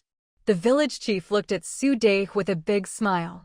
"Brother Su, we came here today because we wanted to ask, next year, When you plant watermelons and strawberries, could you bring the rest of the villagers along to plant them too? Everyone in the village had seen how the Su and Xiao families made money this year from growing watermelons and strawberries. Who would willingly pass up a chance to make money? Su De grinned as well. Of course. If everyone wants to grow watermelons together, that's great. I also hope our whole village can become prosperous, so we can all live better lives. Hearing this, the village chief's smile grew even brighter. Great. Brother Su, you're truly generous and righteous. As soon as the village chief finished speaking, the people around them chimed in, all praising Su De for his generosity. After seeing the villagers off, the smile on Xiao Yogan's face faded a little. Next year, if everyone's growing watermelons, the price will probably drop. It would be hard to sell them for 30 copper coins a gene again. Su Xiangshan patted Xiao Yujian on the shoulder. Even so, it'll still be worth more than grain. Don't worry. Shopkeeper Wang has plenty of connections. Even if we have more watermelons, he'll find a way to sell them. If we can't sell them in Yinchuan County, we can sell them in other counties. There's always money to be made. At least for the next couple of years, before watermelons become too common, there's still plenty of money to be made. Xiao Yuzhen thought it over and realized Su Xiangshan was right, so he relaxed. After all, they were all from the same village. They couldn't just keep all the benefits to themselves. If the other villagers started to resent them, it wouldn't do them any good. Su Ruanruan only found out about this when she came home for the Double Ninth Festival, but she didn't give it much thought. After all, you can't hide what's growing in the fields. This year, the villagers didn't know about it, and by the time they found out, it was too late. The Su family had enjoyed a year of exclusive profits and made quite a bit. As for next year, well, they'd deal with next year's problems when they came. Su Ruanruan thought that when she got back, she could look for other crops that weren't common here but had high yields. But there was no rush for that. She still hadn't finished learning what she needed to learn, so she couldn't leave just yet. Su Ruanruan and Xiao Chunjin only stayed at home for a day before heading back to the county town. Although the two of them were young, their studies were anything but easy. Luckily, both of them were actually adults at heart, with plenty of patience and perseverance. Otherwise, if they were really just 5-year-olds, they would have been overwhelmed and unwilling to study long ago. Time always flew by when studying. Before Su Ruanruan realized how many books she'd memorized, it was already the 12th lunar month. As soon as the 12th month began, the sky turned gloomy. Old Li said it was going to snow. Su Ruanruan pulled her clothes tighter around her and shivered instinctively. Yinchuan County wasn't particularly far north, but it had 4 distinct seasons. Winters were cold, but there were no heated brick beds, just regular beds. The other 3 seasons were fine, but now that it was winter, Su Ruanruan felt like she just couldn't handle it. She really missed the heated Kong. If only there was a Kang, no matter how cold it was outside, at least she'd be warm indoors and wouldn't have to wear so many layers. But now, even dressed in thick clothes, she still felt cold. Xiao Chengjin's school didn't break for the holidays until the day before Little New Year, and classes wouldn't resume until the 16th day of the 1st lunar month. Old Master Li had taken Su Ruanruan as his apprentice, but he couldn't have her studying all year round. After all, Ruanruan was still a child. Kids always look forward to the new year, and they love running around and having fun during the festivities. So after some thought, Old Master Li decided to let Su Ruanruan start her holiday on the same day as Xiao Chunjin, so they could go home together for the new year. They'd return to their studies after the Lantern Festival. Although Su Ruanruan felt a little regretful that she couldn't keep learning, she still listened to Old Master Li's advice. She understood the saying, haste makes waste. She couldn't push herself too hard. At noon on the 22nd day of the 12th lunar month, Su Xiangshan and Xiao Yuzhen came to the county town together. They rented an ox cart, not only to carry Su Ruanruan and Xiao Chengjin's luggage, but also to buy some New Year's goods. Neither family was exactly wealthy, but they could afford to have a comfortable and plentiful New Year. The 2 men took the 2 children around the county, and by the time they were done, their hands were full of purchases. The snow in Yinchuan County was clearly not as heavy as what Ruanruan was used to back home. Usually, after a few days, as long as the sun came out, the snow would melt away and wouldn't affect people getting around. They swayed along in the ox cart all the way back to Yangqing village. As soon as they entered the village, they heard the shrieks and laughter of children playing. Su Tsingshan turned to Ruanruan. "Wanbao, do you and Jibao want to get down and play with them?" Ruanruan and Xiao Chenjin shook their heads in unison. "No, thanks. We still have to go home and read." "But aren't you on holiday now? Why are you still reading?" Su Tsingshan asked, puzzled. The school that Su Laishi and the other three attended had started their holiday a few days earlier than Xiao Chenjin's. Su Laishi and his siblings had been home for a few days already. The eldest, Su Laifu, would still read and practice his calligraphy on his own, but the younger ones, Su Laishou and Su Laishi, spent all day playing in the village with the other kids. You wouldn't see them at home except at mealtimes. So hearing Su Ruanruan and Xiao Chenjin say they were going home to study left Su Tsingshan very surprised. Su Ruanruan patted the small bundle at her side. "Master gave me a book and told me to memorize it over the holiday. When I go back, he's going to test me." Xiao Chenjin did the same, patting his book box. "My teacher at school assigned me homework too. I have to practice 20 sheets of calligraphy every day." Su Tsingshan and Xiao Yizhen were both shocked. "Your teacher and master are really strict." Su Ruanruan and Xiao Chenjin exchanged a glance and laughed. Strict teachers make outstanding students. After all, they weren't really little kids anymore. It was tiring, yes, but they understood that their master and teacher had high expectations for them. Otherwise, they could have just let them play at home over the holidays. Why bother giving them homework? Although Su Ruanruan and Xiao Chenjin didn't get off the cart, the village children playing nearby spotted them and quickly gathered around.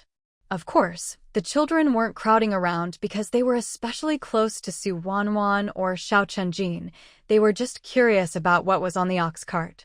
Even though it was almost New Year's and every family had prepared some holiday goods, it still couldn't compare to what the Su and Xiao families had.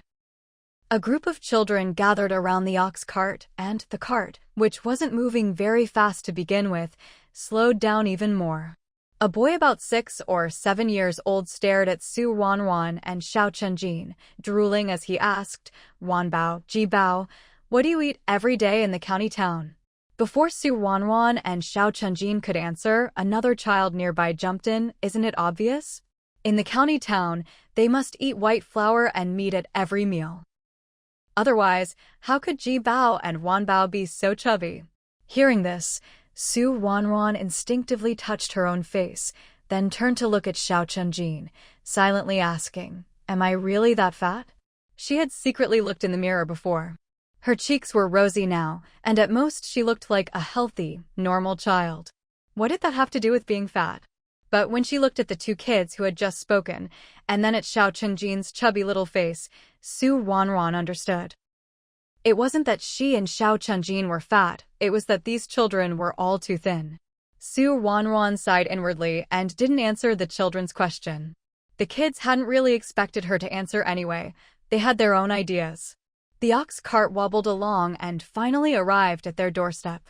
Su Tsingshan and Xiao Yizhen got off first, then helped Su Ruanruan and Xiao Chenjin down.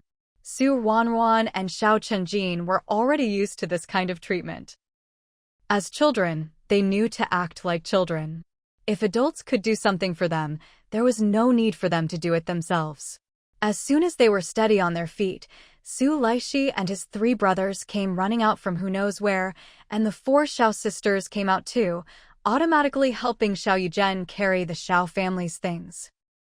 Su Ruanruan looked at the 4 Xiao sisters helping with the luggage, then at her 4 brothers fussing over her, and felt even more conflicted inside. It wasn't that the Xiao family treated the 4 sisters badly, but it was impossible for them to be spoiled by the whole family the way she was. But from the looks of it, the 4 Xiao sisters didn't seem to mind at all. Su Ruanruan was right, the 4 Xiao sisters really didn't have any complaints. In fact, they were quite happy. Now that the family was better off, not only could they eat their fill, They could even have some treats, and this year, they'd get new clothes. Most importantly, with the family's improved situation, they wouldn't have to be married off for a high bride price just so their brother could afford a wife. Now, they could hope to marry into a decent family. That was Xiaodaniu's thought. Xiaodaniu was already 13, and after the new year she'd be 14. Old enough to start talking about marriage, so she couldn't help thinking about these things. Ruanruan and Xiao Chunjin hadn't been back for a long time, and now that they were, the family naturally had endless things to talk about. The two exchanged a glance, waved, and each went home with their own family. Back inside with her family, Ruanruan sat down next to the brazier. There were no heated beds here, so in the coldest part of winter, they'd set up a brazier in the house, which worked quite well for warmth. Su Laishi sat down beside her. Wan Baoyu. Before he could finish, Ruanruan already knew what he wanted to ask. Fourth brother, I went to the pastry shop with Dad and bought lots of pastries and sweets. That's right, Su Laishi had come over to see if Ruanruan had brought back any treats for him. There really were a lot of delicious things in the county town. Su Laishi hadn't been there many times, but whenever he went, he always had his eyes on the food. After living together for so long, Ruanruan naturally knew what kind of person Su Laishi was. So before Su Laishi could finish speaking, she said it directly.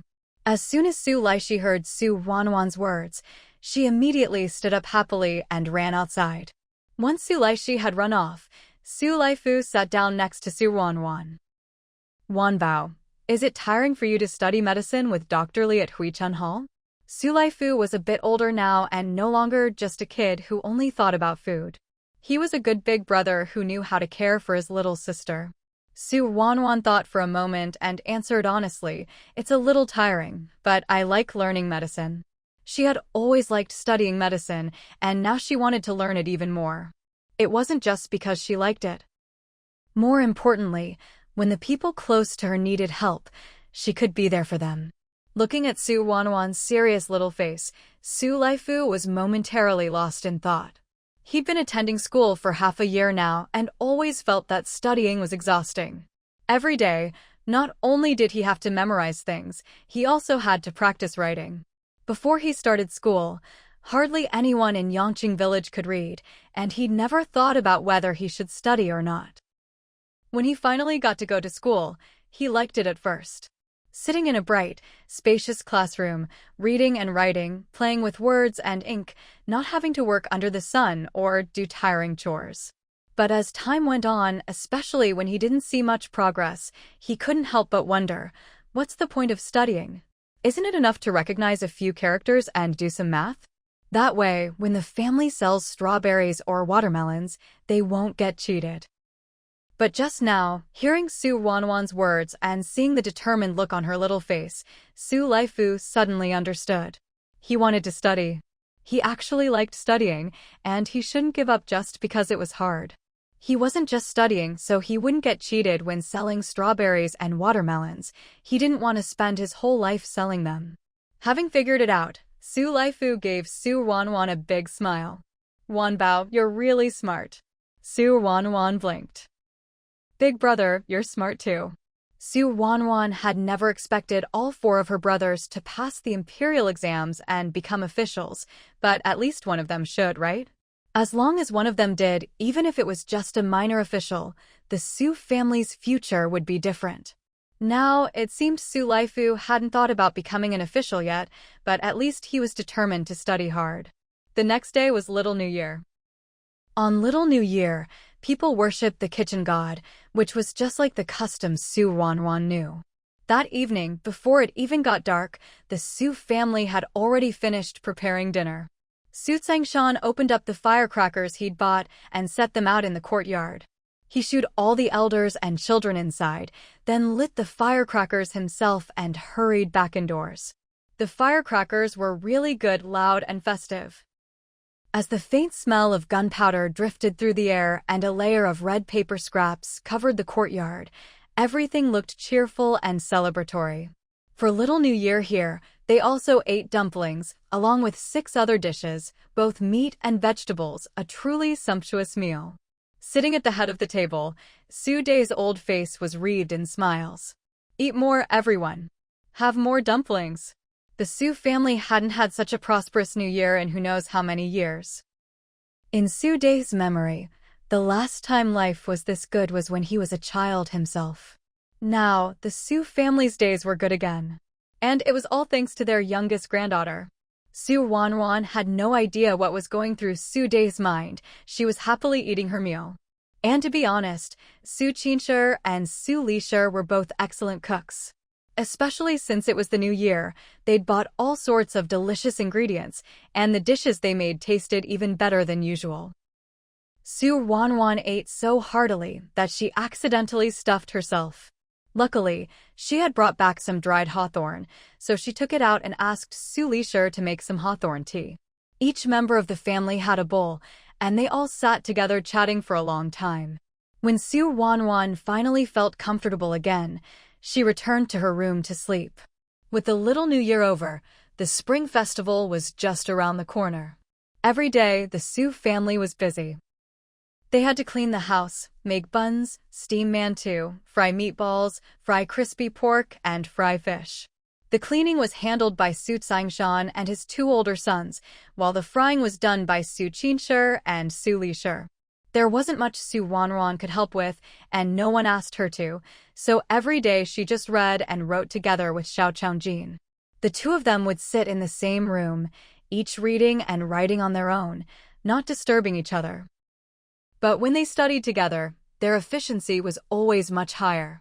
This new year was, without a doubt, the happiest one Su Ruanruan had experienced in years. Here, there were no taboos, ancestor worship, setting off firecrackers, visiting relatives for New Year's greetings. Everything was allowed, and done openly and joyfully. Immersed in her happiness, Su Ruanruan couldn't help but wonder how many years it would take before things could be this lively back home. When people are happy, time always flies by. In the blink of an eye, it was time for Su Ruanruan and Xiao Chaojin to return to the county town. Partings are always bittersweet, and Su Qinshi and Su Lixi's eyes were red with tears as they helped pack up. Seeing their red eyes as they packed for her, Su Ruanruan felt a pang in her heart, but she still smiled and walked over. "Grandma, Mom, you don't have to worry about me. I'm already 6 years old, I can take care of myself." Hearing this, Su Qinshi and Su Lixi, who had been feeling sad, both burst out laughing. Yes, our little Wanbao has grown up." Su Lixi, who was standing nearby, came over when he heard this. "Grandma, Mom, I'm 2 years older than Wanbao. Why don't you ever say I've grown up?" Su Lixi tapped Su Lixi on the forehead. "When you stop being such a foodie, then you'll really be grown up." Su Lixi pouted. "What does being grown up have to do with liking to eat?" "Mom, I've already decided. When I grow up, I'm going to open the biggest restaurant, hire the best chefs, and have them make delicious food for me every day." Hearing this, everyone in the room burst out laughing. Su Lixi laughed for a long time before finally managing to stop. "So, are you opening a restaurant to make money, or just so you can eat?" "I can make money, but I can also eat. Not just me, our whole family can eat." "All right, then we'll be waiting for you to open that big restaurant." Su Lixi puffed out his little chest. "Don't worry, you won't have to wait long." Seeing Su Lixi's confident face, Su Ruanruan couldn't help teasing him. "Fourth brother, how long is not long?" After this new year, Su Lixi would be 8 years old. For an 8-year-old to say he'd open a restaurant, Su Ruanruan figured it would take quite a few years. Su Lixi thought seriously for a while before finally giving his answer. "I think 10 years should be about right." Su Tsingshan had just walked in when he heard Su Lixi say this. Curious, he asked, "What's going to take about 10 years?" Madame Su Li pointed at Su Lixi and explained to Su Tsingshan. "Lixi says that in another 10 years, he's going to open a big restaurant, hire the best chefs, and have them cook delicious food for us every day." Su Tsingshan laughed when he heard this. He walked over and scooped Su Lixi up in his arms. "Really?" Su Lixi nodded solemnly. "Of course it's true." "All right. Then your father will be waiting for you to open that big restaurant." Seeing that his father supported his decision, Su Laishi grinned even wider. Don't worry, Dad. I can definitely do it. Fourth brother, Su Ruanruan tugged at Su Laishi's sleeve. Then you'd better study arithmetic well. Why? If you don't learn arithmetic properly, when you open your restaurant in the future and have so many customers every day, how will you keep track of the accounts? Hearing that this was what Su Ruanruan was worried about, Su Laishi waved his hand dismissively. Don't worry. Third brother already said that when I open my restaurant, he'll help me with the bookkeeping. Su Ruanruan. She was genuinely shocked. Su Ruanruan looked Su Laishi up and down with new eyes, realizing she'd really underestimated him before. Who would have thought, before the restaurant even existed, he'd already found someone to handle the accounts? Su Tsangshan and the others probably just took Su Laishi's words as childish talk. They only laughed, or played along with his ideas. But Su Ruanruan felt that Su Laishi might actually be serious. Thanks to Su Laishi's interruption, the sadness everyone felt about parting wasn't as heavy as before. On the 15th day of the first lunar month, at noon, Su Ruanruan and Xiao Chenjin finally returned to Huachuntang. It wasn't that they didn't want to spend the Lantern Festival at home, but classes at the academy started early on the 16th, so they had to come back a day ahead. Arriving early had its perks. At least, on the night of the Lantern Festival, Su Ruanruan and Xiao Chenjin were lucky enough to see the lantern displays here. In the past, when they were in the county town, they rarely went out, not even during the day, let alone at night. They had no idea what the county's nightlife was like. It was Oldley who mentioned that there would be lanterns outside tonight and that it would be lively, so he invited the two of them to go out with Shopkeeper Lee and the others to have a look. The Lee family had several servants, so there was no need to worry about Su Ruanruan and Xiao Chengjin's safety. Shopkeeper Lee took them along. The street outside Huachuntang was bustling. Every shop had 2 lanterns hanging at its door, and there were vendors selling lanterns of all shapes and colors made of paper. Some lanterns even had paintings on them. Beauties, animals, flowers, landscapes, there was a huge variety. Su Ruanruan thought the lanterns with beautiful women were the prettiest. The women were painted so gracefully, full of charm. Seeing that Su Ruanruan liked them, Xiao Chenjin bought one for her. Su Ruanruan also bought one for Xiao Chenjin, a lantern painted with osmanthus flowers. May you win honors at the imperial examinations, Su Ruanruan said to Xiao Chenjin with a smile. Xiao Chenjin was the only boy in the Xiao family. If anyone was going to take the imperial exams, it would have to be him. Shopkeeper Lee watched Su Ruanruan and Xiao Chenjin, his face beaming with joy. He wondered why he hadn't noticed before. These 2 kids were really quite interesting. By a little after 9 that night, there were fewer and fewer people on the street. Since Su Ruanruan and Xiao Chenjin had to start classes the next day, they didn't want to stay out any longer, so they followed Shopkeeper Lee and the others back to Huachuntang. The next morning after breakfast, Oldley checked the book Su Ruanruan had been memorizing over the holiday. Once he was sure that Su Ruanruan had truly memorized it all, Oldley nodded in satisfaction. Good. Today we'll start something new. Su Ruanruan actually wanted to mention Hu Xiaoxiao's situation and ask Oldley for his advice.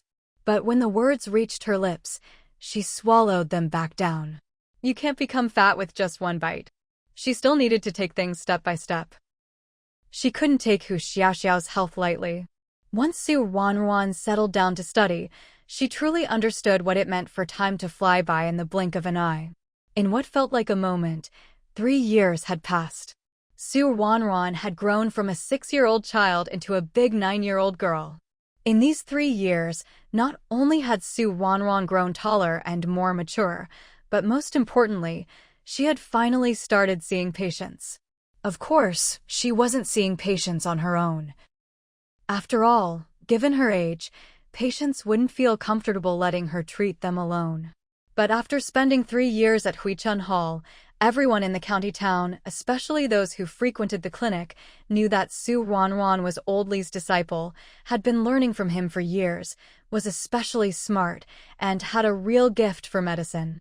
So, when people were waiting to see the doctor and Su Ruanruan came up and asked to take their pulse, no one refused. After Su Ruanruan finished her own diagnosis, she'd have a general idea in her mind. Then she'd watch Li Chunxing or Li Dongxing diagnose the same patient and compare the prescriptions she'd thought of with theirs, so she could see where she still needed to improve. Su Ruanruan would share her thoughts with Old Li and ask for his guidance, carefully remembering everything he taught her.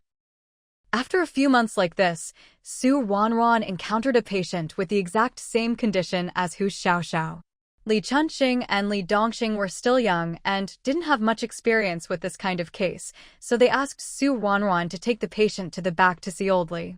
Su Ruanruan was thrilled, but she didn't dare show it on her face. When she brought the patient to Old Li, she stood quietly to the side, openly soaking up everything she could. Old Li also meant to teach Su Ruanruan, letting her participate in everything from pulse diagnosis to writing the prescription. After the patient left, he even explained the patient's condition to Su Ruanruan in detail, including why he chose those particular medicines. Su Ruanruan listened with sparkling eyes, more focused than ever before.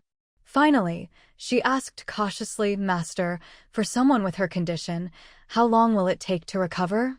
Old Li shook his head. "That's not something you can estimate." Su Ruanruan was a little disappointed, but quickly regained her confidence. Old Li hadn't said how long it would take, but he also hadn't said it couldn't be cured. Since it could be cured, what did it matter how long it took? That afternoon, when Xiao Chunjin came home from school, he saw Su Ruanruan beaming. "Why are you so happy?" 3 years had passed, and Xiao Chunjin was now 10 years old. But boys didn't grow as quickly as girls, so the two of them were about the same height. Su Ruanruan looked around to make sure no one was nearby, then leaned in and whispered in Xiao Chunjin's ear, "Today I met a patient with the same condition as Xiaoxiao." Hearing this, Xiao Chunjin smiled happily too. Su Ruanruan thought Xiao Chunjin was happy for Hu Xiaoxiao. Little did she know, Xiao Chunjin was happy for himself. When he first came here, he thought it would be like the last 2 times. He'd stay for a few months at most before going back. He never expected that he'd end up staying for 3.5 years. Su Ruanruan followed closely beside Old Li, diligently recording the pulse cases and discussing prescriptions with him. At the same time, she didn't forget to raise some hypothetical scenarios, asking what should be done if other symptoms appeared and how the medicine should be adjusted. Just like that, more than 4 months passed, and another summer arrived. The Su family's watermelons were ripe again, and they sent over more than a dozen large watermelons to Huichun Hall at once. That patient who had trouble conceiving finally became pregnant. Although Su Ruanruan wasn't the attending physician, she had been involved throughout the whole process. Now, hearing that the patient was finally pregnant, Su Ruanruan was so happy she was nearly moved to tears. Seeing Su Ruanruan so emotional, Old Li simply assumed it was because this was the first patient she had personally helped treat, and that's why she was so excited. He had no idea there was another reason behind her reaction. That afternoon, after Xiao Chunjin returned from the academy, Su Ruanruan immediately shared the good news with him. Xiao Chunjin was also thrilled. He looked around to make sure no one else was nearby, then quietly asked Su Ruanruan, "Ruanruan, does this mean we can go back now?"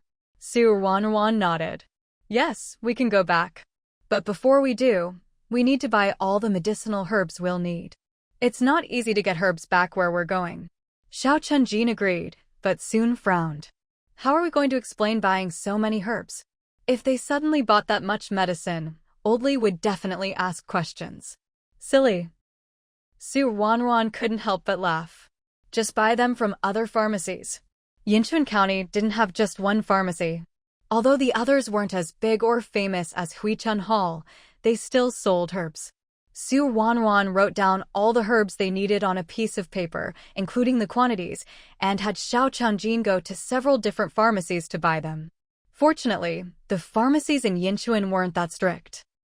Even if you didn't have a prescription from their own doctor, they'd still sell you the herbs. Otherwise, Su Ruanruan would have had to ask Old Li about buying the herbs, which would have been troublesome. Su Wanwan couldn't easily leave Huichun Hall, and since people in the same trade are often rivals, everyone at the other pharmacies in town knew who she was. So, the task of buying the herbs could only be left to Xiao Chunjin. Neither Xiao Chunjin nor Su Wanwan lacked money. 3 springs ago, the Su and Xiao families started raising seedlings and then led all the villagers of Yongqing village to plant strawberries and watermelons together. Because there weren't enough seeds, only the Su and Xiao families planted a lot. The other villagers planted much less, about the same size as the plot the Su and Xiao families used in their first year. Each family only had a small patch, but with so many households in the village, it still added up to quite a bit. With so many watermelons and strawberries, if they tried to sell them all themselves, the price would never go up. So, after discussing it, Su Tsingshan and Xiao Yuzhen went to see Manager Wang. Manager Wang had originally complained that there weren't enough watermelons and strawberries. When he heard that the whole village had planted them, he was immediately delighted. He promised on the spot to buy all the watermelons and strawberries, no matter how much they produced, and at the same price as the previous year. This was an unexpected windfall, and Su Tsingshan and Xiao Yuzhen were overjoyed. That year, both the Su and Xiao families made a fortune, and the other villagers of Yongqing village also managed to save a little money. Life in the whole village started to improve. Manager Wang had collected so many watermelons and strawberries that it was impossible to sell them all just to the people of Yinchuan County. However, Manager Wang had a wide network. Watermelons and strawberries were rare in this area. No matter which county he took them to, there was no need to worry about sales or prices.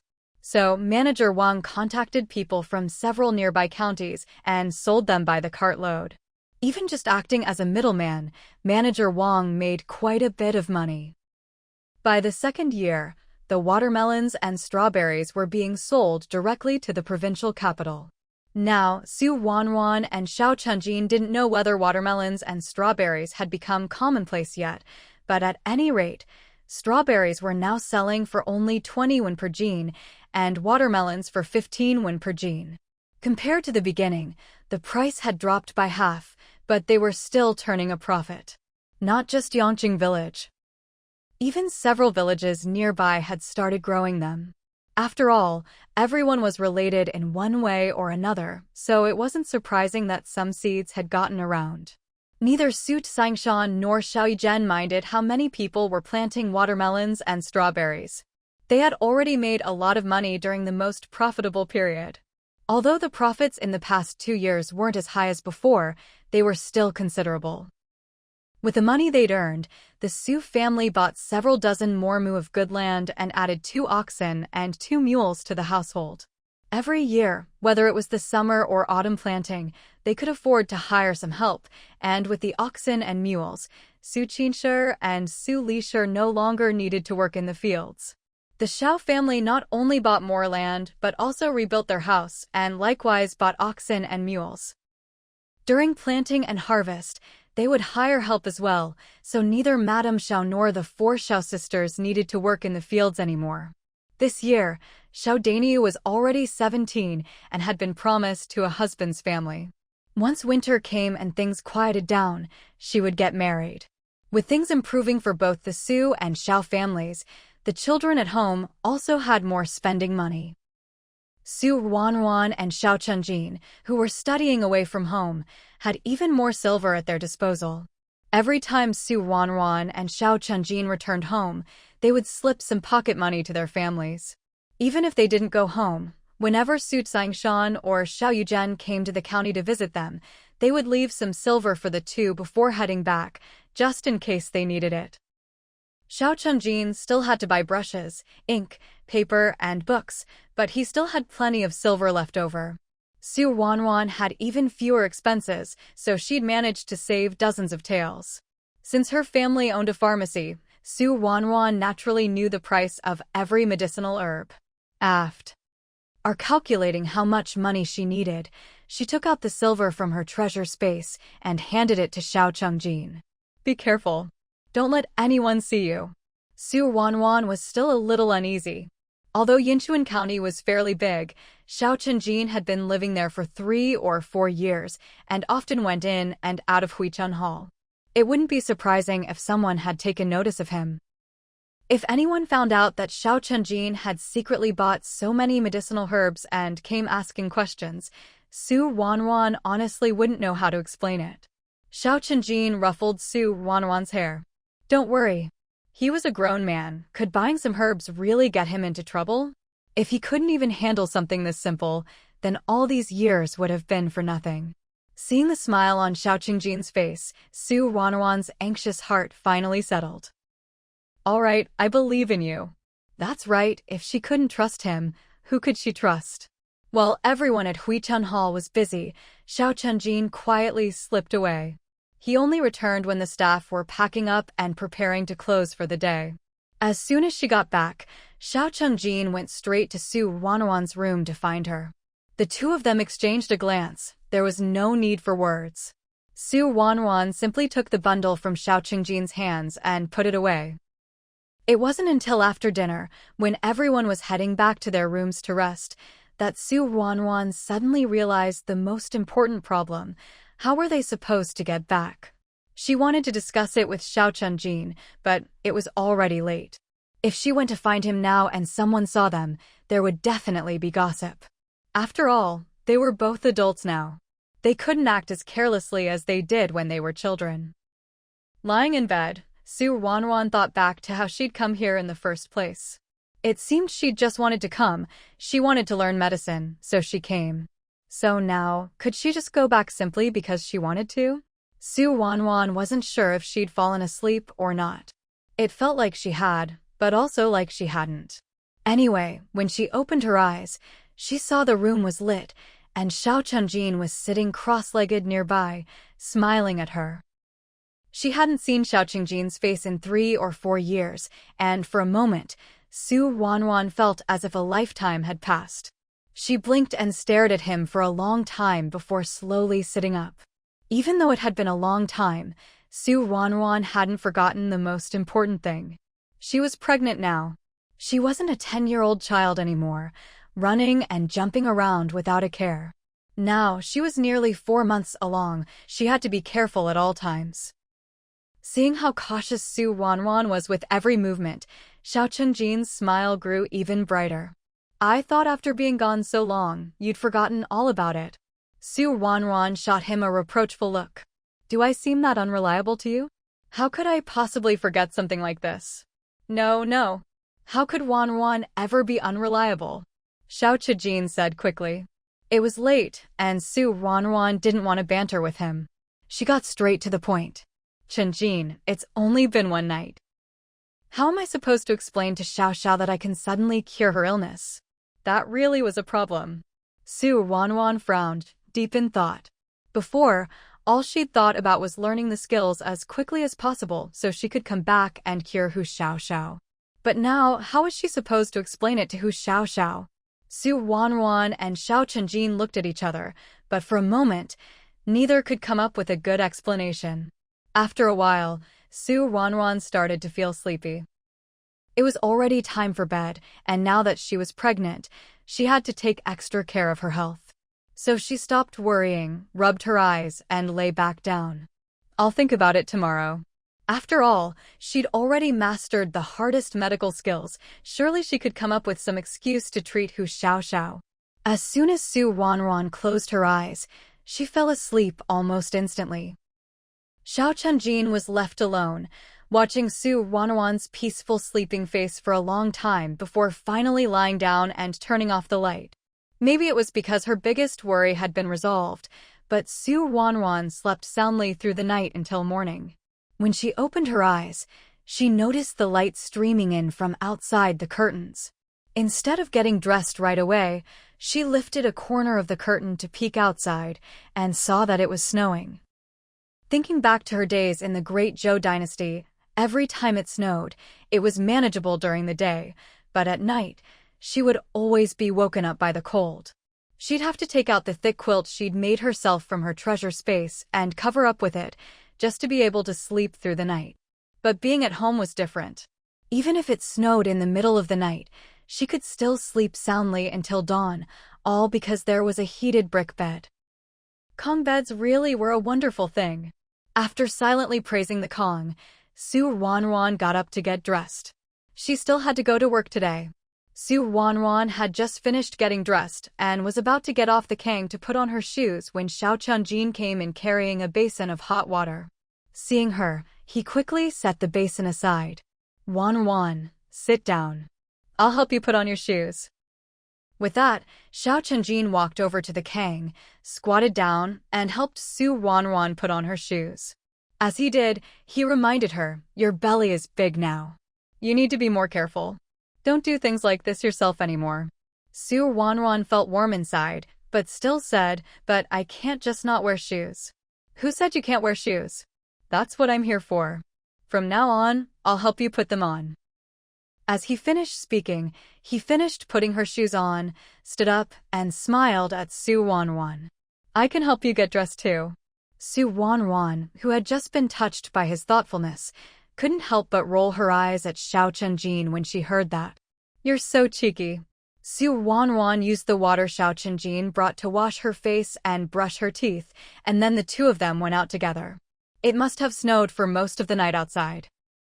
The snow was thick, and their shoes made crunching sounds as they stepped on it. Xiao Chunjin supported Ruanruan by the arm, so carefully you'd think she was already 9 months pregnant and about to give birth. But Ruanruan didn't laugh, because she knew Xiao Chunjin was just worried about her. It was only a few meters from Xiao Chunjin's room to the dining room, but by the time they got there, both of their heads and shoulders were dusted with white. Once inside, Xiao Chunjin gently brushed the snowflakes off Ruanruan's hair, and only after he was done did he casually pat the snow off his own head and shoulders. The room was warm, and in just that short time, the snow on Xiao Chunjin's head and shoulders had already melted into droplets of water. He wiped a handful of water off himself, but didn't mind at all. Smiling, he said to Ruanruan, Ruanruan, come on, let's eat. Ruanruan nodded and walked with Xiao Chunjin over to the table. Xiao Aigua and Qian Aiju were already there, serving porridge and setting out the dishes. When they saw Ruanruan and Xiao Chunjin come in, they quickly said, come eat, it's so cold this morning. Hurry and have something hot to warm up. As they sat down to eat, Qian Aiju kept glancing at Ruanruan, looking like she wanted to say something but kept stopping herself. Ruanruan knew what Qian Aiju wanted to say, but she was less than 4 months along. If she stopped working now, how much time off would she need by the time she gave birth and finished her postpartum recovery? Ruanruan really didn't want to take leave yet. She wasn't even at the point where it was hard to move. In the end, Qian Aiju didn't say anything, and the 4 of them finished breakfast peacefully.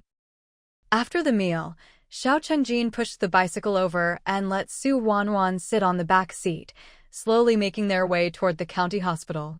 The road was covered in snow. It wasn't impossible to ride, but it wasn't safe. If only. At the entrance of the hospital, Xiao Chunjin helped Ruanruan out of the back seat. Be careful when you go in, the roads are slippery in the snow. Don't go out unless you have to. I'll come pick you up at noon. Ruanruan listened attentively and nodded when he finished. Don't worry about me. It wasn't the first snowfall of the year. She knew perfectly well how to take care of herself. Although Xiao Chunjin still felt uneasy, he couldn't just skip work to stay and watch over her. Besides, he knew Ruanruan wasn't the type to neglect her own safety. So, after a few more words of caution, he got on his bike and left. In winter, unless absolutely necessary, no one liked to go out. Even the hospital was much quieter than usual. There weren't many patients that morning, and Ruanruan didn't feel tired at all. At noon, just as Ruanruan finished her shift and walked out, she saw Xiao Chunjin waiting for her outside. The two exchanged a smile and headed to the cafeteria together. After lunch, there was still some time before work resumed, so Ruanruan and Xiao Chunjin sat in a corner of the cafeteria and chatted. Chunjin, I've been thinking all morning. I think it's best if I just tell Xiao directly that I'll treat her. It wasn't that Ruanruan didn't know how to be flexible, but her past experiences had taught her that lying was just too difficult. Sure, telling a lie might be easy in the moment. But once you told one, you'd have to cover it up with countless more lies, and that was just too much. I'll just tell Xiao Xiao that when I was in the provincial capital, I met a traditional Chinese medicine doctor and studied with them for a while. I didn't mention it before because I wasn't confident, but now that there's no other way, we might as well give it a try. I think Xiao Xiao will agree. Xiao Chenjin nodded. If you put it that way, she'll definitely agree. He'd seen how Ruanruan and Hu Xiaoxiao had met and become friends. He knew their relationship was closer than most. Even if Ruanruan's story sounded a little far-fetched and full of holes, Hu Xiaoxiao would never call her out on it.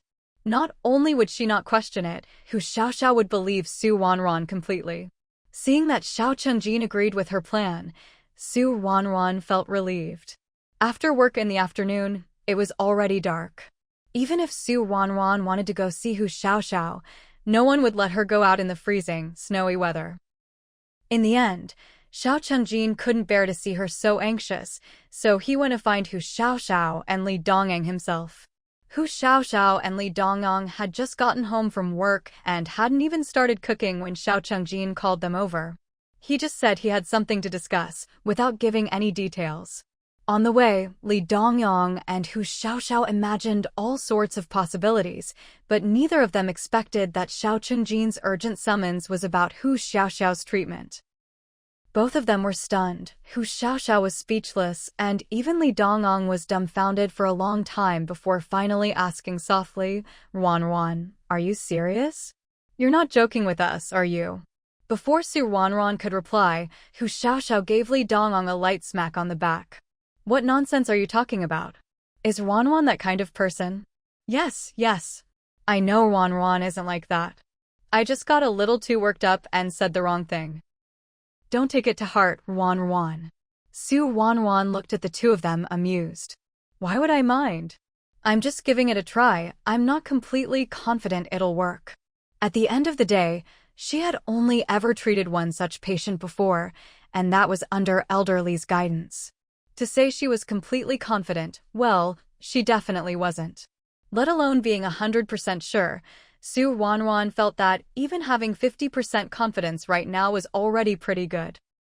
That's true. When it comes to treating illnesses and saving lives, who can say they're absolutely certain? We all understand that, Li Dongyang quickly chimed in. Although Hu Xiaoxiao didn't say anything, she nodded vigorously in agreement. With everything that needed to be said now clear, Ruanruan sat up straight, folded a towel and placed it on the king table, gesturing for Hu Xiaoxiao to rest her wrist on it. Everyone, please be quiet. I'm going to take her pulse. As she spoke, Ruanruan placed her fingers on Hu Xiaoxiao's pulse and slowly closed her eyes. Seeing Ruanruan like this, Hu Xiaoxiao couldn't help but get nervous. Her breathing became lighter, and her heart started beating faster. Sensing Hu Xiaoxiao's anxiety, Ruanruan opened her eyes slightly and gave her a reassuring smile. Xiao, don't be so nervous. It's all right. Okay, I'm not nervous, Hu Xiaoxiao replied. She said she wasn't nervous, but her body was still as tense as ever. In the end, it was Li Dongyang who comforted her with a few words and even deliberately told a joke to make her laugh, which finally helped her relax a little. Ruanruan closed her eyes again, her own breathing becoming long and steady. This time, Hu Xiaoxiao wasn't nervous anymore, but Li Dongyang started to get anxious instead. Fortunately, he was standing behind Hu Xiaoxiao, so as long as he didn't make a sound, his nerves wouldn't affect anyone else. Xiao Chenjin glanced at the nervous Li Dongyang, but in the end, his gaze settled on Ruanruan. Others might not know, but as someone who had always been by Ruanruan's side, he knew just how much effort she had put into studying medicine over the past 3 or 4 years. It was precisely because of those years of hard work that she now radiated such confidence. Now, even if Ruanruan was just sitting there quietly, not speaking or even opening her eyes, she still made people feel at ease, reliable, and trustworthy. After quite a while, Ruanruan finally opened her eyes. She didn't speak right away, but looked at Xiao Chenjin and Li Dongyang. You two, Please step outside for a moment. Xiao Chenjin nodded and turned to leave, but Li Dongong protested, Ruanruan, why are you asking me to leave? Is there something wrong? You can tell me. I can handle anything. Su Ruanruan felt a bit exasperated. She needed to ask some private questions, and even though Li Dongong was Hu Xiaoxiao's husband, it really wasn't appropriate for him to be here right now. She looked at Hu Xiaoxiao, who glared at Li Dongong. At that, Li Dongong finally fell silent, obediently closed his mouth, and followed Xiao Chengjin out. Once they had both left, Su Ruanruan gently began to ask Hu Xiaoxiao some questions. Hu Xiaoxiao blushed a little, but still answered seriously. When Su Ruanruan finished her questions, Hu Xiaoxiao finally asked, Ruanruan, is it really possible for me to get better? Su Ruanruan thought for a moment. Xiaoxiao, let me ask you, if there's only a 30% chance of a cure, would you still want to try? Hu Xiaoxiao nodded immediately. Of course I would. Even if it was only a 10% chance, she would still want to try. That's good then. Don't ask too much and don't overthink it.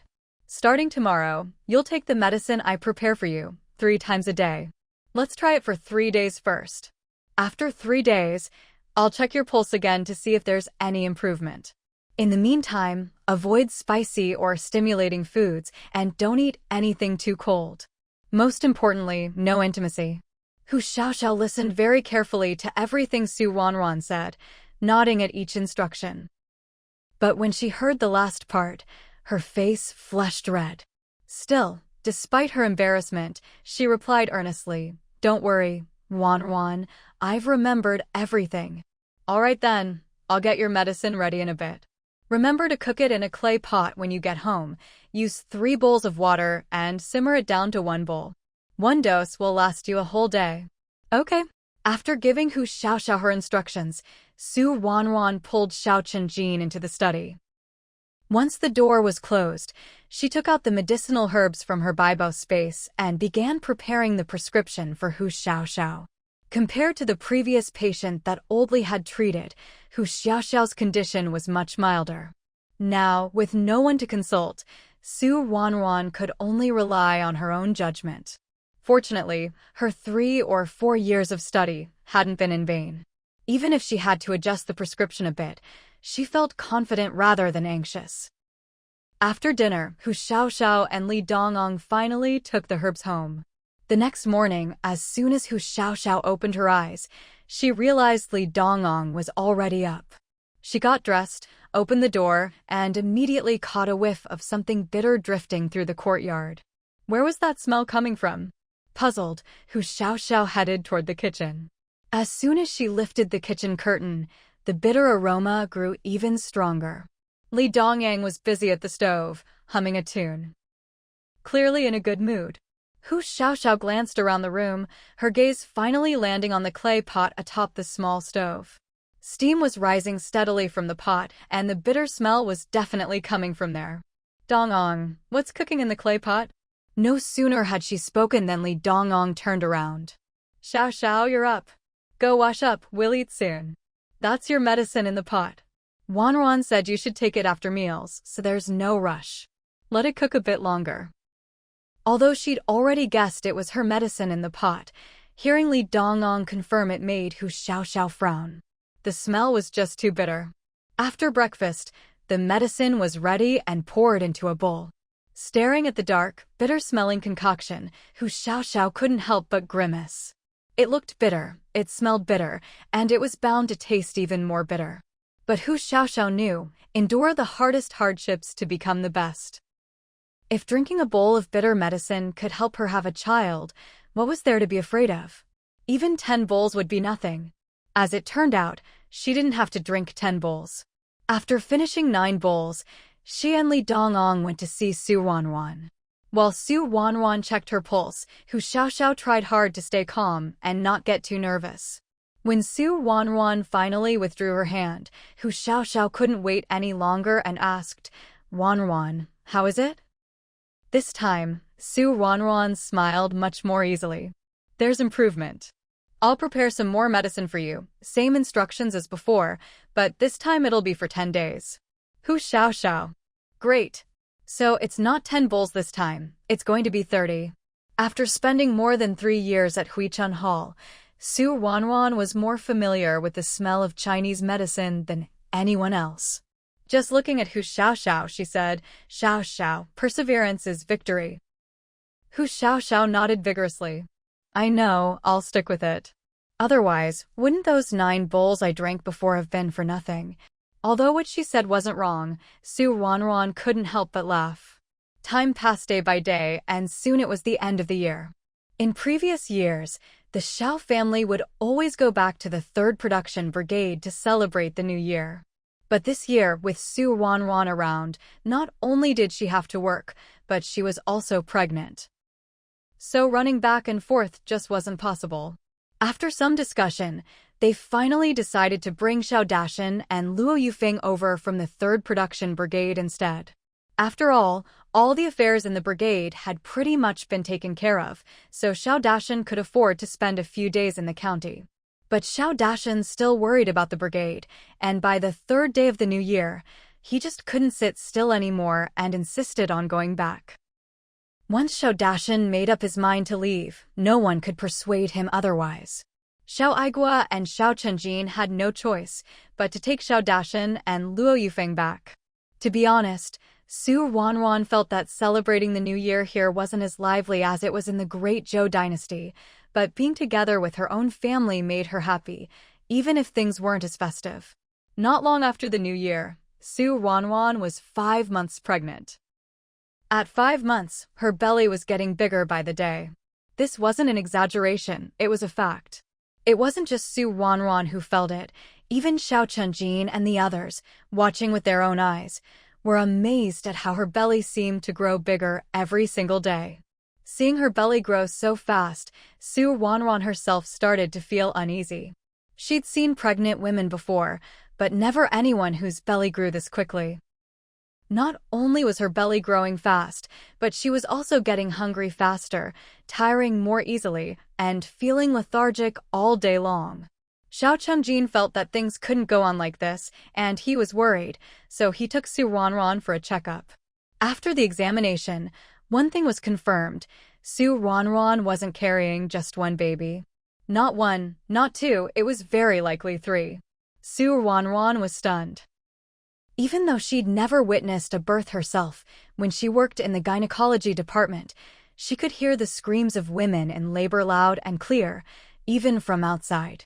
Giving birth to just 1 child was already so difficult. If she was carrying 3, wouldn't it be even harder?